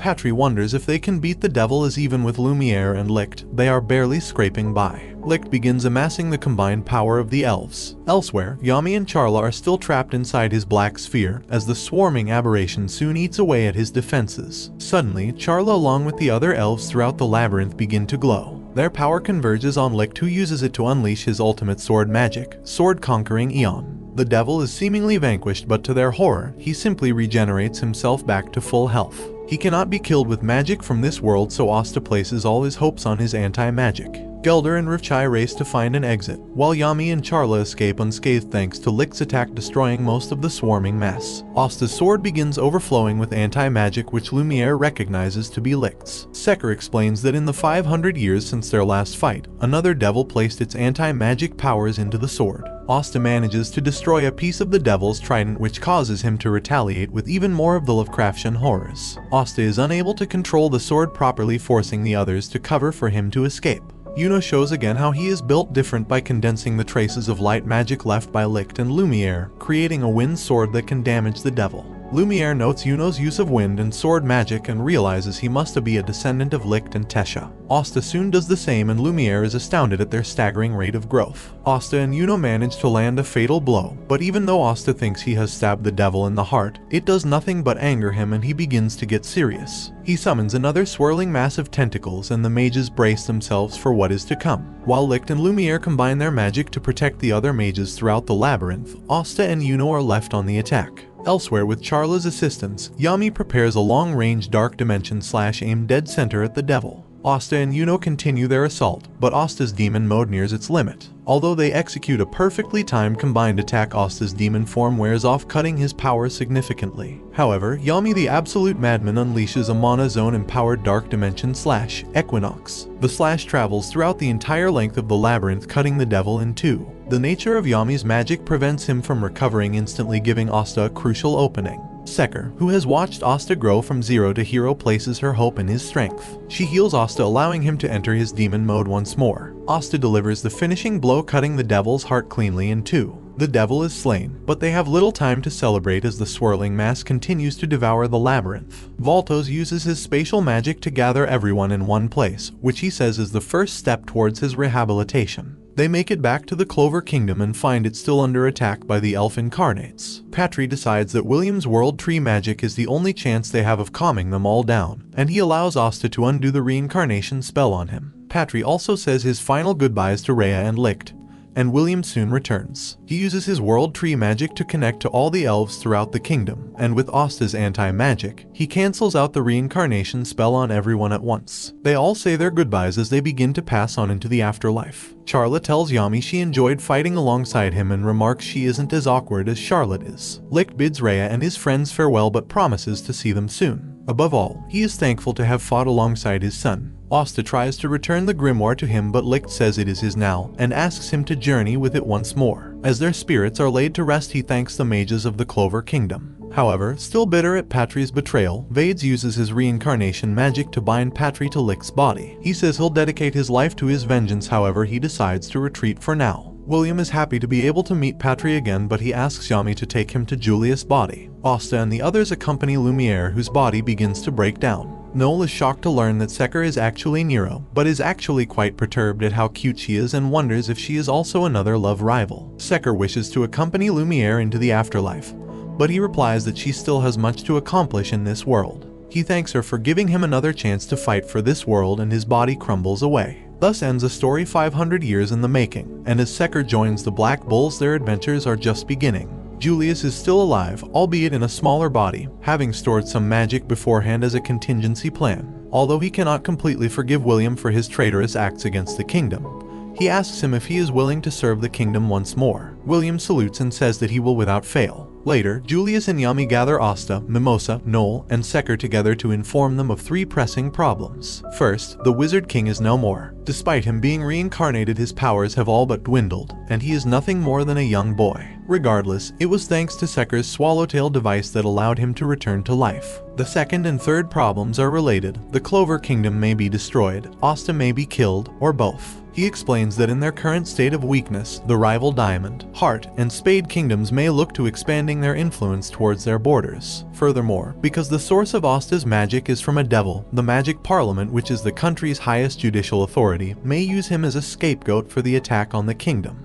Elsewhere, Augustus thanks Sek for saving him even if it was through sheer luck. Anti-monarchist assassins attempt to kill Augustus, but he is saved by Damnatio, who also heads the Magic Parliament. A few days later, the Clover Kingdom is slowly rebuilt thanks to the efforts of the Magic Knights. Asta and Seker are summoned by the Magic Parliament to be interrogated about their involvement in the recent battle. Asta thinks they are reasonable, but he ends up being placed in handcuffs as soon as he and Seker enter. They are accused of colluding with the devil, and the nobles look on at them with distrust. When Asta testifies that the Magic Knights were only possessed into doing evil, Damnatio asks him to provide proof of the devil's existence. Seker keeps Asta from revealing his demon form, but when Damnatio threatens to execute Marie on the spot, Asta transforms to save her. News of Asta's arrest spreads throughout the kingdom, and many are appalled. Vades, Gelder, and Rufchai, who are currently doing community service, are ecstatic and celebrate the occasion. Jack attacks and tells them to get back to work. Asta's explanations fall on deaf ears, and the gallery continues to be hostile on account of his demonic-like appearance and peasant heritage. Damnatio threatens to go after the church in Hage if he does not give himself up, and says that no matter what he does, nobody will save him. But to everyone's surprise, there's one group both stupid and audacious enough to try it, the Black Bulls. They bust into the courtroom to rescue Asta, but Ghosh attacks him because he was holding Marie. Seker is touched that Yami invites her into the Black Bulls, and the others are also in total agreement. He throws a robe over her shoulders, making her membership official. Yami tries to go for Damnatio's head, but he is fortunately prevented from killing him by Nozel and Fugolian,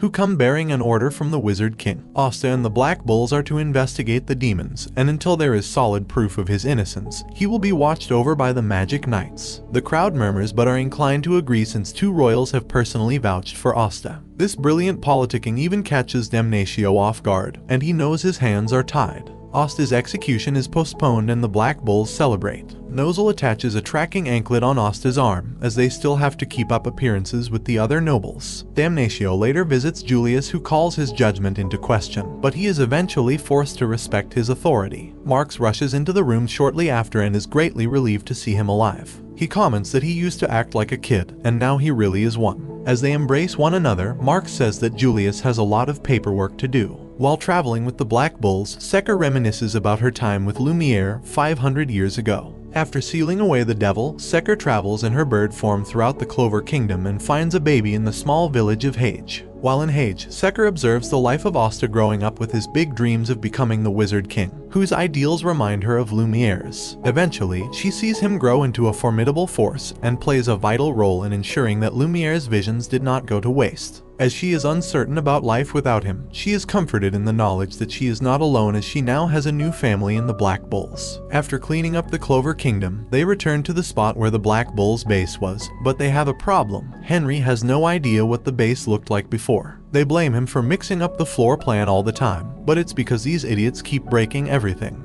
Asta suggests that they each give Henry a suggestion of what they want, and the others agree. While Henry looks over their suggested floor plans, Noel becomes jealous when she realizes that Asta and Seker once shared a room together. Yami hands Asta a net and tells him to go and catch the monsters that escaped from the dungeons. He says that they've been out for weeks and they likely went feral again. He tells the others to split up and find the 3 monsters while he goes to take a dump. In true Black Bulls fashion, none of them get any actual work done. Asta and Noel are left alone after Seker takes to the skies to search for the monsters, while Magna and Luck end up sparring with one another after so long. The 3 Gs, Ghosh, Gordon, and Gray, find the monsters in a corner of the forest, but Gordon and Gray cower behind Ghosh, preventing him from casting any magic. Charmy and Vanessa end up having a picnic, leaving only Finral wanting to get the job done. However, they are picked off one by one by the monsters, leaving them with slobber all over. Asta and the others worry about Yami, but they find him being cuddled instead. He explains that he first found them when they were babies right after their parents were killed.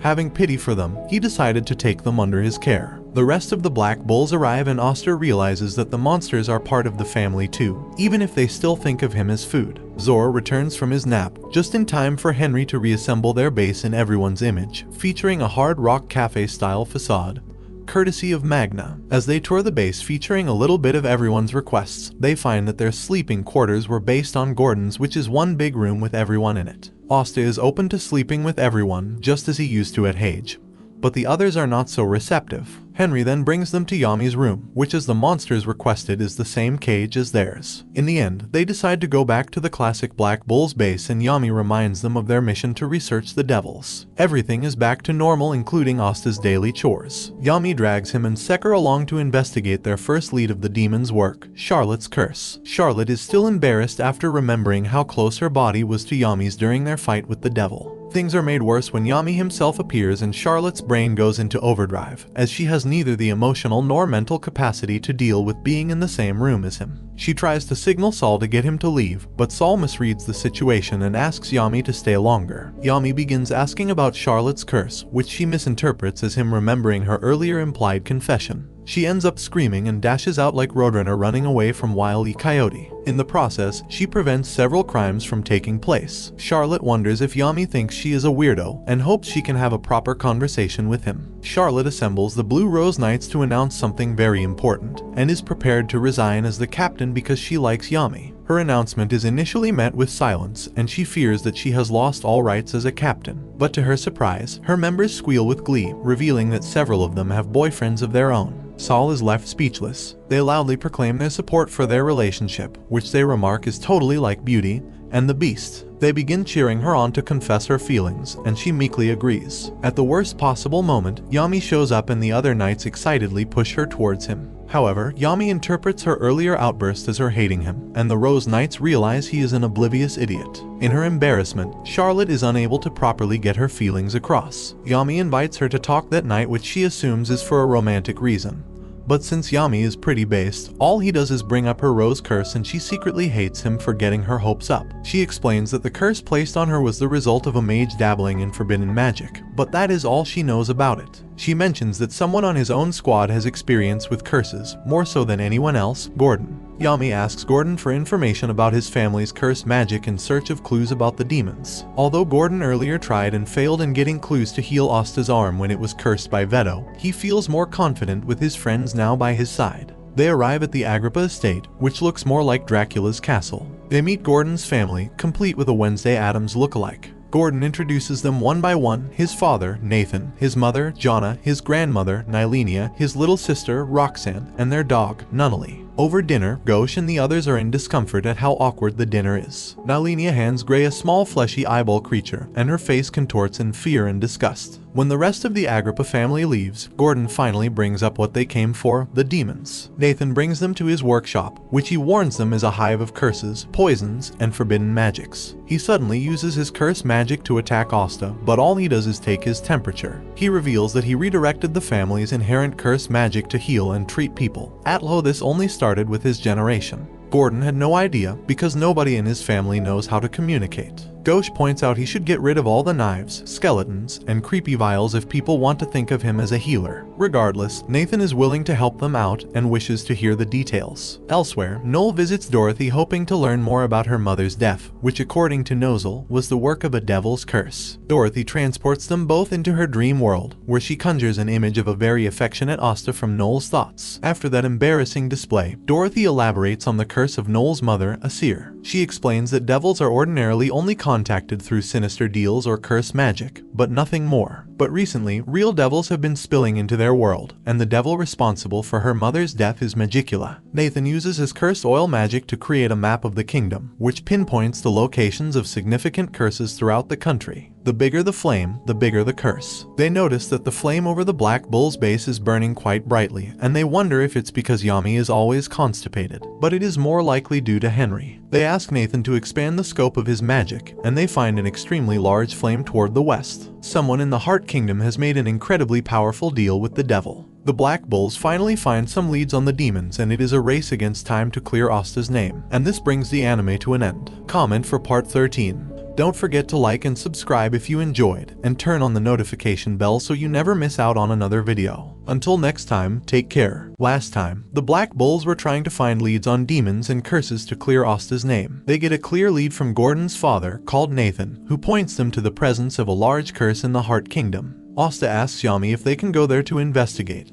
But there are too many barriers in the way, and if they are caught sneaking in, it would cause an international scandal. To circumvent this, they visit the Golden Dawn to seek out Mimosa, who has ties to a nobility student exchange program, and she agrees to put in an application for them. Meanwhile, Finral visits his brother Langris, who has mellowed down since his defeat. Finral declares he will become a man worthy of Finn's, but Langris pulls him aside. As soon as Finral sees two girls, he instantly hits on them. Langris points out that if he can't keep it in his pants, how is he supposed to be worthy of Finn's? The following day, using Yami's personal boat, Asta, Noel, Finral, and Mimosa set sail for the Heart Kingdom. When they arrive at the Heart Kingdom, they are greeted by Gaja, a spirit guardian. The Heart Kingdom is a 1,200-year-old entity, a land of twisting waterways and trees that coexists peacefully with the citizens who inhabit it. The entire country is protected within the Queen's Mana Zone. Asta is suddenly kidnapped by the Queen and Mimosa is shocked by this betrayal. Finral helps them chase after him, but when Gaja stands in their way, Noel equips her Valkyrie dress. Gaja remarks that they are first and third stage mages, and he brandishes his unique rune lightning magic. He blasts them with an orbital laser of lightning. However, Finral moves them out of harm's way, allowing Noel to strike back with her water dragon. Meanwhile, Asta finds himself in a strange well surrounded by water knights. He meets the Queen of the Heart Kingdom, the water spirit Undyne. She has a need for his power and she begins drowning him.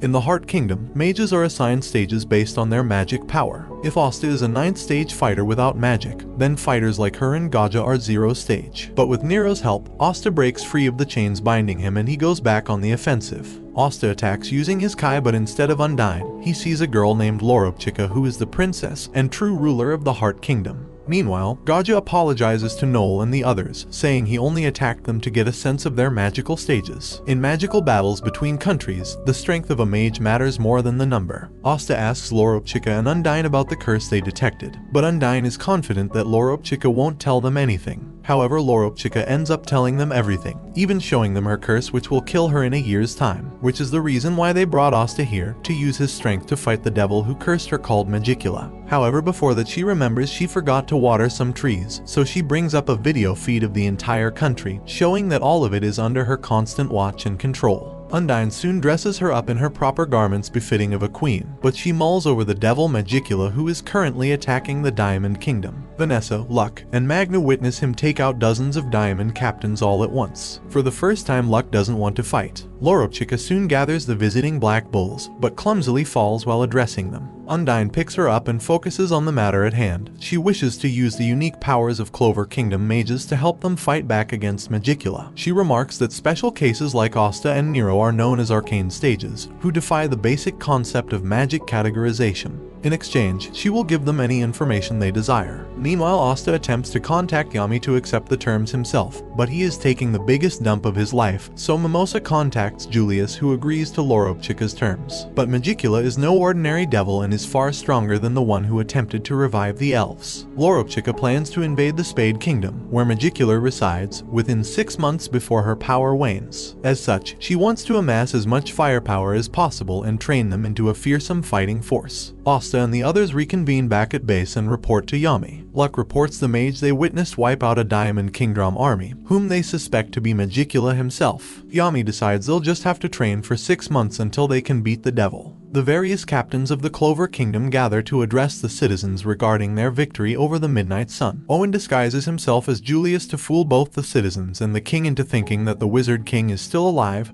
and definitely not a child. Augustus then takes the stage, with Sek now serving as his personal lackey. He gives his usual boring and megalomaniac address, but it is interrupted by Yami and Jack, once again fighting over petty reasons. The citizens murmur over their violence, including rumors about Asta being possessed by a devil. The captains gather into a meeting hall where Charlotte is embarrassed to be sitting next to Yami, but with his usual lack of tact, he guesses she is simply constipated, while Jack thinks she just needs to pee. Julius finally arrives escorted by Damnatio, whom Yami eyes uneasily. Julius then debriefs the captains on what Asta and the others have learned regarding Magicula, including the concept of magic stages and the need to bolster their strength. He plans to cooperate with Loropchika on her attack against the Spade Kingdom within 6 months, and asks the captains to train their subordinates the best they can. Vangeance and the other captains, guilty of their actions while possessed as elves, wish to hand in their resignations, but Julius reassures them that he trusts them all. He then brings in Gelder, the former Orca's captain. He offers to pardon him in exchange for his astute business sense, which will bring more money into the kingdom since repairs cost a lot. In addition, Julius wants to cut the salaries of the captains by half to help beef up their coffers. Everyone except Yami and Jack agree. The two poor captains drink their sorrows away, bitter that the salary cut doesn't affect nobles like Fugolian at all. They challenge Vangeance to a game of cards in hopes of earning some money back, but they are instead stripped of all they have.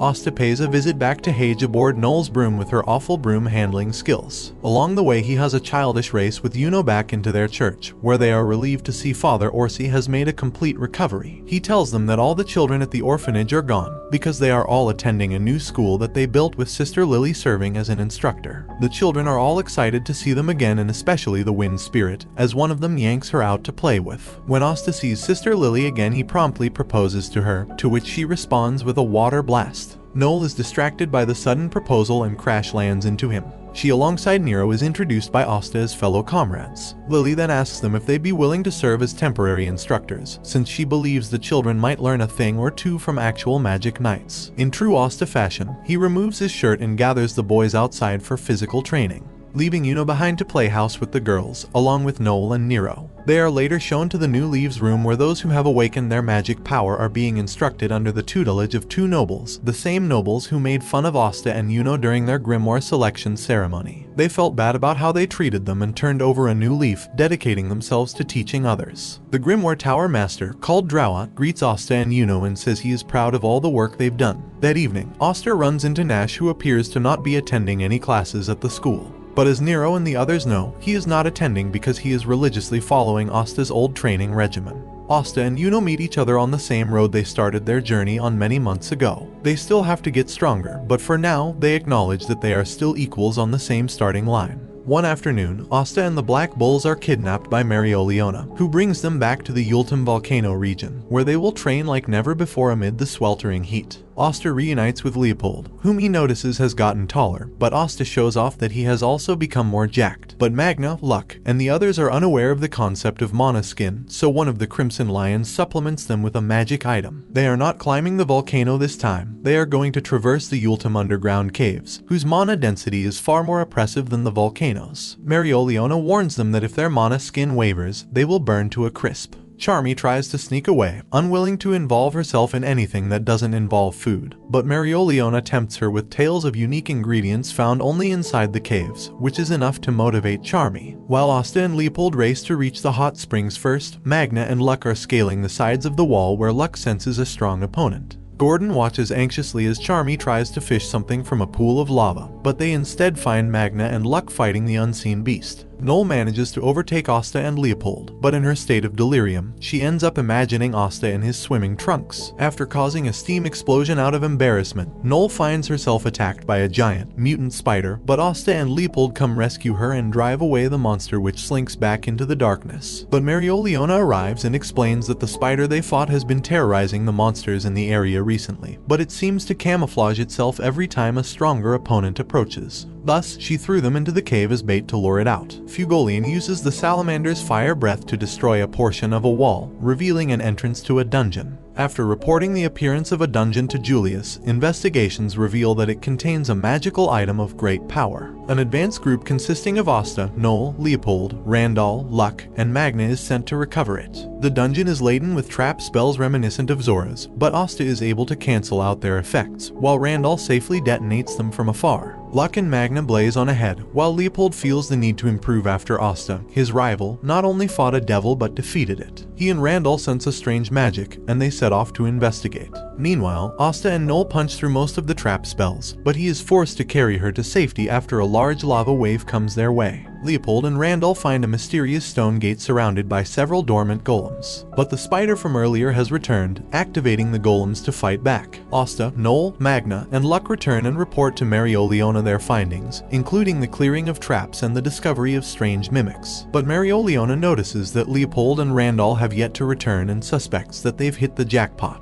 But the pair of lions is being pushed back by the golems, and their attacks seem to keep them only barely at bay. Randall reminds Leopold that he is one day going to lead the Crimson Lions, causing him to discover that he has far greater control of his magic than before. Asta and the others arrive to support him, but Leopold finishes it himself. Harnessing the mana around him, he blasts all the golems in a fiery inferno. Fugolian commends them for making it to the treasure room, while the Magic Knights have already begun to see the fruits of their training. Noel, in particular, notices that the water spell she cast was far more powerful than before. Asta and Leopold present the magic item they were tasked to retrieve to Marioliona, but she bonks them for burning it to cinders. She sends them back into the dungeon to scour every corner for something worthwhile to bring back. The others are allowed to relax in the hot springs, where Marioliona tells Noel that she is impressed with her progress, but she is still far from the warrior her mother was. The Black Bulls return home the next day and complain about Marioliona's Spartan training, and hope that they don't have to see her for a while. They joke that it would be funny if she were there waiting for them at their base. When they open their doors, Marioliona is waiting for them at their base. Marioliona brings them to the Crimson Lion's base, where they find that Mimosa and Kirsch were also invited. Fugolian says they have been summoned to perform a task that could decide the future of the kingdom. Enter Teresa, who is celebrating her 15th year as a sister. Their very important mission is to party for her sake. Teresa would have preferred something more low-key, but she could not turn Fugolian and Marioliona down when they also offered to feed the children. Among the children, Asta spies out Marie, but also sees a familiar-looking face. Teresa chastises a young boy, a magically de-aged gauche, for spying on Marie. Afterwards, Fugolian asks them to perform some party tricks for the occasion. Kirsch looks forward to doing a party trick full of his beauty, but Mimosa says that his whole existence is one big party trick. Mimosa and Noel perform their own routines, but surprisingly, it is Asta's plate routine that draws the biggest reaction from the kids. Teresa pressures Fugolian into performing one too, and left with no choice, he decides to pull an ace from his sleeve, boiling 3 separate eggs at different temperatures. The kids find this boring, so Marioliona performs her trick, picking them up by their heads and swinging them around.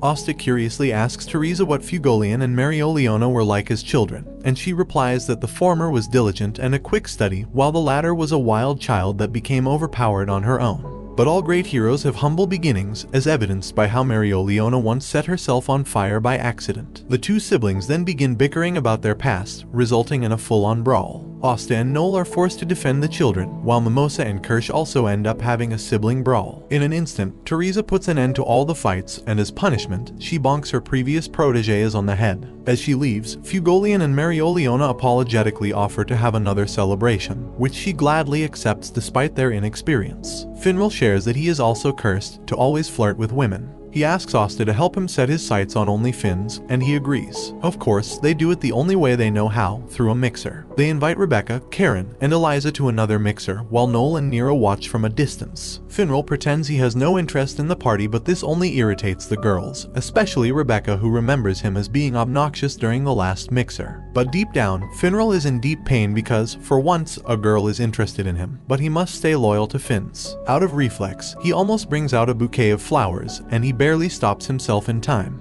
On the other side of the room, Sek is also having another mixer, and Noel feels seriously bad for the girls who agreed to see him. When he asks for more drinks, she blasts him with water. Asta and Luck begin hitting it off, and Finral is even more pained he can't join in. But for some reason Eliza thinks of him as her ideal partner. Meanwhile, Nero is actually getting work done as a barmaid, causing the barkeep to tear up because he has an employee that works for once. But Nero spies some curiously high-ranking Magic Knights, including a mixer between the Black Bulls and the Blue Rose Knights. Tully of the Blue Roses is trying to help Charlotte make some romantic progress with Yami by organizing a mixer. But when she sees how dense the man is, she is forced to take drastic measures. She gives her advice to be more aggressive and forward and, above all, to initiate physical contact, which Charlotte finds nearly impossible to do. However, over dinner, Charlotte's hand ends up touching Yami's as they both reach for a pepper shaker, so she freaks out and jumps out a window. Trying to resist Eliza's charms, Finral hears her in distress and rescues her, but miraculously he manages to stop himself from flirting.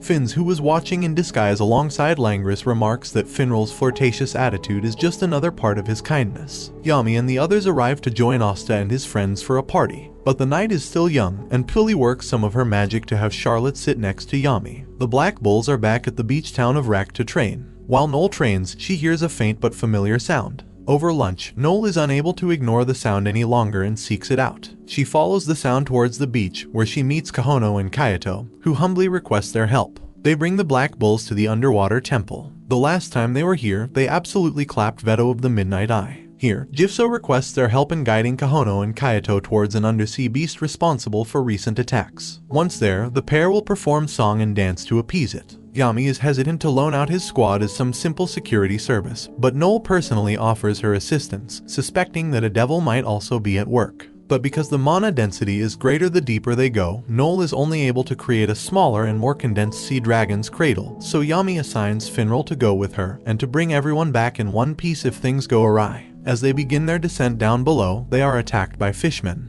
which easily pierce through Noel's cradle. Kahono and Kayato emerge from the bubble to fight back, and Finral immediately opens a portal to send Noel back. However, another attack pops their bubble and they both begin to drown. Noel manages not to panic, and taking a page from the Heart Kingdom, she harnesses the surrounding mana to augment her own, allowing her to form personal cradles for her allies, far stronger than before. They continue their journey until they come across a mighty kraken, but Noel's Valkyrie dress dispatches it with ease. They eventually reach an underground ruin, where they encounter the massive Sea Guardian. Kahono and Kayato manage to calm it, revealing that it was nursing its young, whose sound Noel recognizes from before. When it touches her, she is shown a memory of her mother, who came to visit this same place many years ago. As they return to the surface, Kahono and Kayato thank them for their help, while Yami reminds Finral that he trusts him since he has his own way of fighting. As they head off to prepare a barbecue with the meat they brought back, Noel silently resolves to become stronger and to surpass her mother. Training to defeat the devil is hard work, and eating grilled kraken is also part of that training.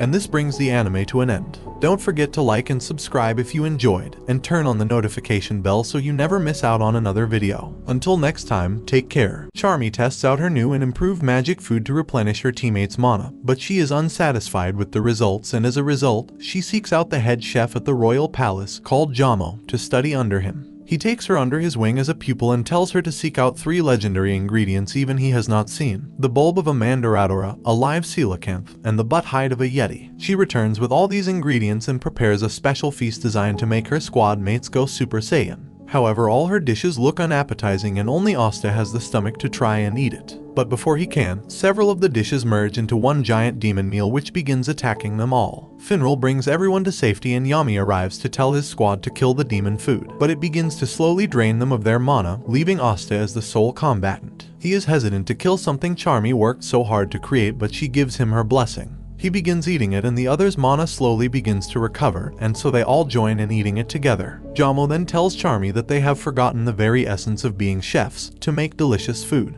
After losing a spar against Asta, Gordon realizes he has weakened. He leaves a note behind for his squad not to look for him and ventures out into the poison forest, just outside the witch's domain. He decides to start training alone just as he did in the past to regain his strength. But his pack is soon stolen by a gang of monkeys, and after 3 days he has weakened even more. He wonders if his friends are thinking about him when he encounters a giant wolf. However, his magic has lost its edge and he is severely injured. He gathers the wooden dolls of the Black Bulls and runs away. Meanwhile, Yami sees a note on a table and tells the bulls that they have to go as soon as possible. The wolves soon find Gordon and he attempts to fight back, but he soon realizes that the wolf was only defending its young. He apologizes and the wolves lead him out of the forest. When he arrives back at the Black Bull's base, he finds it empty and assumes everyone is out looking for him. In reality, Yami took everyone out to a restaurant running a 90% off sale. They never even noticed he was gone. In a flashback, Zara is given flowers by a florist who admires him for being a magic knight. Back in the present, Zora trains on his own after Yami's 3 magic beasts escape.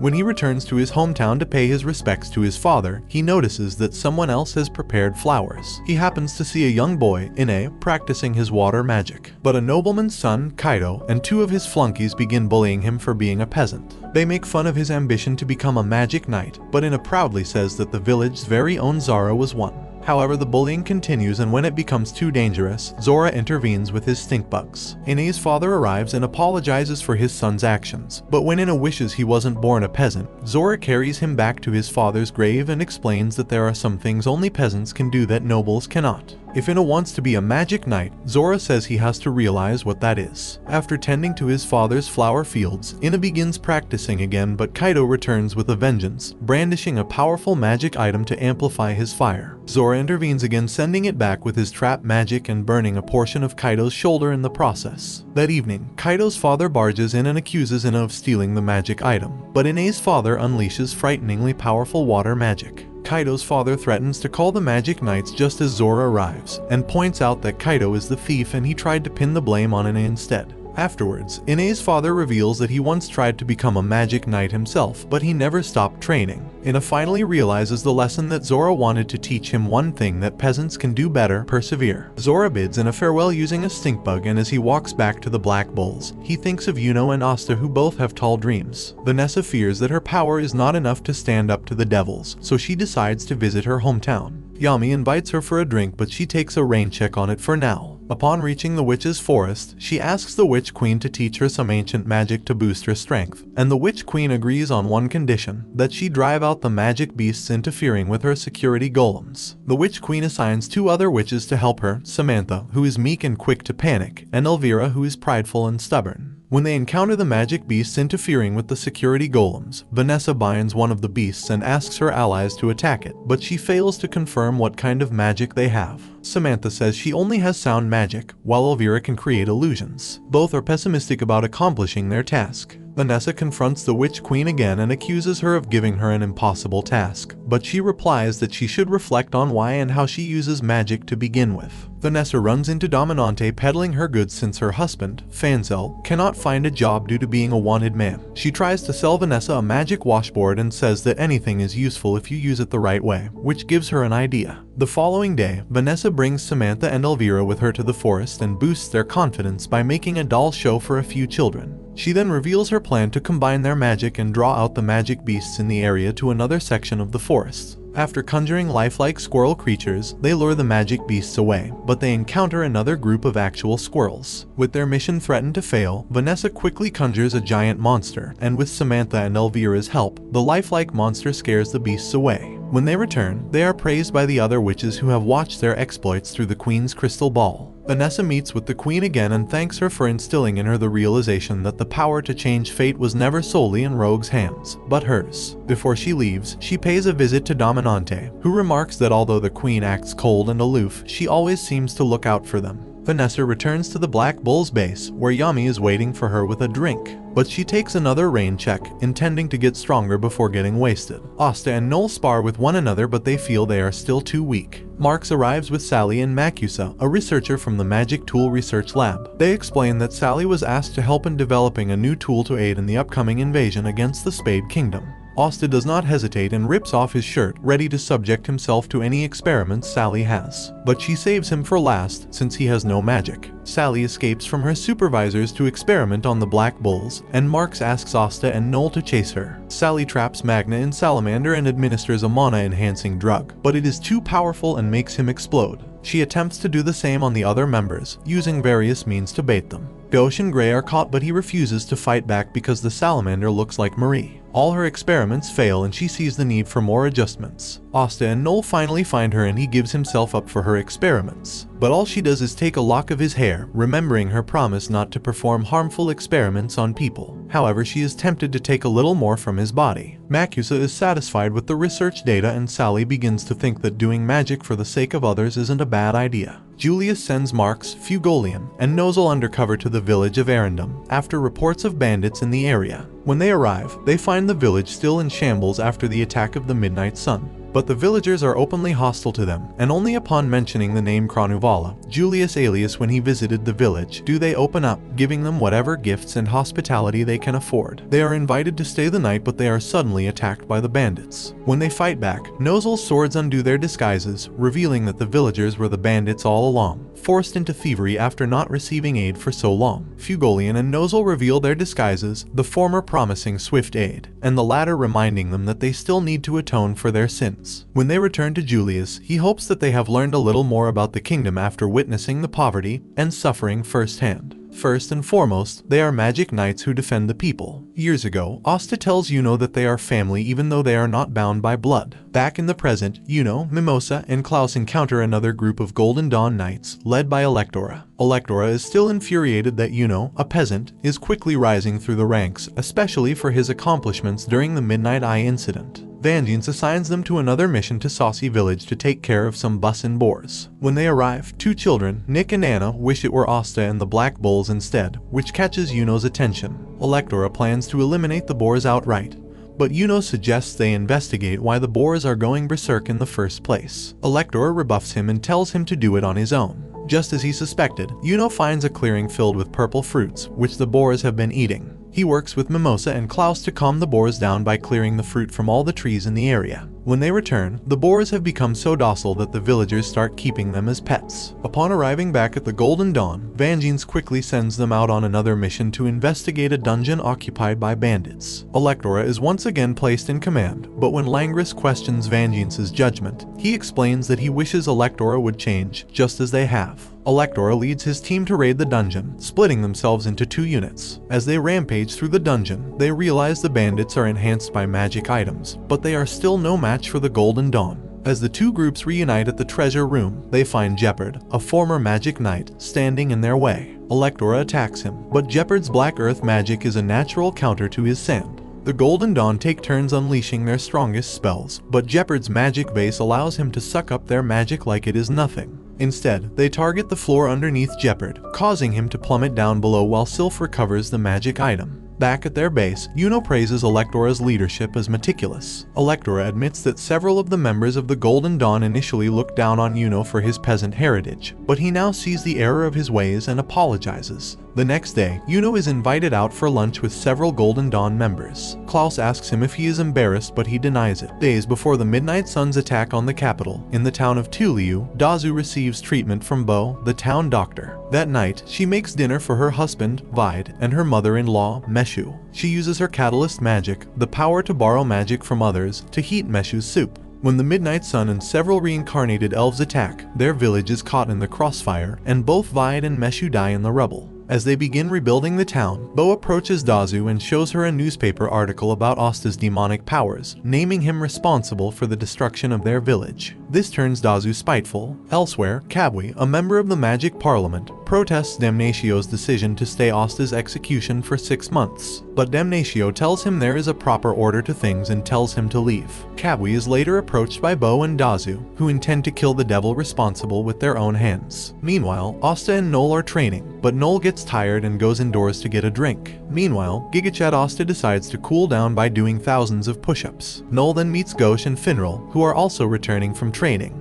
Gauche plans to visit his sister in Neen, but first decides to take a shower. But in Neen, Marie is kidnapped by the Devil Banishers, a group dedicated to the destruction of the devils. Nij, the townspeople, and the children all try to rescue Marie, but they are overpowered. Gauche senses that an angel has called out to him and asks Finral to take him to Neen. Meanwhile, Asta loses count of his 10,000 push-ups and decides to start from the beginning. He is distracted by Bo, who pretends to stumble out of the bushes. He rushes to her aid, but she uses a sedative gas to knock him and Nero out. However, Asta's gains aren't just for show and he manages to put up a fight. Noel arrives to help him out, but they manage to fight back and escape. Noel equips her Valkyrie dress and chases after them, and her water bolts successfully stop them from taking Asta. However, Nero is taken. As she tends to Asta, Gauche is horrified to discover that Marie was taken. Kabwi and his team return to Bao's house, with both teams having secured Marie and Nero. Although they failed to retrieve Asta, they know he will not awaken for a long time. Gordon and Noel bring Asta to Owen, who confirms that Asta is alive but asleep due to the powerful effects of a sleeping potion. Yami drags Marks in to confirm Asta's condition and to peer into his memories of the attack. Meanwhile, Ghosh angrily blames Teresa for being absent when Marie is taken away. He interrogates Nij about what happened, and upon his mentioning of scales, Ghosh instantly suspects Damnatio. Asta's memories reveal little, but they learn that the Devil Banishers have comparatively weak magic.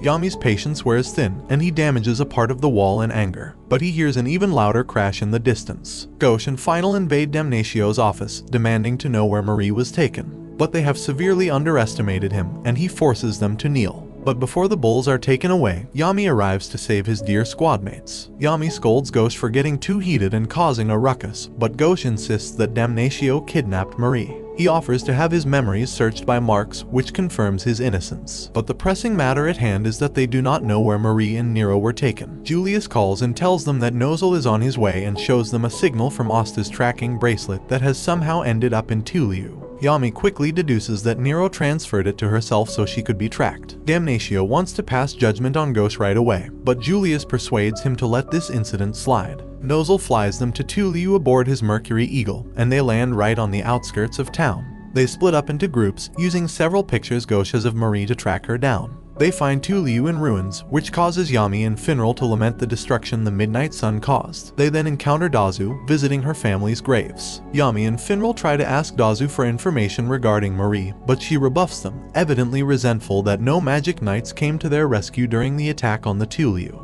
Noel and Nozel also have trouble finding information for the same reason, while Ghosh and Gordon similarly alienate the villagers with their demeanor and appearance. Dazu returns to Bao's house to inform them that the magic knights are on their trail, and they wonder how they were tracked. It is then that they discover the tracker within Nero. They plan to destroy it, but Dazu has another idea. The magic knights regroup outside of town to share their findings, but they notice the tracking signal moving at high speeds. Nozel, Noel, and Ghosh take Finral to chase it, while Yami and Gordon stay behind. The Devil Banishers express their discontent with the Magic Knights and consider executing Marie and Nero outright, but Dazu suggests that they keep them alive to lure out Asta, their true target. When Nozel's group finds the tracker, it is around the neck of a bird, infuriating Ghosh. Meanwhile, Bo embraces Dazu, whom she considers her light and reason for living. Asta finally wakes up and immediately tries to search for Nero, but Yami grabs him by the face to calm him down. Since they have no information at the moment, they can do nothing but wait for now. A meeting between Julius and the various knight captains is held to plan their next course of action. Damnatio admits that his subordinates were involved with the kidnapping and offers to provide any assistance necessary. He brings up files on the three involved: Kabwi, a user of transparency magic, Onobi, who uses barrier magic, and Siona, who can cast paper magic. Their magical abilities aren't particularly strong. Jack remarks that they're not even worth cutting up. When they learn that a sleeping potion was used to take down an excellent fighter like Asta, they suspect an excellent strategist is among them. Jack asks why they haven't executed Nero and Marie yet, and Damnatio replies that they might attempt to use them to set an example for their dissatisfaction with the kingdom. However, Julius tells them to be careful as there is a piece of a puzzle they are not seeing. Meanwhile, in the town of Lehart, a message from the Devil Banishers is scrawled on a wall, announcing the executions of Nero and Marie. Their lives hang in the balance, and this brings the anime to an end. Comment for part 15. Don't forget to like and subscribe if you enjoyed, and turn on the notification bell so you never miss out on another video. Until next time, take care. Marie awakens to find herself and Nero in chains, while the Devil Banishers prepare to move their plan forward. The following day, in the town of Lehart, a large mob gathers to watch the executions of Marie and Nero. A team consisting of several Magic Knight squads is standing by, ready to execute their rescue operation. Ghosh and Asta are impatient and want to go right away, but Yami holds them down. Crucially, Damnatio asks that Asta not use his devil powers to prevent further panic. Vanessa is approached by one of the Devil Banishers, who threatens to kill their friends immediately if they do not follow them. Left with no choice, she complies and is led away. As noon strikes, the Devil Banishers appear out of thin air and present Marie and Nero to the roaring mob. They threaten to execute them if Asta does not give himself up. Asta appears and approaches them, but he is asked to give up his grimoire. As they lower their guard, the real Asta appears from above to destroy their magic barrier, the other Asta having been Grey in disguise. Finral attempts to rescue Marie and Nero, but Siona drives him off. The other magic knights join the fray to capture the Devil Banishers. The Devil Banishers retreat, and Asta chases after them. Meanwhile, Vanessa turns on the Banishers, but they have fulfilled their plan to lure her, who has the power to control fate, away from the stage. Vanessa is horrified when they burn themselves alive. Asta finds the Devil Banishers, but they threaten him to give up his grimoire or they will kill Marie and Nero. Asta complies, but when Kabwe wants to kill him immediately, the other cultists oppose him. Asta fights back, and when Siona attempts to cut him down, Yuno comes to his rescue. Realizing they are fighting a losing battle, the Devil Banishers retreat. Yuno reminds Asta that he still has his magic, never giving up. Asta breaks free of his handcuffs with his brute strength. Julius calls another meeting regarding their operation, and Damnatio apologizes for his subordinates' actions. Memories retrieved from one of the members reveal that they were simply paid to be banishers. A panicked messenger bursts in and gives them an audio recording from Kabwe. The Devil Banishers do not want to kill the devils at all, they want to harness their power. They are the Devil Believers. Hours earlier, the Devil Banishers gathered at Bo's house to treat Siona's wounds. Kabwe wants to kill Nero right away, but Dazu stops him. Suddenly, Siona writhes in pain and dies, and Onobi follows suit soon after. Kabwe realizes he has been betrayed, and Dazu explains that they do not wish to kill the devil, but take its power for themselves. They believe that if Asta, who has no magic, can make a pact with a devil to gain more power, then they, too, can become strong. She explains that as a child, she overheard her friends talking behind her back. They were only pretending to be her friends to suck up to the adults, but in truth, they find her catalyst magic weird and creepy. Kabwe contacts Damnatio in his final moments to inform them of what has happened. He apologizes for his actions and dies soon after. The Black Bulls are sent back to Tuliu to investigate, and they find the dead bodies of Damnatio's subordinates in the basement. Gordon deduces that the house belongs to someone with acute medical knowledge. They visit Maggie, an old lady whom Gordon befriended, and she says the house belongs to Bao, the town doctor. She reveals that she was also close friends with Dazu. When they inspect Dazu's ruined house, Noel finds a photograph of Dazu and her family. Despite Maggie saying their marriage was a happy one, Dazu's face says something entirely different. Yami wonders why a girl whose family died due to devils would start worshipping one. When they report this information to Julius, they suspect that the believers plan to hand Nero and Asta's grimoire over to the Spade Kingdom and form a contract with Magicula. They are sent to investigate the far reaches of the Forsaken Realm to search for them. However, days pass without any solid leads, and they find it strange that in every village they visit, several villagers have disappeared. Asta, Noel, and Magna overhear a boy rushing to join the Devil Believers in hope of curing his leg, throwing his mother off in the process. Asta, Noel, and Magna find tracks left behind by the Believers, and Yami says that they will be bogged down in the Breed Mountains, which have dense mana fields and harsh weather. Asta and the others eventually catch up to them, but they are shocked to see they have been joined by hundreds of faithful followers. In a flashback, Dazu meets Bo by a bridge. Dazu is fascinated by Bo's skill as an apothecary and begins visiting her regularly. Dazu, Bo, and the other believers lead their new followers through the mountains, where they plan to cross to reach the Spade Kingdom. Nero warns them that trying to cross through the dense region between the two kingdoms is tantamount to suicide, but they reply that they will take any chance at all. With their communications down, Magna takes his crazy cyclone to call for reinforcements, and he tells Asta and Noel to stay put. As soon as he leaves, Asta climbs the side of the mountain, eager to save Nero as soon as possible. Noel asks what his plan is, and he says that if he has a proper conversation with them, they might be able to understand each other. She then uses her Valkyrie dress and helps him ascend the mountain. Dazu and Bo hold hands while overlooking the sunset, remarking that it is just like the time they first met. As they prepare to venture into the magic region, Asta drops in from above. He is revered by the followers as an icon of the devil. He confronts Dazu and Bo and appeals for them to release Nero, since they are unlikely to survive the journey through the magic zone. They know this, but they want to try anyway. Dazu shares how she was ridiculed from the very beginning due to her low magic power and expects Asta to know the same feeling. He tries to remind her of her husband and mother-in-law as people who have accepted her, but she replies that they are no different. Noel asks them what they plan to do in the Spade Kingdom, and they reply that they intend to gain the devil's powers and exact their revenge on the Clover Kingdom. Asta says that even though he had no mana, he strove to serve the kingdom and never despised it. Dazu admires him for this, but they are already hell-bent on their revenge. Asta offers himself in exchange for Nero's freedom, but they are betrayed, as they believe having more gifts for the Spade Kingdom would reap greater rewards. As they approach the border of the magic zone, a flaming star streaks across the horizon. Yami and Magna have arrived.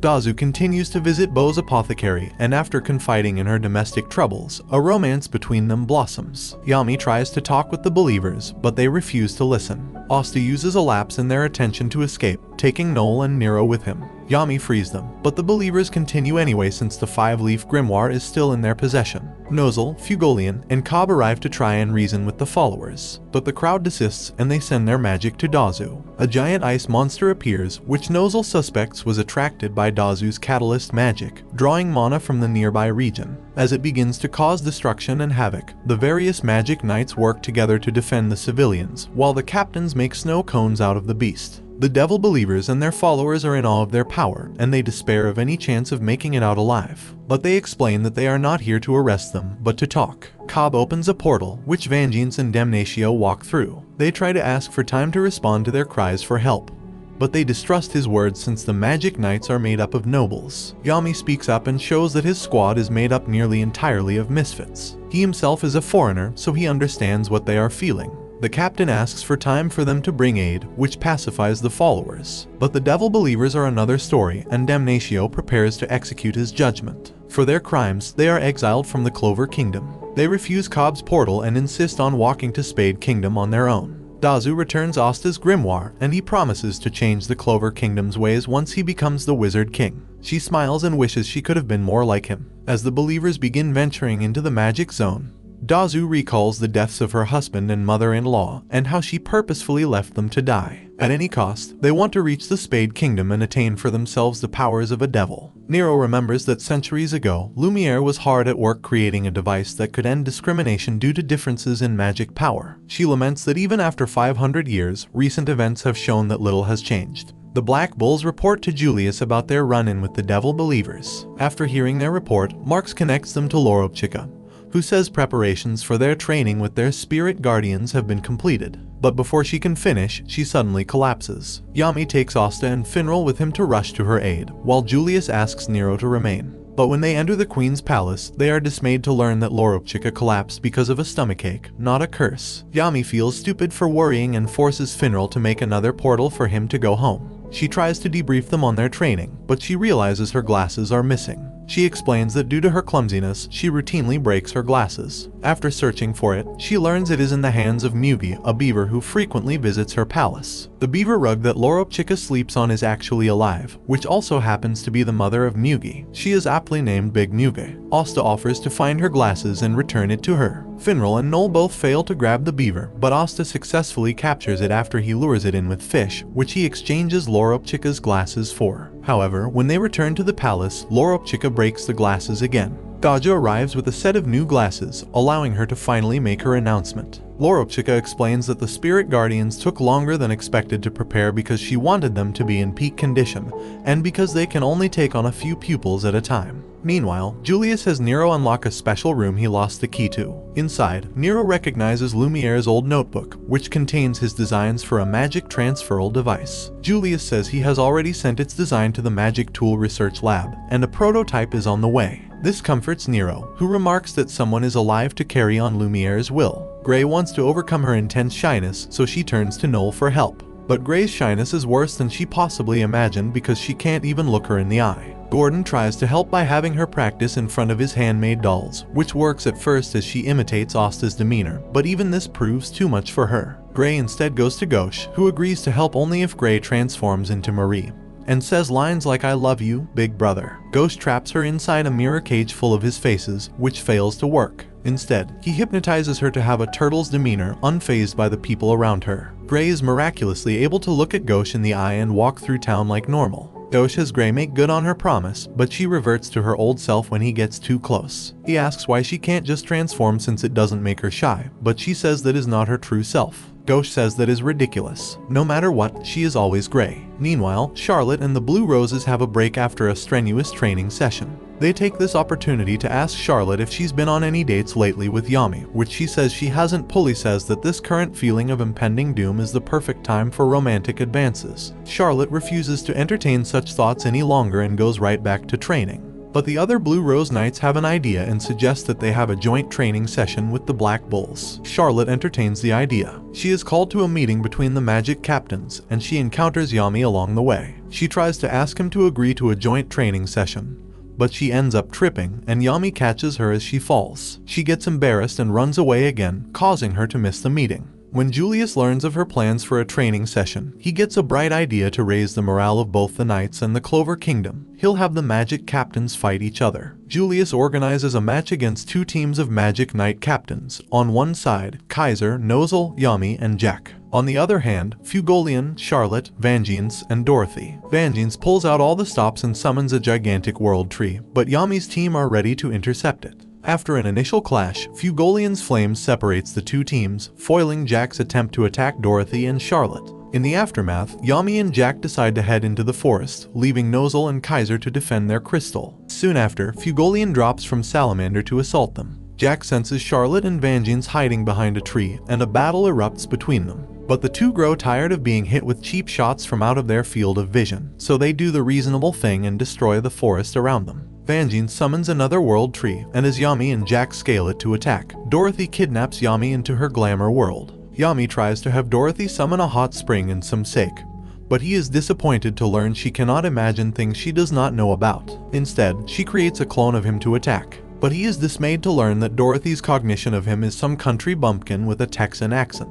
Meanwhile, Nozel traps Fugolian and his salamander within a silver star of execution, augmented by Kaiser's vortex magic. Kaiser wants to get back at Fugolian since, even when he was enhanced by the elves, he could not beat him one-on-one. Fugolian turns up the heat, slowly melting away at the cage. He causes a steam explosion underneath them, evaporating the entire lake. He manages to land a blow on their crystal, and Nozel is forced to fall back. Nozel survives an attack by Vangeance thanks to Kaiser's help, and with Jack's help, they attempt to mount a counterattack against the remaining captains. They combine their magic to crush Fugolian, but the Crimson Lion's captain announces to those watching that there is nothing his flames cannot burn. Meanwhile, Yami defeats a clone of himself, but Dorothy simply summons several more. He is suddenly hit by the glamour world's drowsiness effects, but he manages to keep himself standing. He decides to just exceed his limits and performs his Dark Cloak Dimension / Equinox, cutting through both the clones and the glamour world itself. Later, Julius praises the captains for an excellent fight, and finds it hilarious that Yami's attack destroyed both teams' crystals, ending the match in a draw.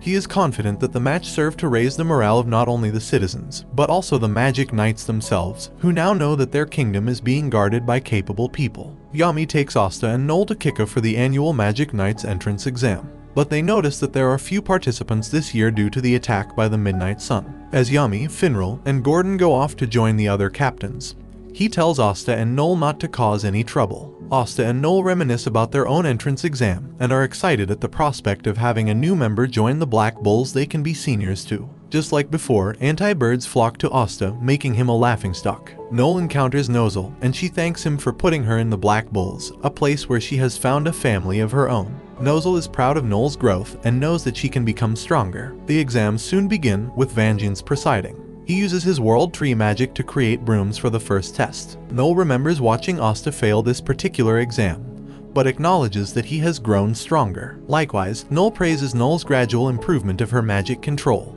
Asta notices Yuno watching the exam as well, suspecting that they both had the same idea of reigniting the reason they became Magic Knights. As the two reaffirm their promise to each other, they part ways. When the exam concludes, Asta and Noel eagerly ask if Yami recruited someone new. He says that he found someone interesting, but they chose to go somewhere else, which means Asta and Noel are still at the bottom of the barrel. They return back to base, where they have prepared a celebration for Asta and Noel's first anniversary of joining their squad. As Asta goes through the door, he and Yuno grasp at the sky. Although their paths have differed, their promise has always been the same, to become the Wizard King. And this brings the anime to an end.